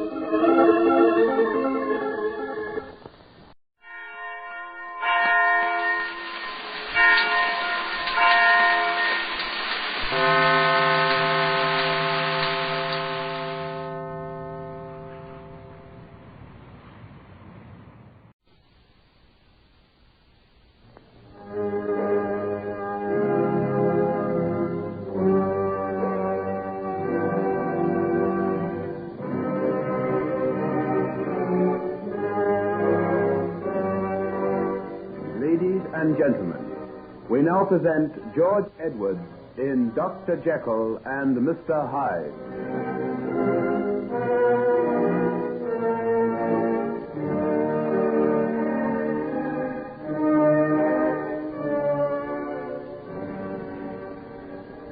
Hetty committed suicide? Where? At the place where she was living. She'd been told to come along to police headquarters to answer some questions. Went upstairs to put on her hat. She didn't come down. When we went up, she'd done herself in. A razor done the trick. Good Lord. Dr. Jekyll. Why, what's the matter? He's fainted. Get me some brandy, Paul. There's some on the table over there. Did he happen to know the young woman? I don't know. I don't think so. This whole business has upset him pretty badly. He was to have been married to Mr. Addison's daughter in a couple of weeks' time. Yes, I suppose she won't feel much like getting married now. I tell you, sir, in all my experience, I've never seen a nastier job than that one. Hardly a bone left whole in his body. Yes, I know. Respectable old gentleman, too. Wonder what he was doing in a place like that. He'd gone down there to try and buy the house on behalf of a client, I understand. You don't say. That man Hyde must be a devil and no mistake. What did he want to kick him to death for if that was all he had against him? Feeling better, old man? Take a little more of this and lie still. You gave us quite a turn, sir, going off like that. I'm ashamed of myself. I can't think what came over me. You need a holiday. That's what's the matter with you. You've been stuck away in this place day and night. Blessed if I can think what keeps you here. Queer-looking place, if you'll excuse me for saying so, sir. What's all in big glass jars and long, twisted bits of piping? They're the tops for chemical experiments. Dr. Jekyll's a well-known scientist. Oh, I see. Feeling better, sir? Yes, thanks, Poole. I'll be all right now. Better let me get you something to eat, sir. You've hardly touched a bit since yesterday. Well, that's a good idea. We'll all go back to the house and shut this place up. It's enough to get on one's nerves without anything else. You all go ahead. I've something I want to do. I won't be long. Well, can't I do it for you? No. Please go, all of you. I'm really better now. I can manage for myself. Get them something to eat, Poole. Something hot and strong. I feel I need it rather badly. Yes, sir. I'll go right away, sir. That's a healthier sound, old man. I can see I'll have to take you in hand. Come along, officer. Yes, sir. We'll go across. Dr. Jekyll won't be long. Hetty, David Markham, my mother, and my father, Utterson, and now, Hetty. Oh, God. God, forgive me. This is the trail of Hyde. Misery and ruin, sorrow and disgrace, and murder. I have done this. I alone. Oh, let me wipe him from my existence. Let me make certain that never can this hideous monstrosity that walks in the guise of man pursue his frightful course again. to destroy the secret tincture that is necessary to transform me into... There. It spills across the floor like blood. Like human blood. Oh, that I could get that vision of the old man's blood out of my mind. And now, I'll go and lock that outer door. I'll lock it, grind the key under my heel, so that never again can I pass through. That was the door to my infamies. Let it be closed forever. And then perhaps in time, I'll cease to be afraid. I'll learn to live as other men, not in this hell of fear that he'll return. Oh, God. Oh, God. Have pity on me, God. What am I going to do to redeem myself in your eyes and in the eyes of men?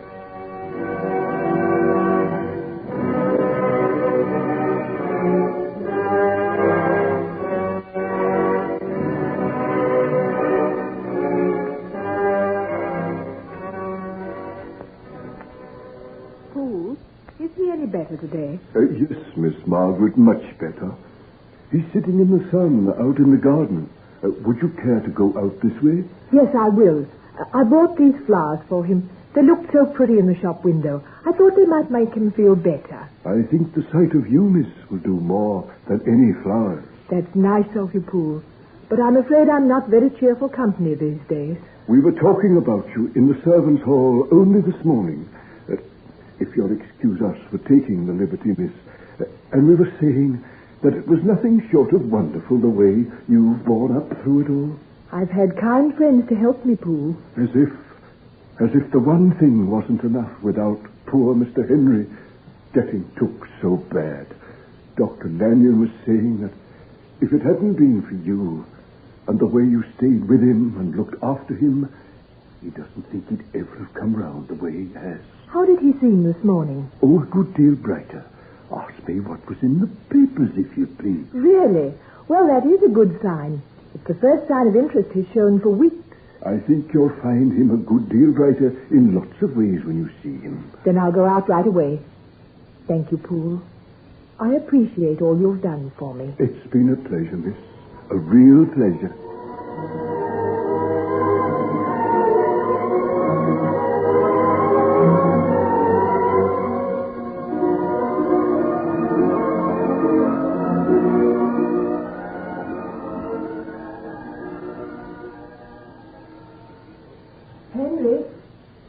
Henry, are you asleep, dear? Oh, is that you, Margaret?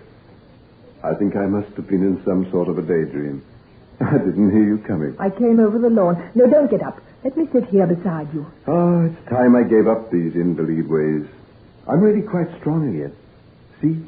I don't need a stick anymore. Oh, that's fine. Will we go for a little walk? It's just lovely in the sun today. Give me your arm. I'll see just how far I can go. I'll bet I can manage to the end of the square. Oh, don't be too ambitious. I don't want to have you going back to bed again. Oh, I promise you I won't do that. The weakness is passing now. I'm starting to think clearly again. I could even remember some formulas quite easily last night. Oh, please don't overdo it, dear. You've got to get really strong before you even think of work again. How are things going down at the clinic? Have you been down there recently? Yes, yesterday afternoon. Nurse Peters and Hugh are doing a wonderful job. Oh, no. Don't tell me they don't miss me at all. That would be too much to put up with. Never fear about that. I was besieged with people asking how you were. It'll be a great day down there when you're well enough to come back to them. Do you really mean that, Margaret? Of course I do. Why do you ask? I just want you to repeat it. It comforts me somehow to feel that I've done some good in the world. You? Why, whatever are you talking about? There's no other person I know who'd given so much of himself to others. Your whole breakdown was due to overwork. And now I'm beginning to long to get back to it. Oh, but you mustn't. You've got to rest for a long time yet. Henry, why can't we get married quietly and go away together so that I can look after you? Please. Oh, yes, I know we've been through all this before, but you don't convince me. The fact that you've had a bad breakdown doesn't mean that things have changed between us. I've got to be certain that was the reason for it. These things may have deeper causes than we know. What do you mean? I can only put it in one way.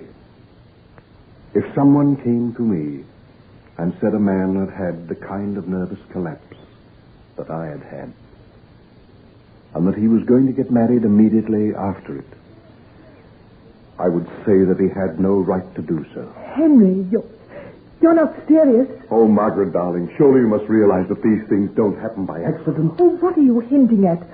Don't let's talk of things like that. You wouldn't if you were really well.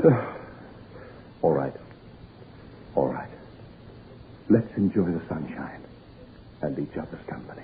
You've spoiled everything. Why did you want to say those things? I'm sorry, sweet. I'm sorry. But they're in my mind.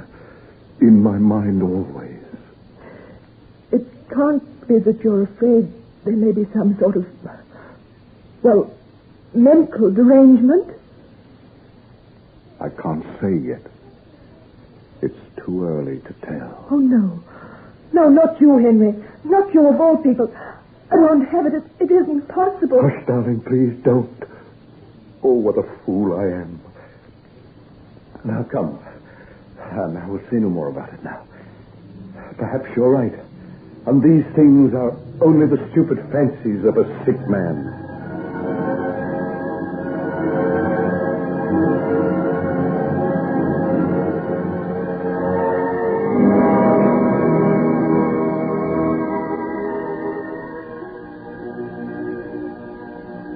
Look here, old man.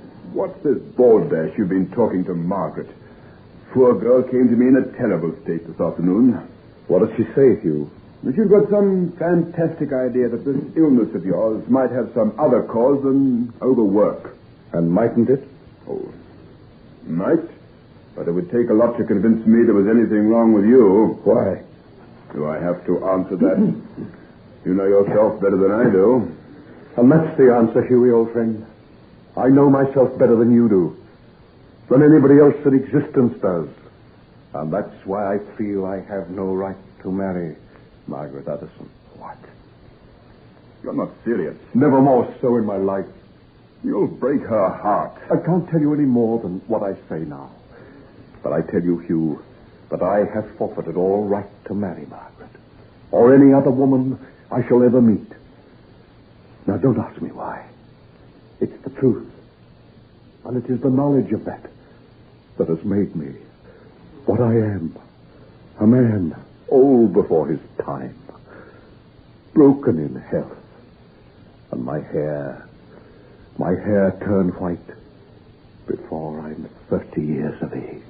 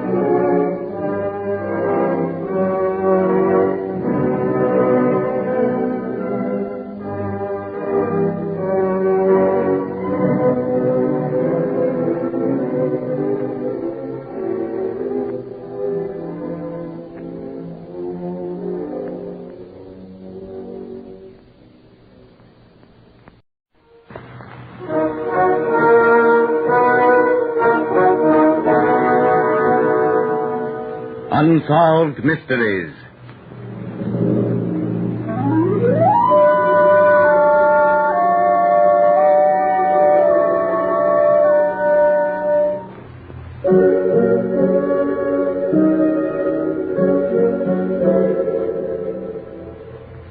Out of deference to people who may still be living, character names in some of these true unsolved mysteries have been changed. A closed room. A door bolted and locked. A tight-fastened window under raging storm. A novelist's setting for a murder. And stretched on the bed, a man stabbed through the heart. Such the Cambridge Unsolved Mystery.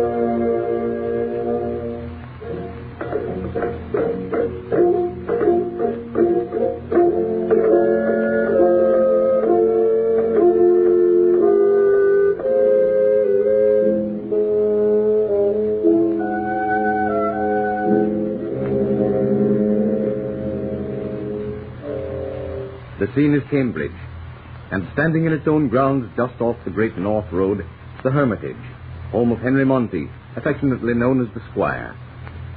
Darkening skies and a chill to the air with the distant rumble of thunder foretell the coming storm as the Squire, accompanied by Sheriff Welford, walks up to the front door of the Hermitage. I think I felt a few drops then, Sheriff. No doubt about it. We'll have a storm before morning. Better come in and have a nightcap with me before you go on home. Well, I don't know. Come along, old man. I always have one. Hannah probably has it all warm. Is that you, Squire? Yes, indeed, Hannah. And I have the sheriff with me, so we'll have a double order of punch. Don't blame me, Hannah. I was all for getting on my way home. But the Squire here insisted, and you know the Squire. Oh, indeed, and I do, sir. Mary? Mary! Yes, Miss Hannah? Bring another bowl of punch to the kitchen. The master has company. Yes, Miss Hannah? We'll go up to my room, Sheriff. The fire's burning brighter there. Just as you say, just as you say. I'm getting old, Sheriff. These stairs tax me. But I like my upstairs room. I look out over the downs in the spring and summer, and in the winter, I can see the village through the bare branches. Sit down over here by the fire. Thanks, Squire. Yes, this is a delightful room. Filled with memories, too, I'll be bound. Yes, memories of 60-odd years. Ah, here's Mary. Here's your wine, sir. Miss Hannah's baking oatcakes for tomorrow's breakfast, sir, else she'd have brought it herself. That's all right, Mary. Here, Sheriff. Thank you. Your health, Squire. And may you live another 65 years. Oh, no, not that, not that. There she comes. You better drink down your wine, Sheriff, and be off, else you'll get a soaking. Yeah, I will. That's good. And thanks for the refreshment. Good night. Good night. Light the sheriff to the door, Mary. Yes, sir, I will. Good night, Mary. Good night, Mary. Old Hannah walks down the hallway. Both she and Mary look up to the landing above and see the Squire close his room door. Hear the key turn in the lock. Hear the bolts slide home.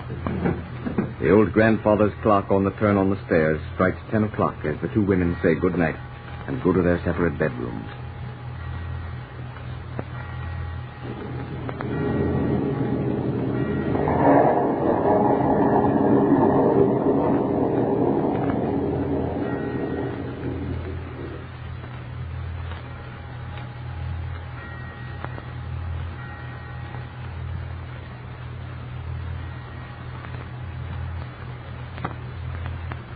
Tell the master breakfast ready, Mary. Yes, Miss Hannah. Breakfast is ready, Master. Master. What's to do, Mary? The master, he doesn't answer. Master, speak. Say something. Oh, something's happened. Run and get help. We'll have to break down the door. Oh, the master may be ill, very ill. Dead, maybe. Oh, quick, then, now to run for help. Sheriff, come quickly. What's the news, Mary? Come and help the master. Well, what's the miss, Hannah? The master doesn't answer. Then open the door and go in. The door's bolted and locked on the inside. Oh, the door to that room, eh? No. Bring an axe, Mary. A big one. Yes, Sheriff. Does the squire always lock himself in his room? Always, Sheriff. Has for years. Was he afraid? Or afraid for his life? Not that I know of, Sheriff. Here's the biggest axe. And I'll stand clear.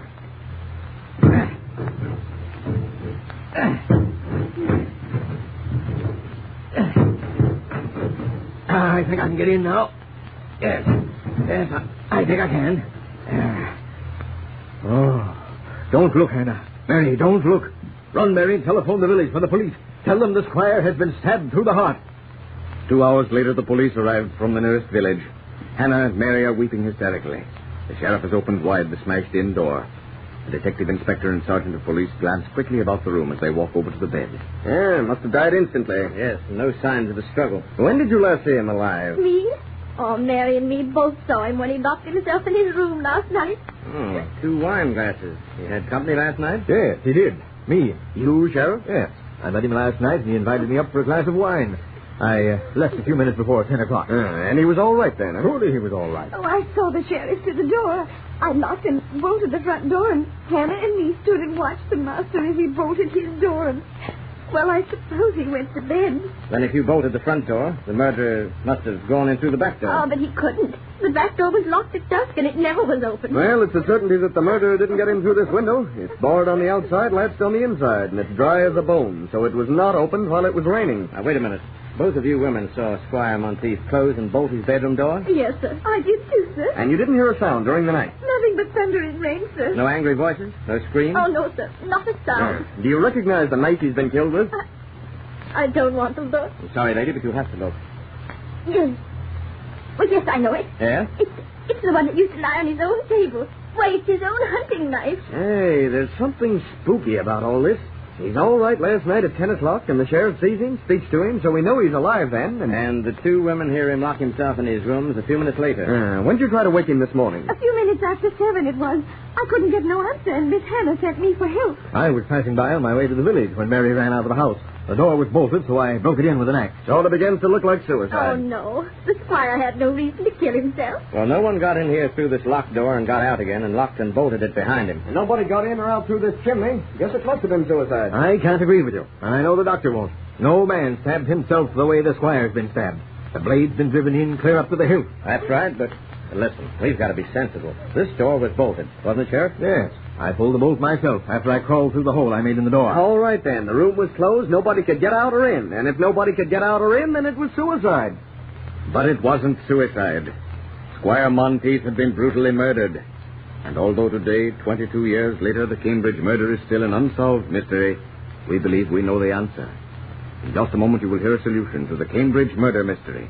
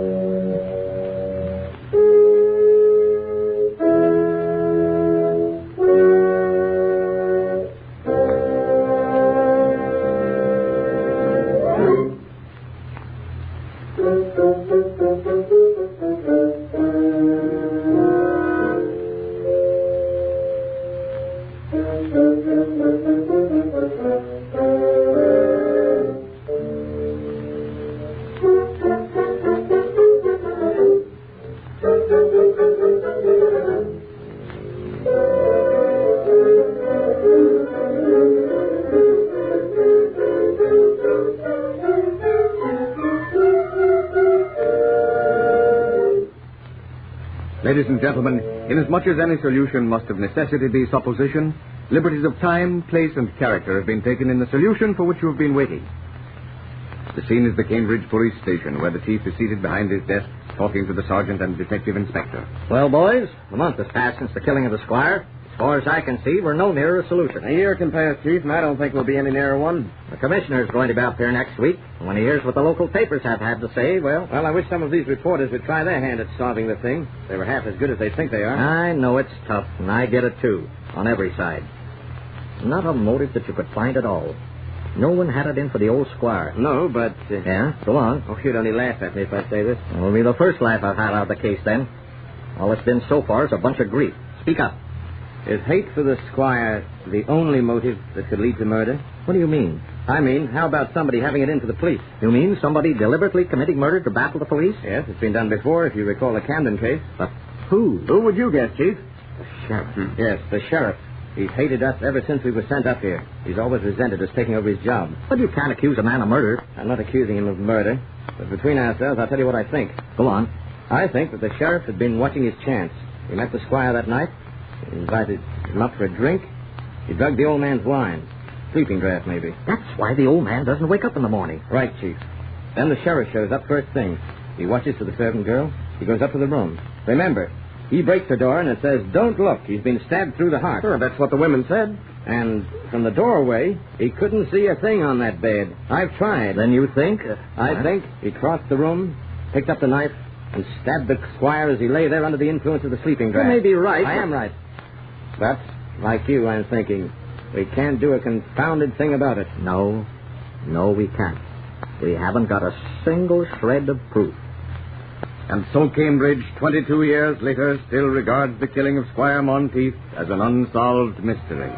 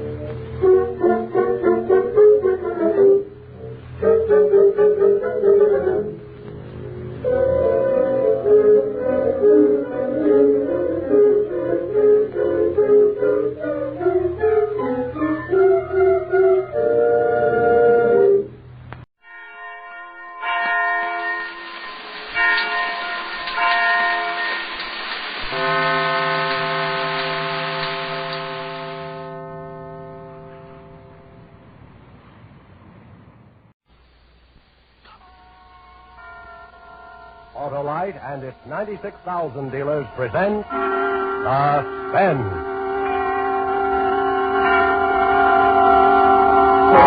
Tonight, Autolite brings you After the Movies, a suspense play starring Mr. Ray Milland. I'd been called to jury duty a couple of weeks before all this happened. It was one of those kind of sensational trials. And the judge told us jurors not to go out in any public places where we might be approached or influenced. So I've been sticking pretty close to the hotel. So it was a real treat when they said we were free for a couple of days because the witness was sick. Of course, the movies is a public place, but Ann didn't think that would really count, and neither did I. We went to the early show across the street from the hotel and got out about 9:30. I thought she was darling. I didn't care so much for him, though. I didn't think she was too hot either. Say, what's the difference, really? It's the first movie I've seen since the trial started. How about some ice cream? We got those little cakes at home. Some ice cream might go nicer then. I don't know if I can go home. You mean this jury thing, Oh, you you're know. free for a couple of days. Isn't that what they told you? Not going to do any harm for you to sleep home tonight. Nah, I suppose not. What kind do you want? What? Ice cream. Chocolate. Come on.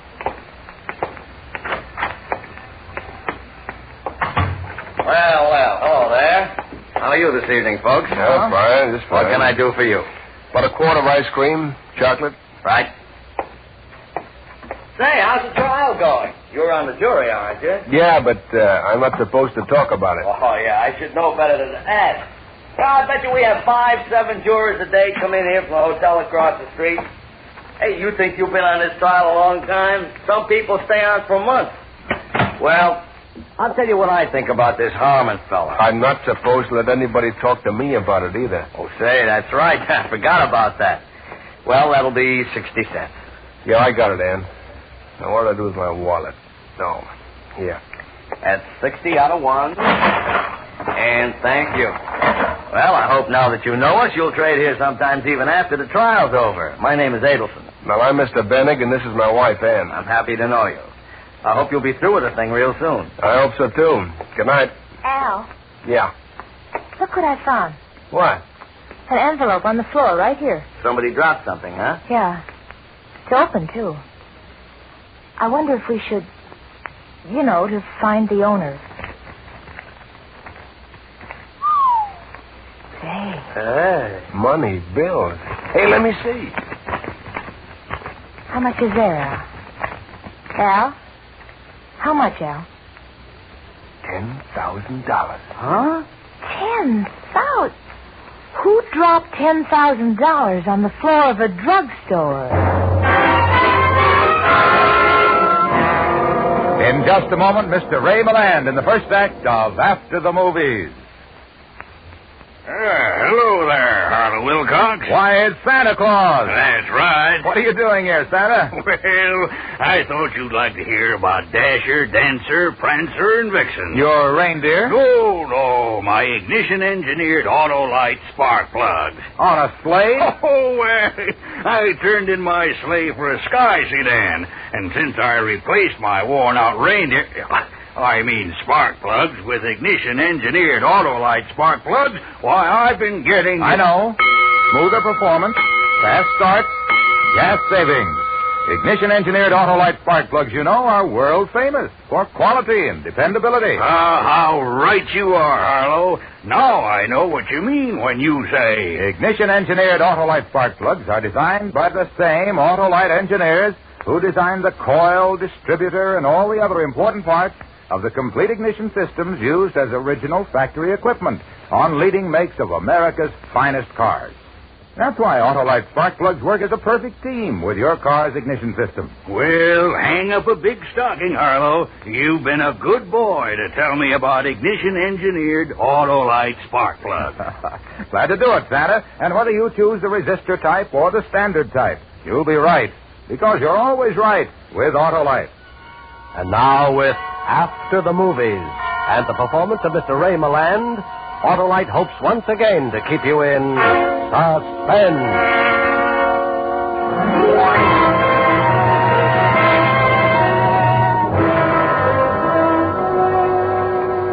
$10,000? You mean the envelope was just laying there on the floor? I almost stepped on it, and then I picked it up, and I saw there was something in it.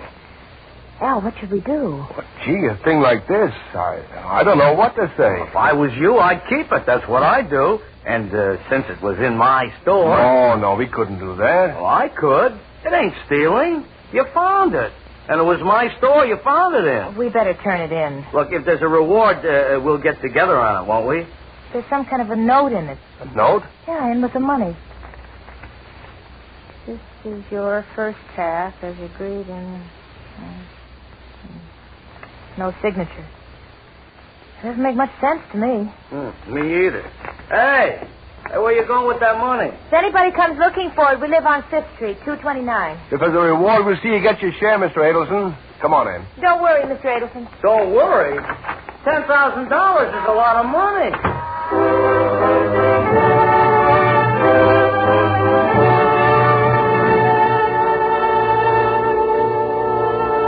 I said there was nothing to worry about, but I wasn't feeling quite as breezy as I sounded.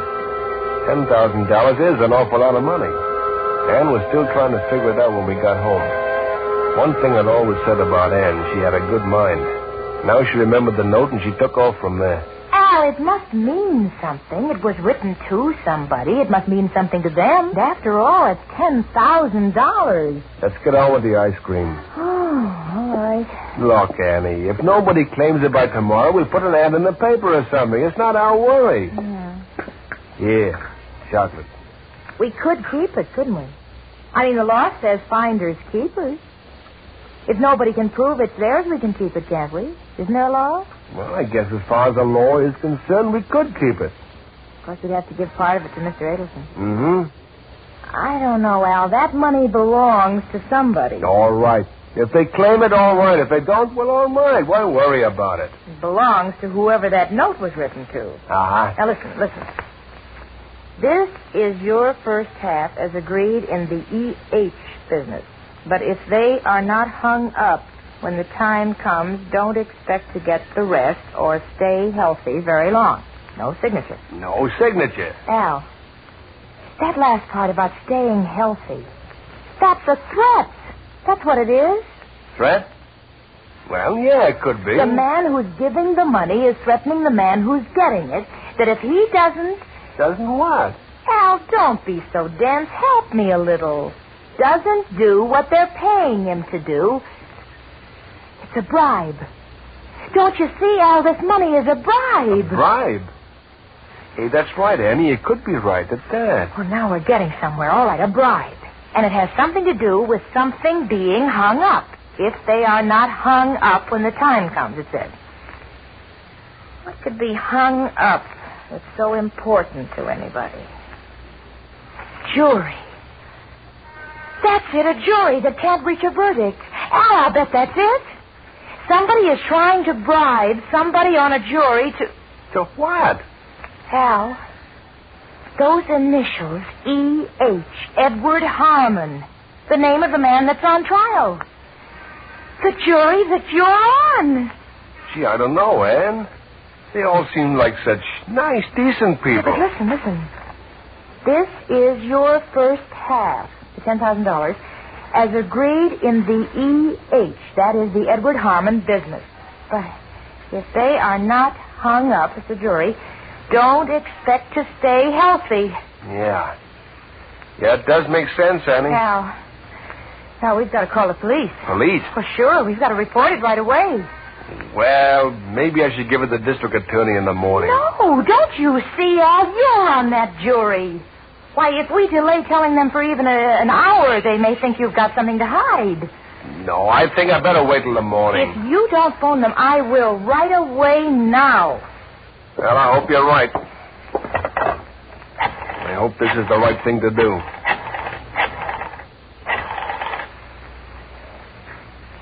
My name is Albert H. Bennig. That's right. I live at 229 Fifth Street. Yeah. I want to report something to you. There's a drugstore on the corner across the street from the courthouse, and my wife and I were in there earlier this evening, and my wife found something. Yeah. Well, on the floor. There was an envelope with $10,000 in it and a note. Now, we think it has something to do with the Edward Harmon trial. Yeah. No, just my wife. Yeah, she's sitting right here with me. Yeah, that's what I think. Now, you'd be doing me a great favor if you'd... Yes, we'll wait right here. We'll be expecting you. What did they say? They said they'd send somebody up just as soon as they could. Well, weren't they excited about it? Didn't they say anything? Well, Ann, I guess with people like that, these things are just sort of routine.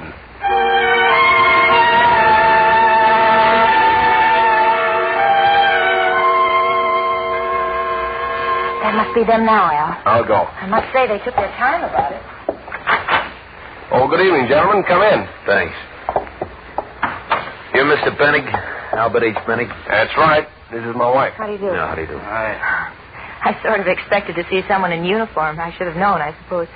Uniform? Yes, you gentlemen are from the police, aren't you? No. No, we're not. Oh? You expecting the police, lady? Yes, we were. You better not take too much time, Johnny. I think you people got something that belongs to us. Something you found in the drugstore in the corner. Oh. We lost it there. Druggist told us you had it. Well, we did find something, yes. $10,000 and $500 in a white envelope. Well, I guess it's theirs all right, Ann. Yes, but... But what? Well, I'm sure it's yours, but there was something else, too. We better just give it to him, man. The note. I always said that was foolish. There was a note. Yes. Did you read it? Well, we glanced through it, of course. We thought it might tell us who the money belonged to. And it did, didn't it? No. Oh, no. Come on, lady. Now, wait a minute. This is a gun, man. Hey. The note told you that the dough was to buy off somebody on the jury of the Harmon trial, didn't it? You talk too much, Johnny. Come on, let's get out of here. What's the difference? Use your head. All right, what about it, Mrs. Benning? How did you know it was in the note? We gotta know these things. We work for Mr. Harmon. We know you're on the jury, too, Mr. Benning. Al. Where are you from, Mrs. Benning? I mean, where do your folks live? What part of the country? Why, Washington. Spokane, Washington. Oh, eh? Mr. Benning, you go on down that trial tomorrow, just know nothing had happened. Anybody asks you about your wife, you tell them she's gone on a little visit to her folks in Spokane. Visit to my folks? The case will go to the jury on Friday. If everything goes like it should, your wife will be back here safe and sound first thing Monday morning. Oh, good Lord. But you can't do a thing like this. You can't. You're reasonable, Mrs. Bennick. We gotta. You people know too much about this thing. Well, we wouldn't say anything. I promise. I swear it. Now, how can we take a chance like that? Harmon is up for murder. Better get your things together, Mrs. Bennick. Go with us, Sam. We ain't got all night, though. I'll take the money, Mr. Bennick, before I forget it. Thanks.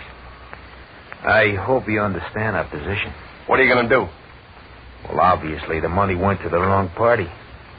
So we got to use another method. If everything goes like it should on that jury, your wife will be okay. But if it doesn't... You can't. You can't do that. Oh, but we can.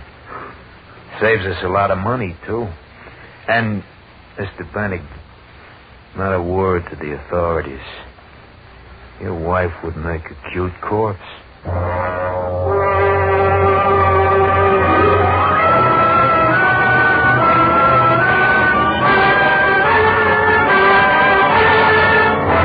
Autolite is bringing you Mr. Ray Milland in After the Movies. Night production in radio's outstanding theater of thrills, Suspense.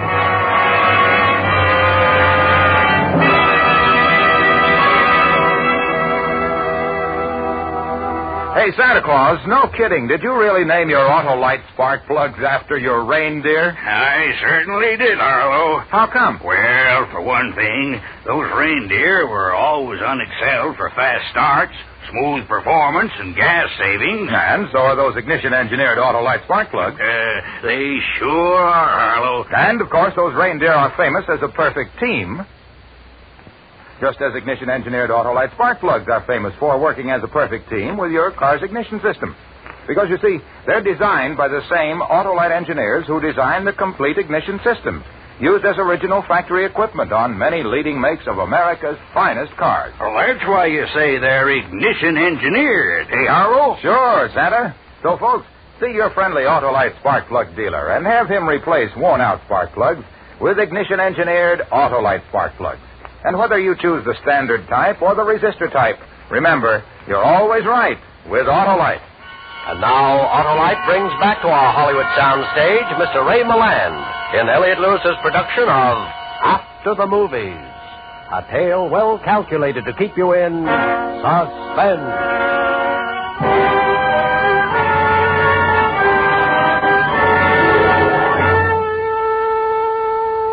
After they left, I just sat there. Maybe another guy would have rushed right off and done something. But I couldn't. I had to think. It had all happened so suddenly, in less than an hour, the whole thing. And picking up the money on the floor at the drugstore and then figuring out from the note that it was a bribe to someone on the jury of the Harmon trial. The jury I was on. And those gangsters arriving and claiming the money and taking Ann as the hostage for my verdict. The police hadn't arrived. I left home, sneaked out the back way, took the side streets, and went to the office of the chief of detectives. So you came down here. What are we sitting here for? Why don't we do something? Well, we got to know what we're doing before we start doing it. Anyway, from what you told me, I don't think she'll be in any real danger. No real danger. She's been kidnapped by gangsters. But why? That's what doesn't make sense to me yet. I told you the money was some kind of a bribe. They thought we knew about it. But you didn't. How could we? Ann just picked up the money off the floor and... They said that they'd have her back by Monday? That's what they said. You can believe them if you want to, but she's my wife. Okay. What do these two cookies look like? I don't know. Average size, Doc, I think. I don't remember what they look like. Did you catch their name? I didn't ask them. You're not going to be much help for a while, are you? Okay, it's all right. By the way, my name's Dan. Oh. Mine's Al. You'll probably be seeing quite a lot of me in the next day or two, so we might as well get acquainted. And, Al. Yeah. Take it easy. We'll find your wife.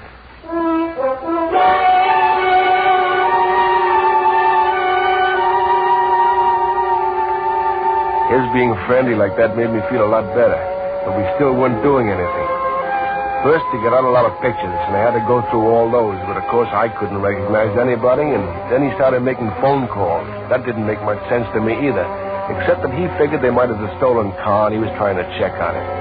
Finally, he called a police car, and we drove back toward the courthouse. It was 12 o'clock, but Mr. Adelson hadn't left the store. He was anxious enough to talk, but didn't look as though he was going to get us any place. I tell you, Lieutenant, it was right there on the floor. Right there. Yeah, but when you talked to these two men... Oh, yes. Well, I talked to them. The one, that is. And he said he'd lost an envelope, he thought, in my store. And I said, yes, we'd found it, and Mr. Bennig had it. So you talked to them. What did they look like? Well, now, how can I know what they look like when they called me on the telephone? Okay. I guess that's all, Mr. Edwinson. I'm sorry, Lieutenant. I wish I could help you. That's perfectly all right. If there's anything else... We'll call you. Hey, Mr. Bennig. Yeah. Did you tell him about the note? Note? Yeah, the note that was in with the money. So there was a note? Sure. In with the money. Wasn't it, Mr. Bennig? Well, what about it, Al? Well, I'm sorry. I guess I forgot.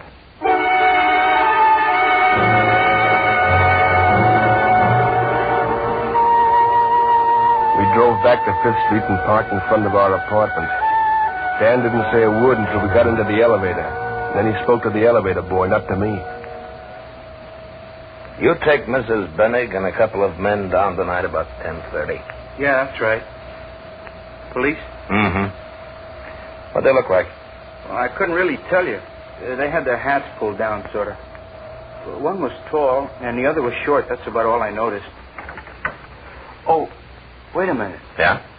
The tall one had kind of a limp. He had a cane. A limp, huh? You hear any names? Yeah, and now that you speak of it, the short one called the tall one Johnny.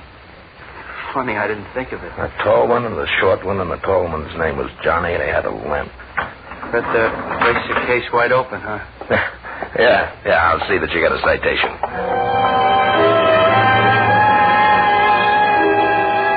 We got off at my floor, and I opened up the apartment, and we went in. He still didn't say anything.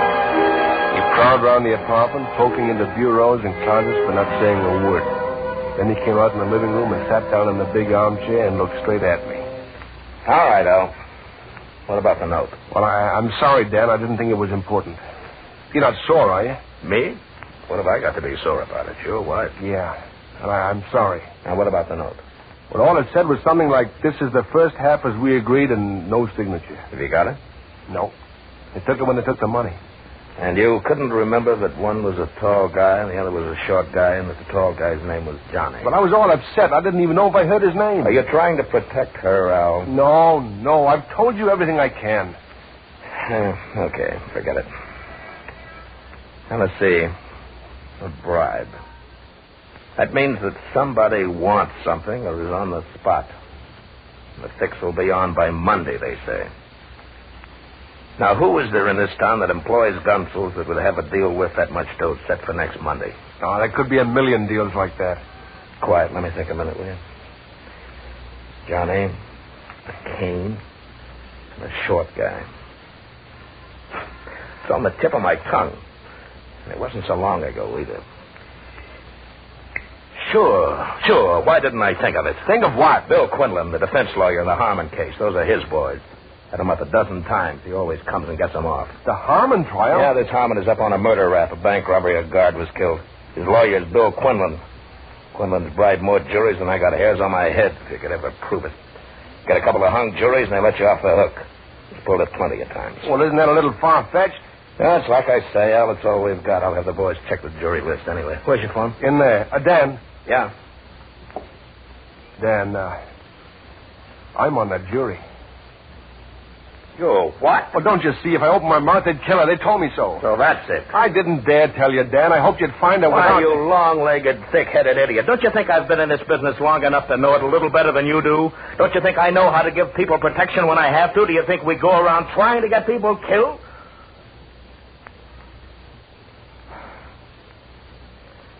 Do you know any more that you haven't told me? No. You know who the juror is they're trying to bribe? Nope. Yeah, okay. At least now we know where to start looking. Dan. Yeah?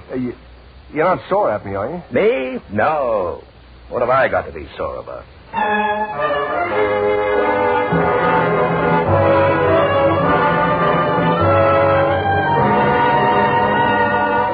We knew where to start looking, but it wasn't as easy as that. I was still on the jury, of course, and they didn't dare make a move against Harmon because of Ann. The case went to the jury Friday, and there was still no word of her. And, of course, I had to vote not guilty. They understood that. But as it turned out, the vote was 8-4, so it didn't really matter. With a hung jury, Harmon was scheduled for a new trial anyway. By now, it was Monday, the day Ann was supposed to return. But there was no word. What if they'd found out the police knew I was on the jury? It was nearly midnight when Dan came to the apartment. He looked as though he hadn't slept for 3 days. I hadn't either. He told me to come along with him. He didn't say much until we were way down on Avenue C on the Lower East Side. Don't let it get out, fella, but I think we're going to come out all right. When'd you find out? About an hour ago. We trailed Harmon. That's why he got bail. Dan, don't kid me. Are you sure that she's... As sure as we can be. We know where they are.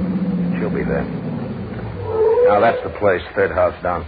Ellis, you and Wilson stake out the back. Okay. Farley, Edwards, take the front. I'm going in. All right, get going. Okay, Lieutenant. Dan!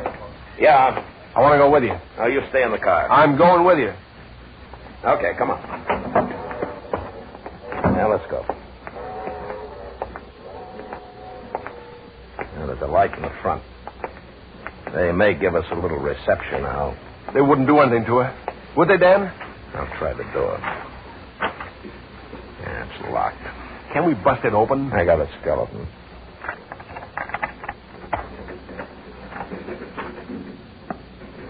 All right, close it behind you so the street light won't show us up. Okay. They're coming. No, those are my boys. Let's try in here. I don't think anybody's around. Mm-hmm. Come on. Maybe they took us someplace else. Quiet.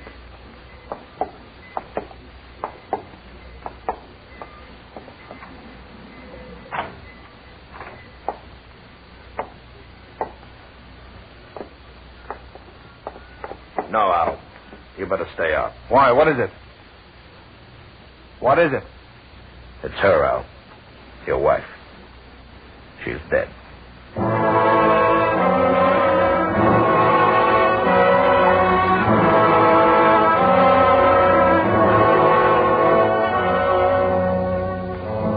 She was dead.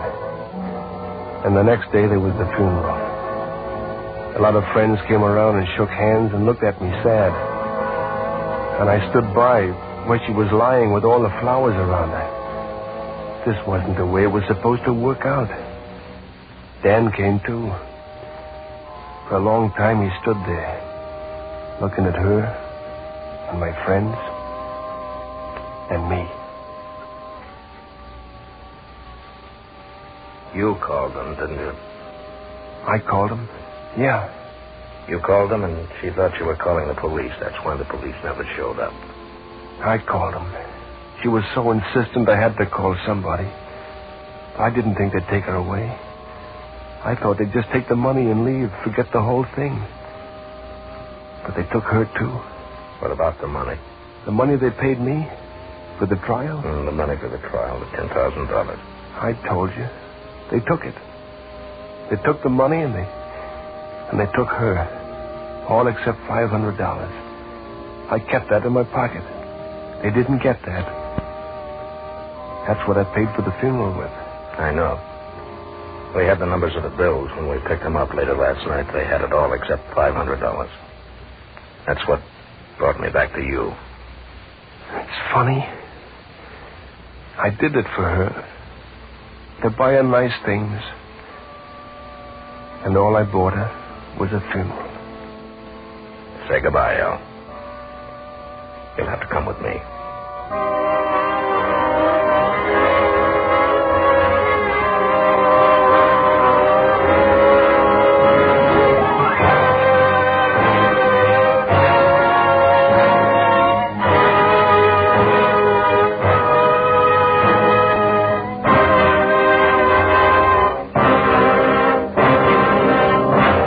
Suspense, presented by Autolite. Tonight's star, Mr. Ray Milland. At my workshop, we make toys for all the little girls and boys. We work hard to make 'em right, make 'em perfect, like Autolite. You said it, Santa. Autolite makes more than 400 products for cars, trucks, planes, and boats in 28 plants from coast to coast. These include complete ignition systems used as original factory equipment on many makes of America's finest cars. Generators, coils, distributors, voltage regulators, wire and cable, starting motors, all engineered to fit together perfectly, work together perfectly, because they're a perfect team. So, friends, don't accept electrical parts supposed to be as good. Ask for and insist on original factory parts at your neighborhood service station, car dealer, garage, or repair shop. And because all Autolite parts are original factory parts, you can be sure you're right, because you're always right with Autolite.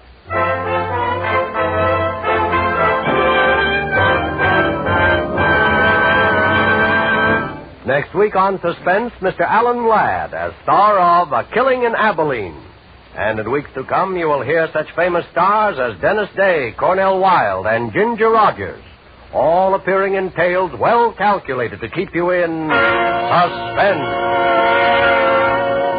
Suspense is produced and directed by Elliott Lewis, with music composed by Lucien Morawek and conducted by Lud Bluskin. Parts of this program were transcribed. After the Movies was written for Suspense by Jack Finney and was adapted by Robert L. Richards and David Ellis. Ray Milland appeared by arrangement with Metro-Goldwyn-Mayer, producers of the Technicolor picture King Solomon's Mines, with Deborah Carr, Stuart Granger, and Richard Carlson. And remember, next week on Suspense, Mr. Alan Ladd in A Killing in Abilene. You can buy world-famous Autolite resistor-type or standard-type spark plugs, Autolite faithful batteries, Autolite electrical parts at your neighborhood Autolite dealers. Switch to Autolite. Good night. This is CBS, the Columbia Broadcasting System.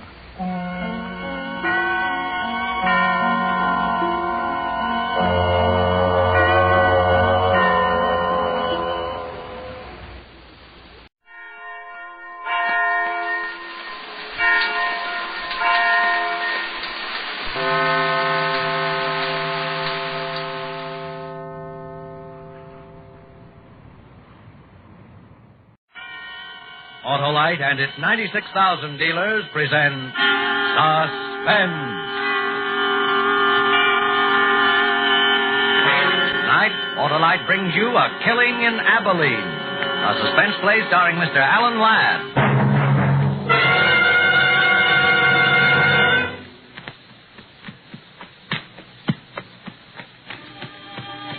I traveled hard for 300 miles to find the man who killed my brother.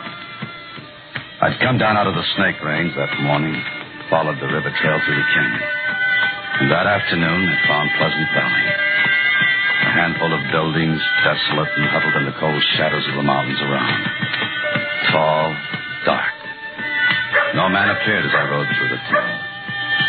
Only a dog challenged, and he from a safe distance. Then it was quiet. About a quarter of a mile beyond an easy rise, I saw what had happened to the people of the town. There were maybe 60 or 70 standing in a circle. And as I got closer, I saw they were gathered around two men. Two men who were digging. You stay put, horse.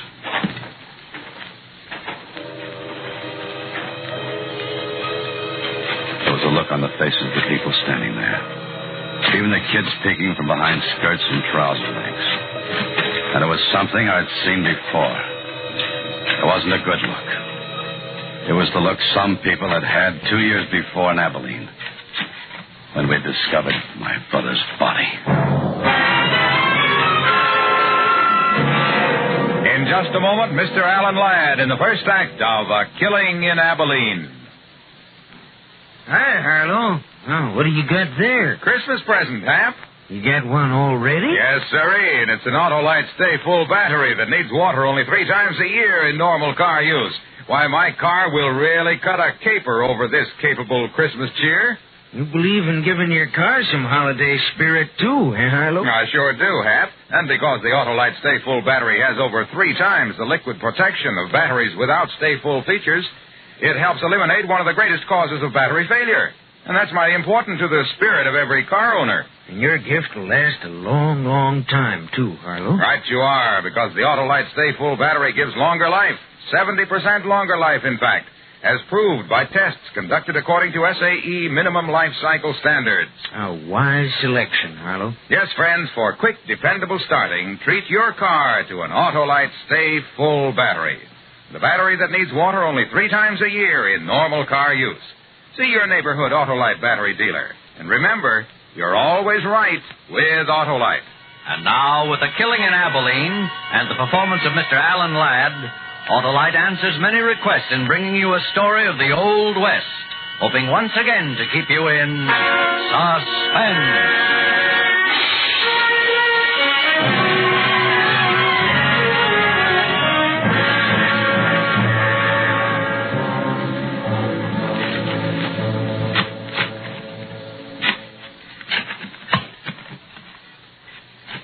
Hold up a minute. What's the matter? I hit something.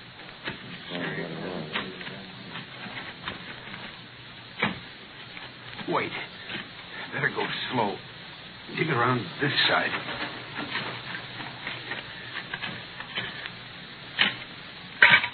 Here, I can't do it anymore. One of you boys take over. I'll do it, Jim. Somebody's got to.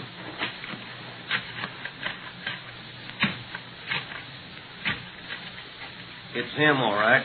I seen his shirt. You were right then, Ben. Jake Garvey, you're a sheriff. Better come take a look. Yeah.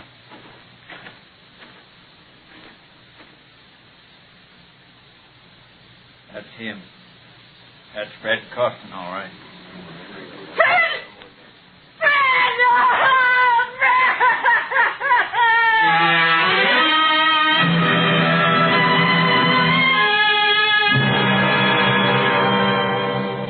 The other women folk led our way. The men stayed and pushed in a little closer to the pit and waited there until the job was finished. Then they noticed me. What are you doing here, stranger? Where are you from? You're the sheriff? That's right. Jake Garvey. Man is my name, from Abilene. So? I'm looking for a man in these parts. Calls himself Lee Burridge. Who did he say, Sheriff? He said Lee Burridge, Ben. You tell him we'll take care of him. What do you want him for? What's it matter what he wants him for? We know what we want him for. Come on. Now, there ain't going to be no trouble. I'm the law in Pleasant Valley. I'll say what we do. We elected you, Sheriff Jake. We could elect you. Like Ben said, it was Burridge killed him. You know it. I've got to talk to you about Burridge, Sheriff. It's important. All right. My office back at the meeting house. We don't need no talk about Burridge. We need to do something about the ugly son. Come down, boys. Let's get on back to town. We'll take her as she comes.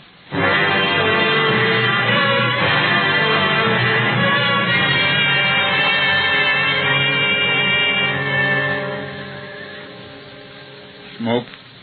No, thanks. The boys want to know why you're here. So do I. We don't like strangers. What do you want with Lee Burridge? I had a brother. Killed out in Abilene. Burridge did it. Oh? He and another one drove a herd into the railroad. Burridge got drunk and killed my brother. Buried him same as here. We found his pouch near the grave. His name burned into it. It's taken me 2 years to find him. Now I want to talk to him about it. The boys are pretty sure he killed Fred Costin, too. So am I now. Maybe so. Fred Costin isn't my business. My brother is. And I want to see his killer back in Abilene standing trial. I made a promise I'd bring him back, that there'd be no more killing. We didn't know your brother, but we knew Fred and we liked him. You can help take care of Burridge here if you have a mind to. Try him here, you mean? On both charges? No need for that. Now, what do you mean, take care of him? How did he kill your brother? His head was beat in. He was beat to death. Yeah, same as he did to Fred. Man who'd do a thing like that don't need no trial. Not for you, maybe. But there'll be no more killing in my family. We'll give him a fair trial here in Abilene. But a fair trial. If Burridge done these killings, he's going to pay for it here. I don't go for lynching. We don't call it lynching when we hang a man for murder. If you don't like it, go on back to Abilene. Maybe I'll do that. When I take Lee Burridge out for trial. I don't know what you're trying to do. I suspect it's get Burridge out of town. If I'm right, you're heading into a lot of trouble. Let's go get him, Ben. About time. One of you boys going to direct me to where Lee Burridge lives? We could. We felt inclined. What do you want with him? Just want to talk. Anybody got objections? Yeah. Who are you? Ben Chafee. There ain't gonna be no talking. He's done what he's done. He's gonna pay for it. Ain't nobody gonna stand in the way. It's time you was riding out of here. And if I don't? Then I'll help you. Climb off, Ben. We don't need no private wars here. Where does he live? Come on, boy.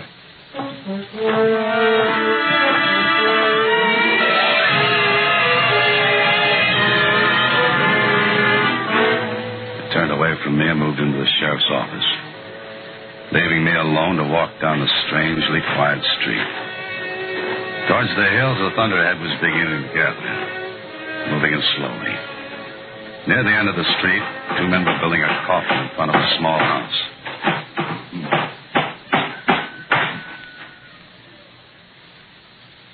This is where I'll find Mrs. Carson?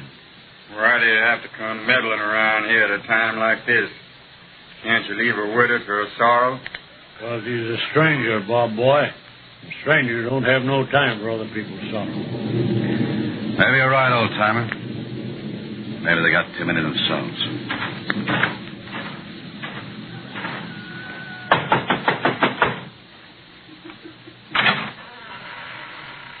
Yes? I'd like to talk to you, man. Could I come in? Can't you see this house is in mourning? Ma'am, I know how you feel. How can you know what I feel? I had a brother once. Killed by this man Burridge. Oh. I'd like you to help me. It was 2 years ago my brother was killed. His wife would like the killer brought back to Abilene for trial. I'd like you to speak to your friends and let me take him away. He didn't give my Fred a chance before he killed him. He's a cruel, ugly man. He's a killing man. You can see it in his eyes. I understand how that woman feels. I feel the same way. I want him killed, too. But here, where I can watch... And will you tell me where he lives? Don't tell him nothing, Mrs. Costin. You'll go warn him off. Let him go if he wants. I say a man's got one life to live, and he's got a right to lose it any dang way it pleases him. I'll tell you where you can buy Lee Burridge.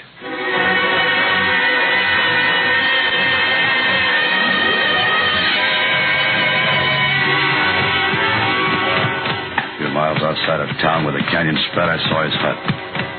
Set against a fire-blackened hill. There was no growing thing in the rocky ground except one sick, twisted tree. Stunted limbs reaching out empty, waiting. Hold it. Easy, horse. Easy. Draw your gun down, you. I won't miss with the next one. Lee Burridge? Draw it down. I'm Jeff Mander. It was my brother Seth you killed in Abilene. That's who you are. You've caused me enough trouble. Get out of here.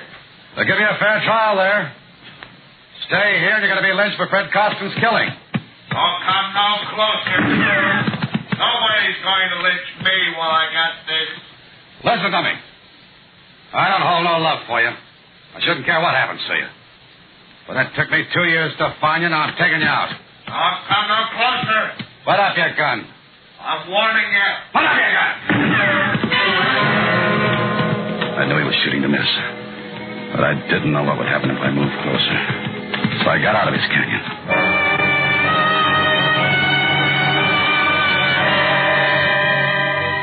It was clouding over heavy when I rode into town again. Maybe an hour and a half after I'd left the sheriff's office. The streets were still empty. But in a couple of the houses, I saw curtains move in windows and shadows duck away as I looked at them. I wondered if the old man had told them I'd gone to see Burge. And if they knew what they planned doing about it.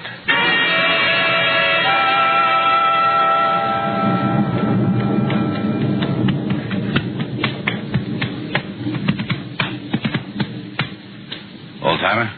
Yeah. I see you had your talk with Burge. You see? You ain't wearing your gun. He get the drop on you? Yeah.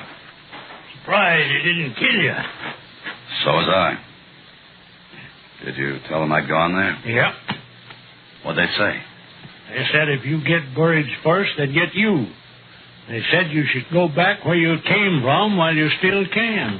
I will after I settle with Burge. Where's the sheriff? I went off with the boys. After Burge? Yeah. They're going to wait till dark, and they're going to string him up. Why are they going to wait till dark? I want to be with them. I thought you didn't like lynchings. I don't, but I want to be there.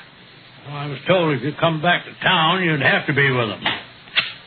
Don't make me use this, son. Just turn around and we'll join the rest of them. All right. And I'd suggest you stop your talking about Lee Burge. From what I overheard, you're close to sharing a rope with him.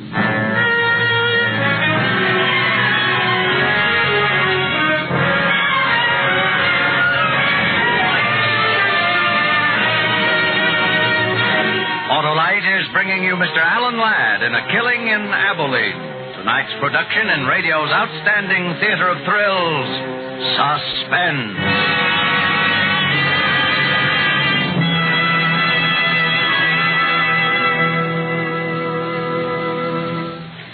Well, Harlow, only 8 shopping days till Christmas. Now, that doesn't bother me, Hap. I'm giving everybody an Autolite Stay Full battery. The battery that needs water only 3 times a year in normal car use. Even folks without cars? Why, sure. Why should they be denied the pleasure of having that fine, fit, faithful friend that gives 70% longer life? It says who, Harlow? Why, everyone knows the Autolite Stay Full battery gives 70% longer life. And this is proven by tests conducted according to SAE minimum life cycle standards. Sounds mighty powerful. It sure does, and it's because every positive plate in an Autolite Stay Full battery is protected by a fiberglass retaining mat to help reduce shedding and flaking and keep the power-producing materials in place. Go on, Harlow, go on. Well, friends, this Christmas, present your car with a famous Autolite Stay Full battery. The battery that needs water only 3 times a year in normal car use. See your neighborhood Autolite battery dealer tomorrow. And remember, you're always right with Autolite.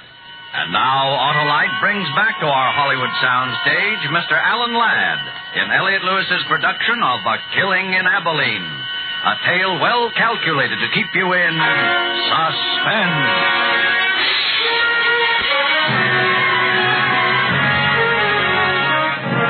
We rode out of Pleasant Valley, the old man and me. We rode fast without speaking through scattered herds of cattle on the lower rangeland. Rolling in from the east, the black cows smothered the mountaintops. The old man still held the gun on me. No use winding the horses. Won't be dark for a couple hours yet. Lynching parties get their guts after dark. How come you weren't with them? Waiting for you. I thought you'd be around. Besides, I seen the lynching once. Too much trouble. Yeah. You still figuring to take Burge with you to Abilene? I can try. Think that's going to be a mite daring without a shooting iron? Might be. I'm surprised after 2 years looking for him, you didn't shoot him when you found him.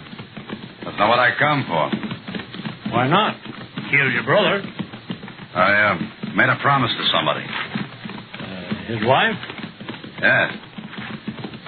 Mine, too. What was it between Costa and Burge? Well, I don't know. Nobody's seen much of Burge in the past couple of years. Ever since Ben told us about how he was a killer. Ugly man. Just ugly mean. You said Ben told all of you Burge was a killer? Yeah. Yes, your brother he killed. That right? That's right. And now because of him, you might get killed. But why? They think you made it up about your brother. They think you're trying to take Burge away. Do you? Well, I haven't decided yet. We ford the stream here. I'll watch your footing.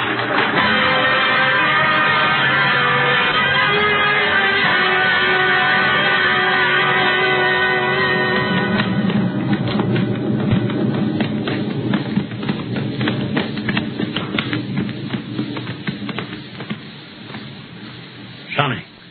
Yeah? They haven't seen me yet. You still got time to get out. You let me go? No. I've come this far, I'll finish it. Well, I always said a man's got one life, and he's got a right to lose it any dang way pleases him.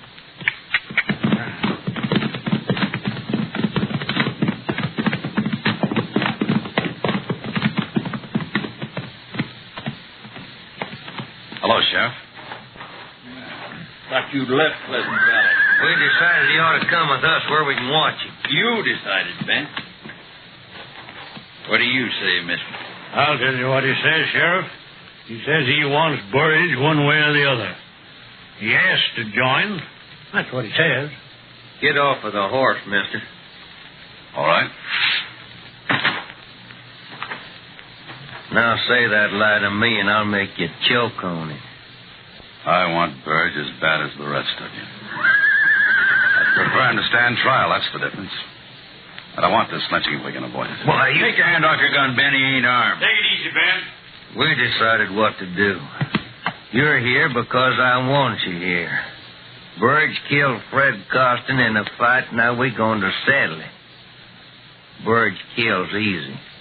I've seen him do it once before. He's not going to do it again. You saw him kill my brother? I thought you didn't believe me. I saw it. You need more of a trial than that.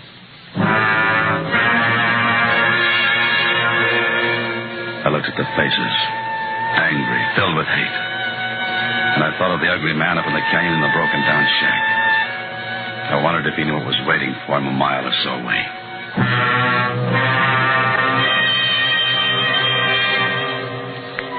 It was quiet then. Storm clouds are quickly the end of the day.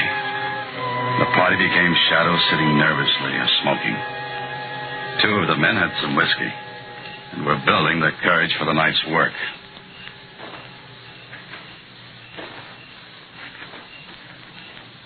It's nearly dark. I didn't think you'd come. I had to.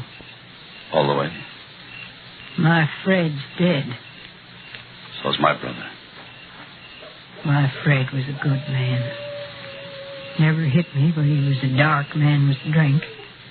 Like those two. What was it between Burge and him? We lost some chickens. Fred said that man stole them. When he came to town for supplies, Fred and him got to fighting. That man hated him and beat him. Fred was terrible hurt. Afterwards, everybody laughed and made jokes.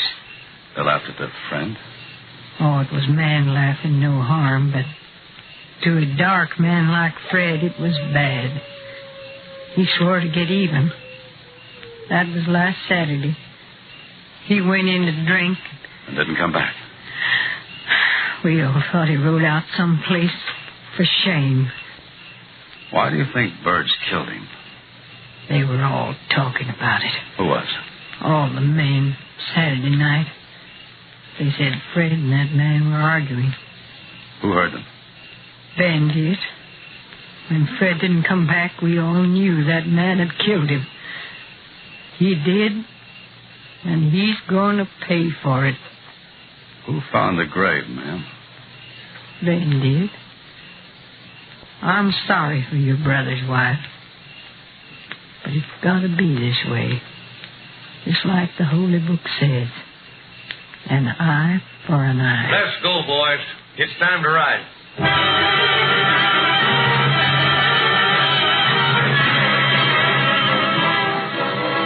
We rode to the widening of the canyon, dismounted, and went the rest of the way to the hut on foot. We took one horse with us.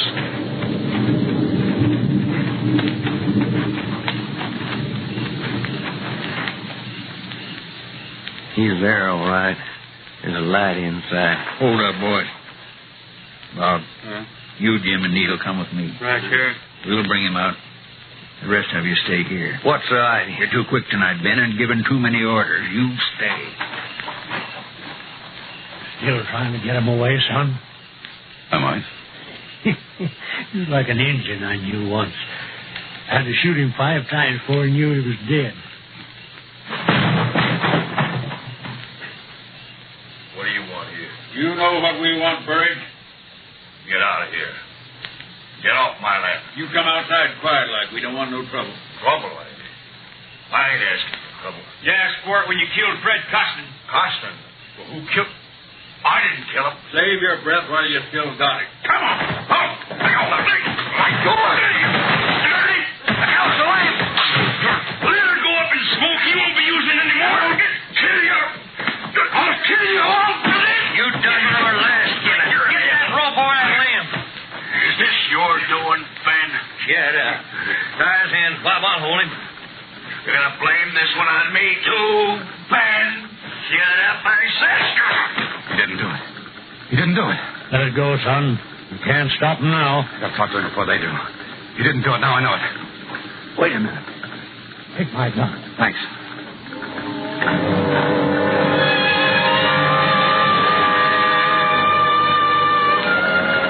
The flames of the shadows flicked over the ugly man's face. The rope was around his neck. He knew he was going to die. As I came near him, I could see in the light there was no fear in his eyes, only hate. Lifted onto a horse. The rope was tightened. He was ready to be lynched. Then he saw me. One request, Sheriff. What, Burridge? Let me talk to him a minute. The stranger here? For a minute. No more talking. Kick that horse out from under him. Oh, no, Bob, not yet. Let him talk. Why do you think I killed your brother? They're trying to get away with something, Jake. Shut up, Ben. Let them have their say. Why? We found your pouch near my brother's grave. Your name on it. And tonight Ben told me he saw you do it. I didn't. I wasn't with Ben that night. Ben wanted to drink, and I didn't. He left me. Took my pouch with him. What does it matter about his brother? It's Fred Costin we're hanging him for. I didn't kill Fred Costin either.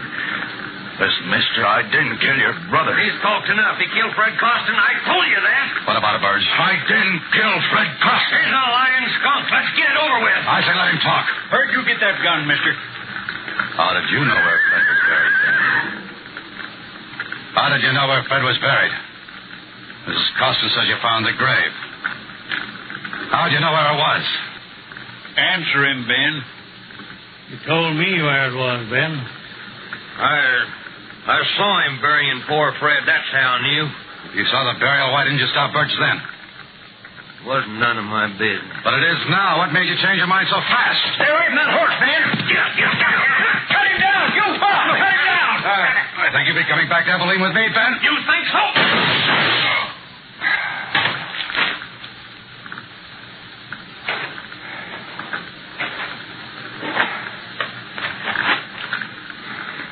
You all right, son? Yeah. Burge? He'll live. Rest easy, son. You done a good job.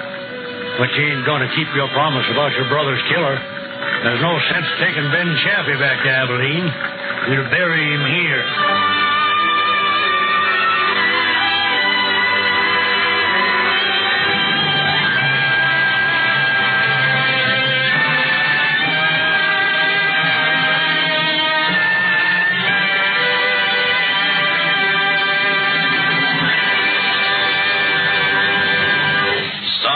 Suspense, presented by Autolite. Tonight's star, Mr. Alan Ladd.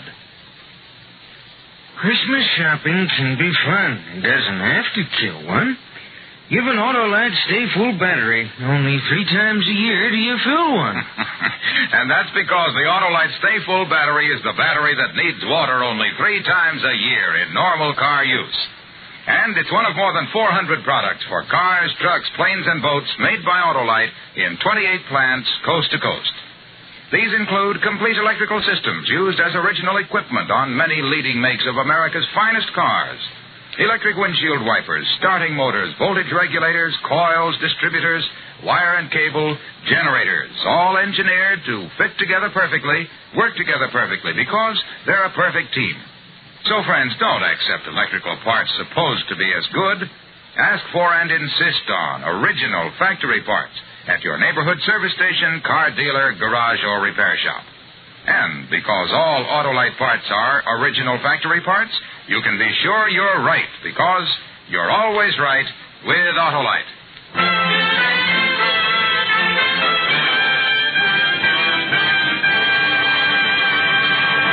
Alan Ladd will soon be seen in Paramount's Technicolor production, Branded.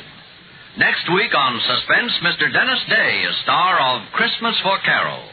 And in weeks to come, you will hear such famous stars as Cornel Wilde, Ezio Pinza, and Ginger Rogers, all appearing in tales well calculated to keep you in suspense.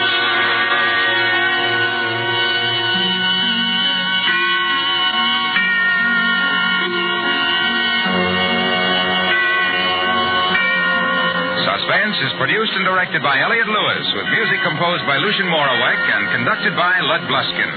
Portions of this program were transcribed.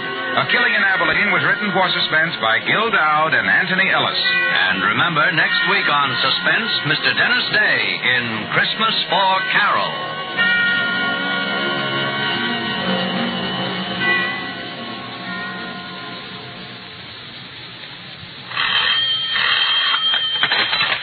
Buy Autolite Stay Full batteries, Autolite Standard Type or Resistor Type spark plugs, Autolite electrical parts at your neighborhood Autolite dealers.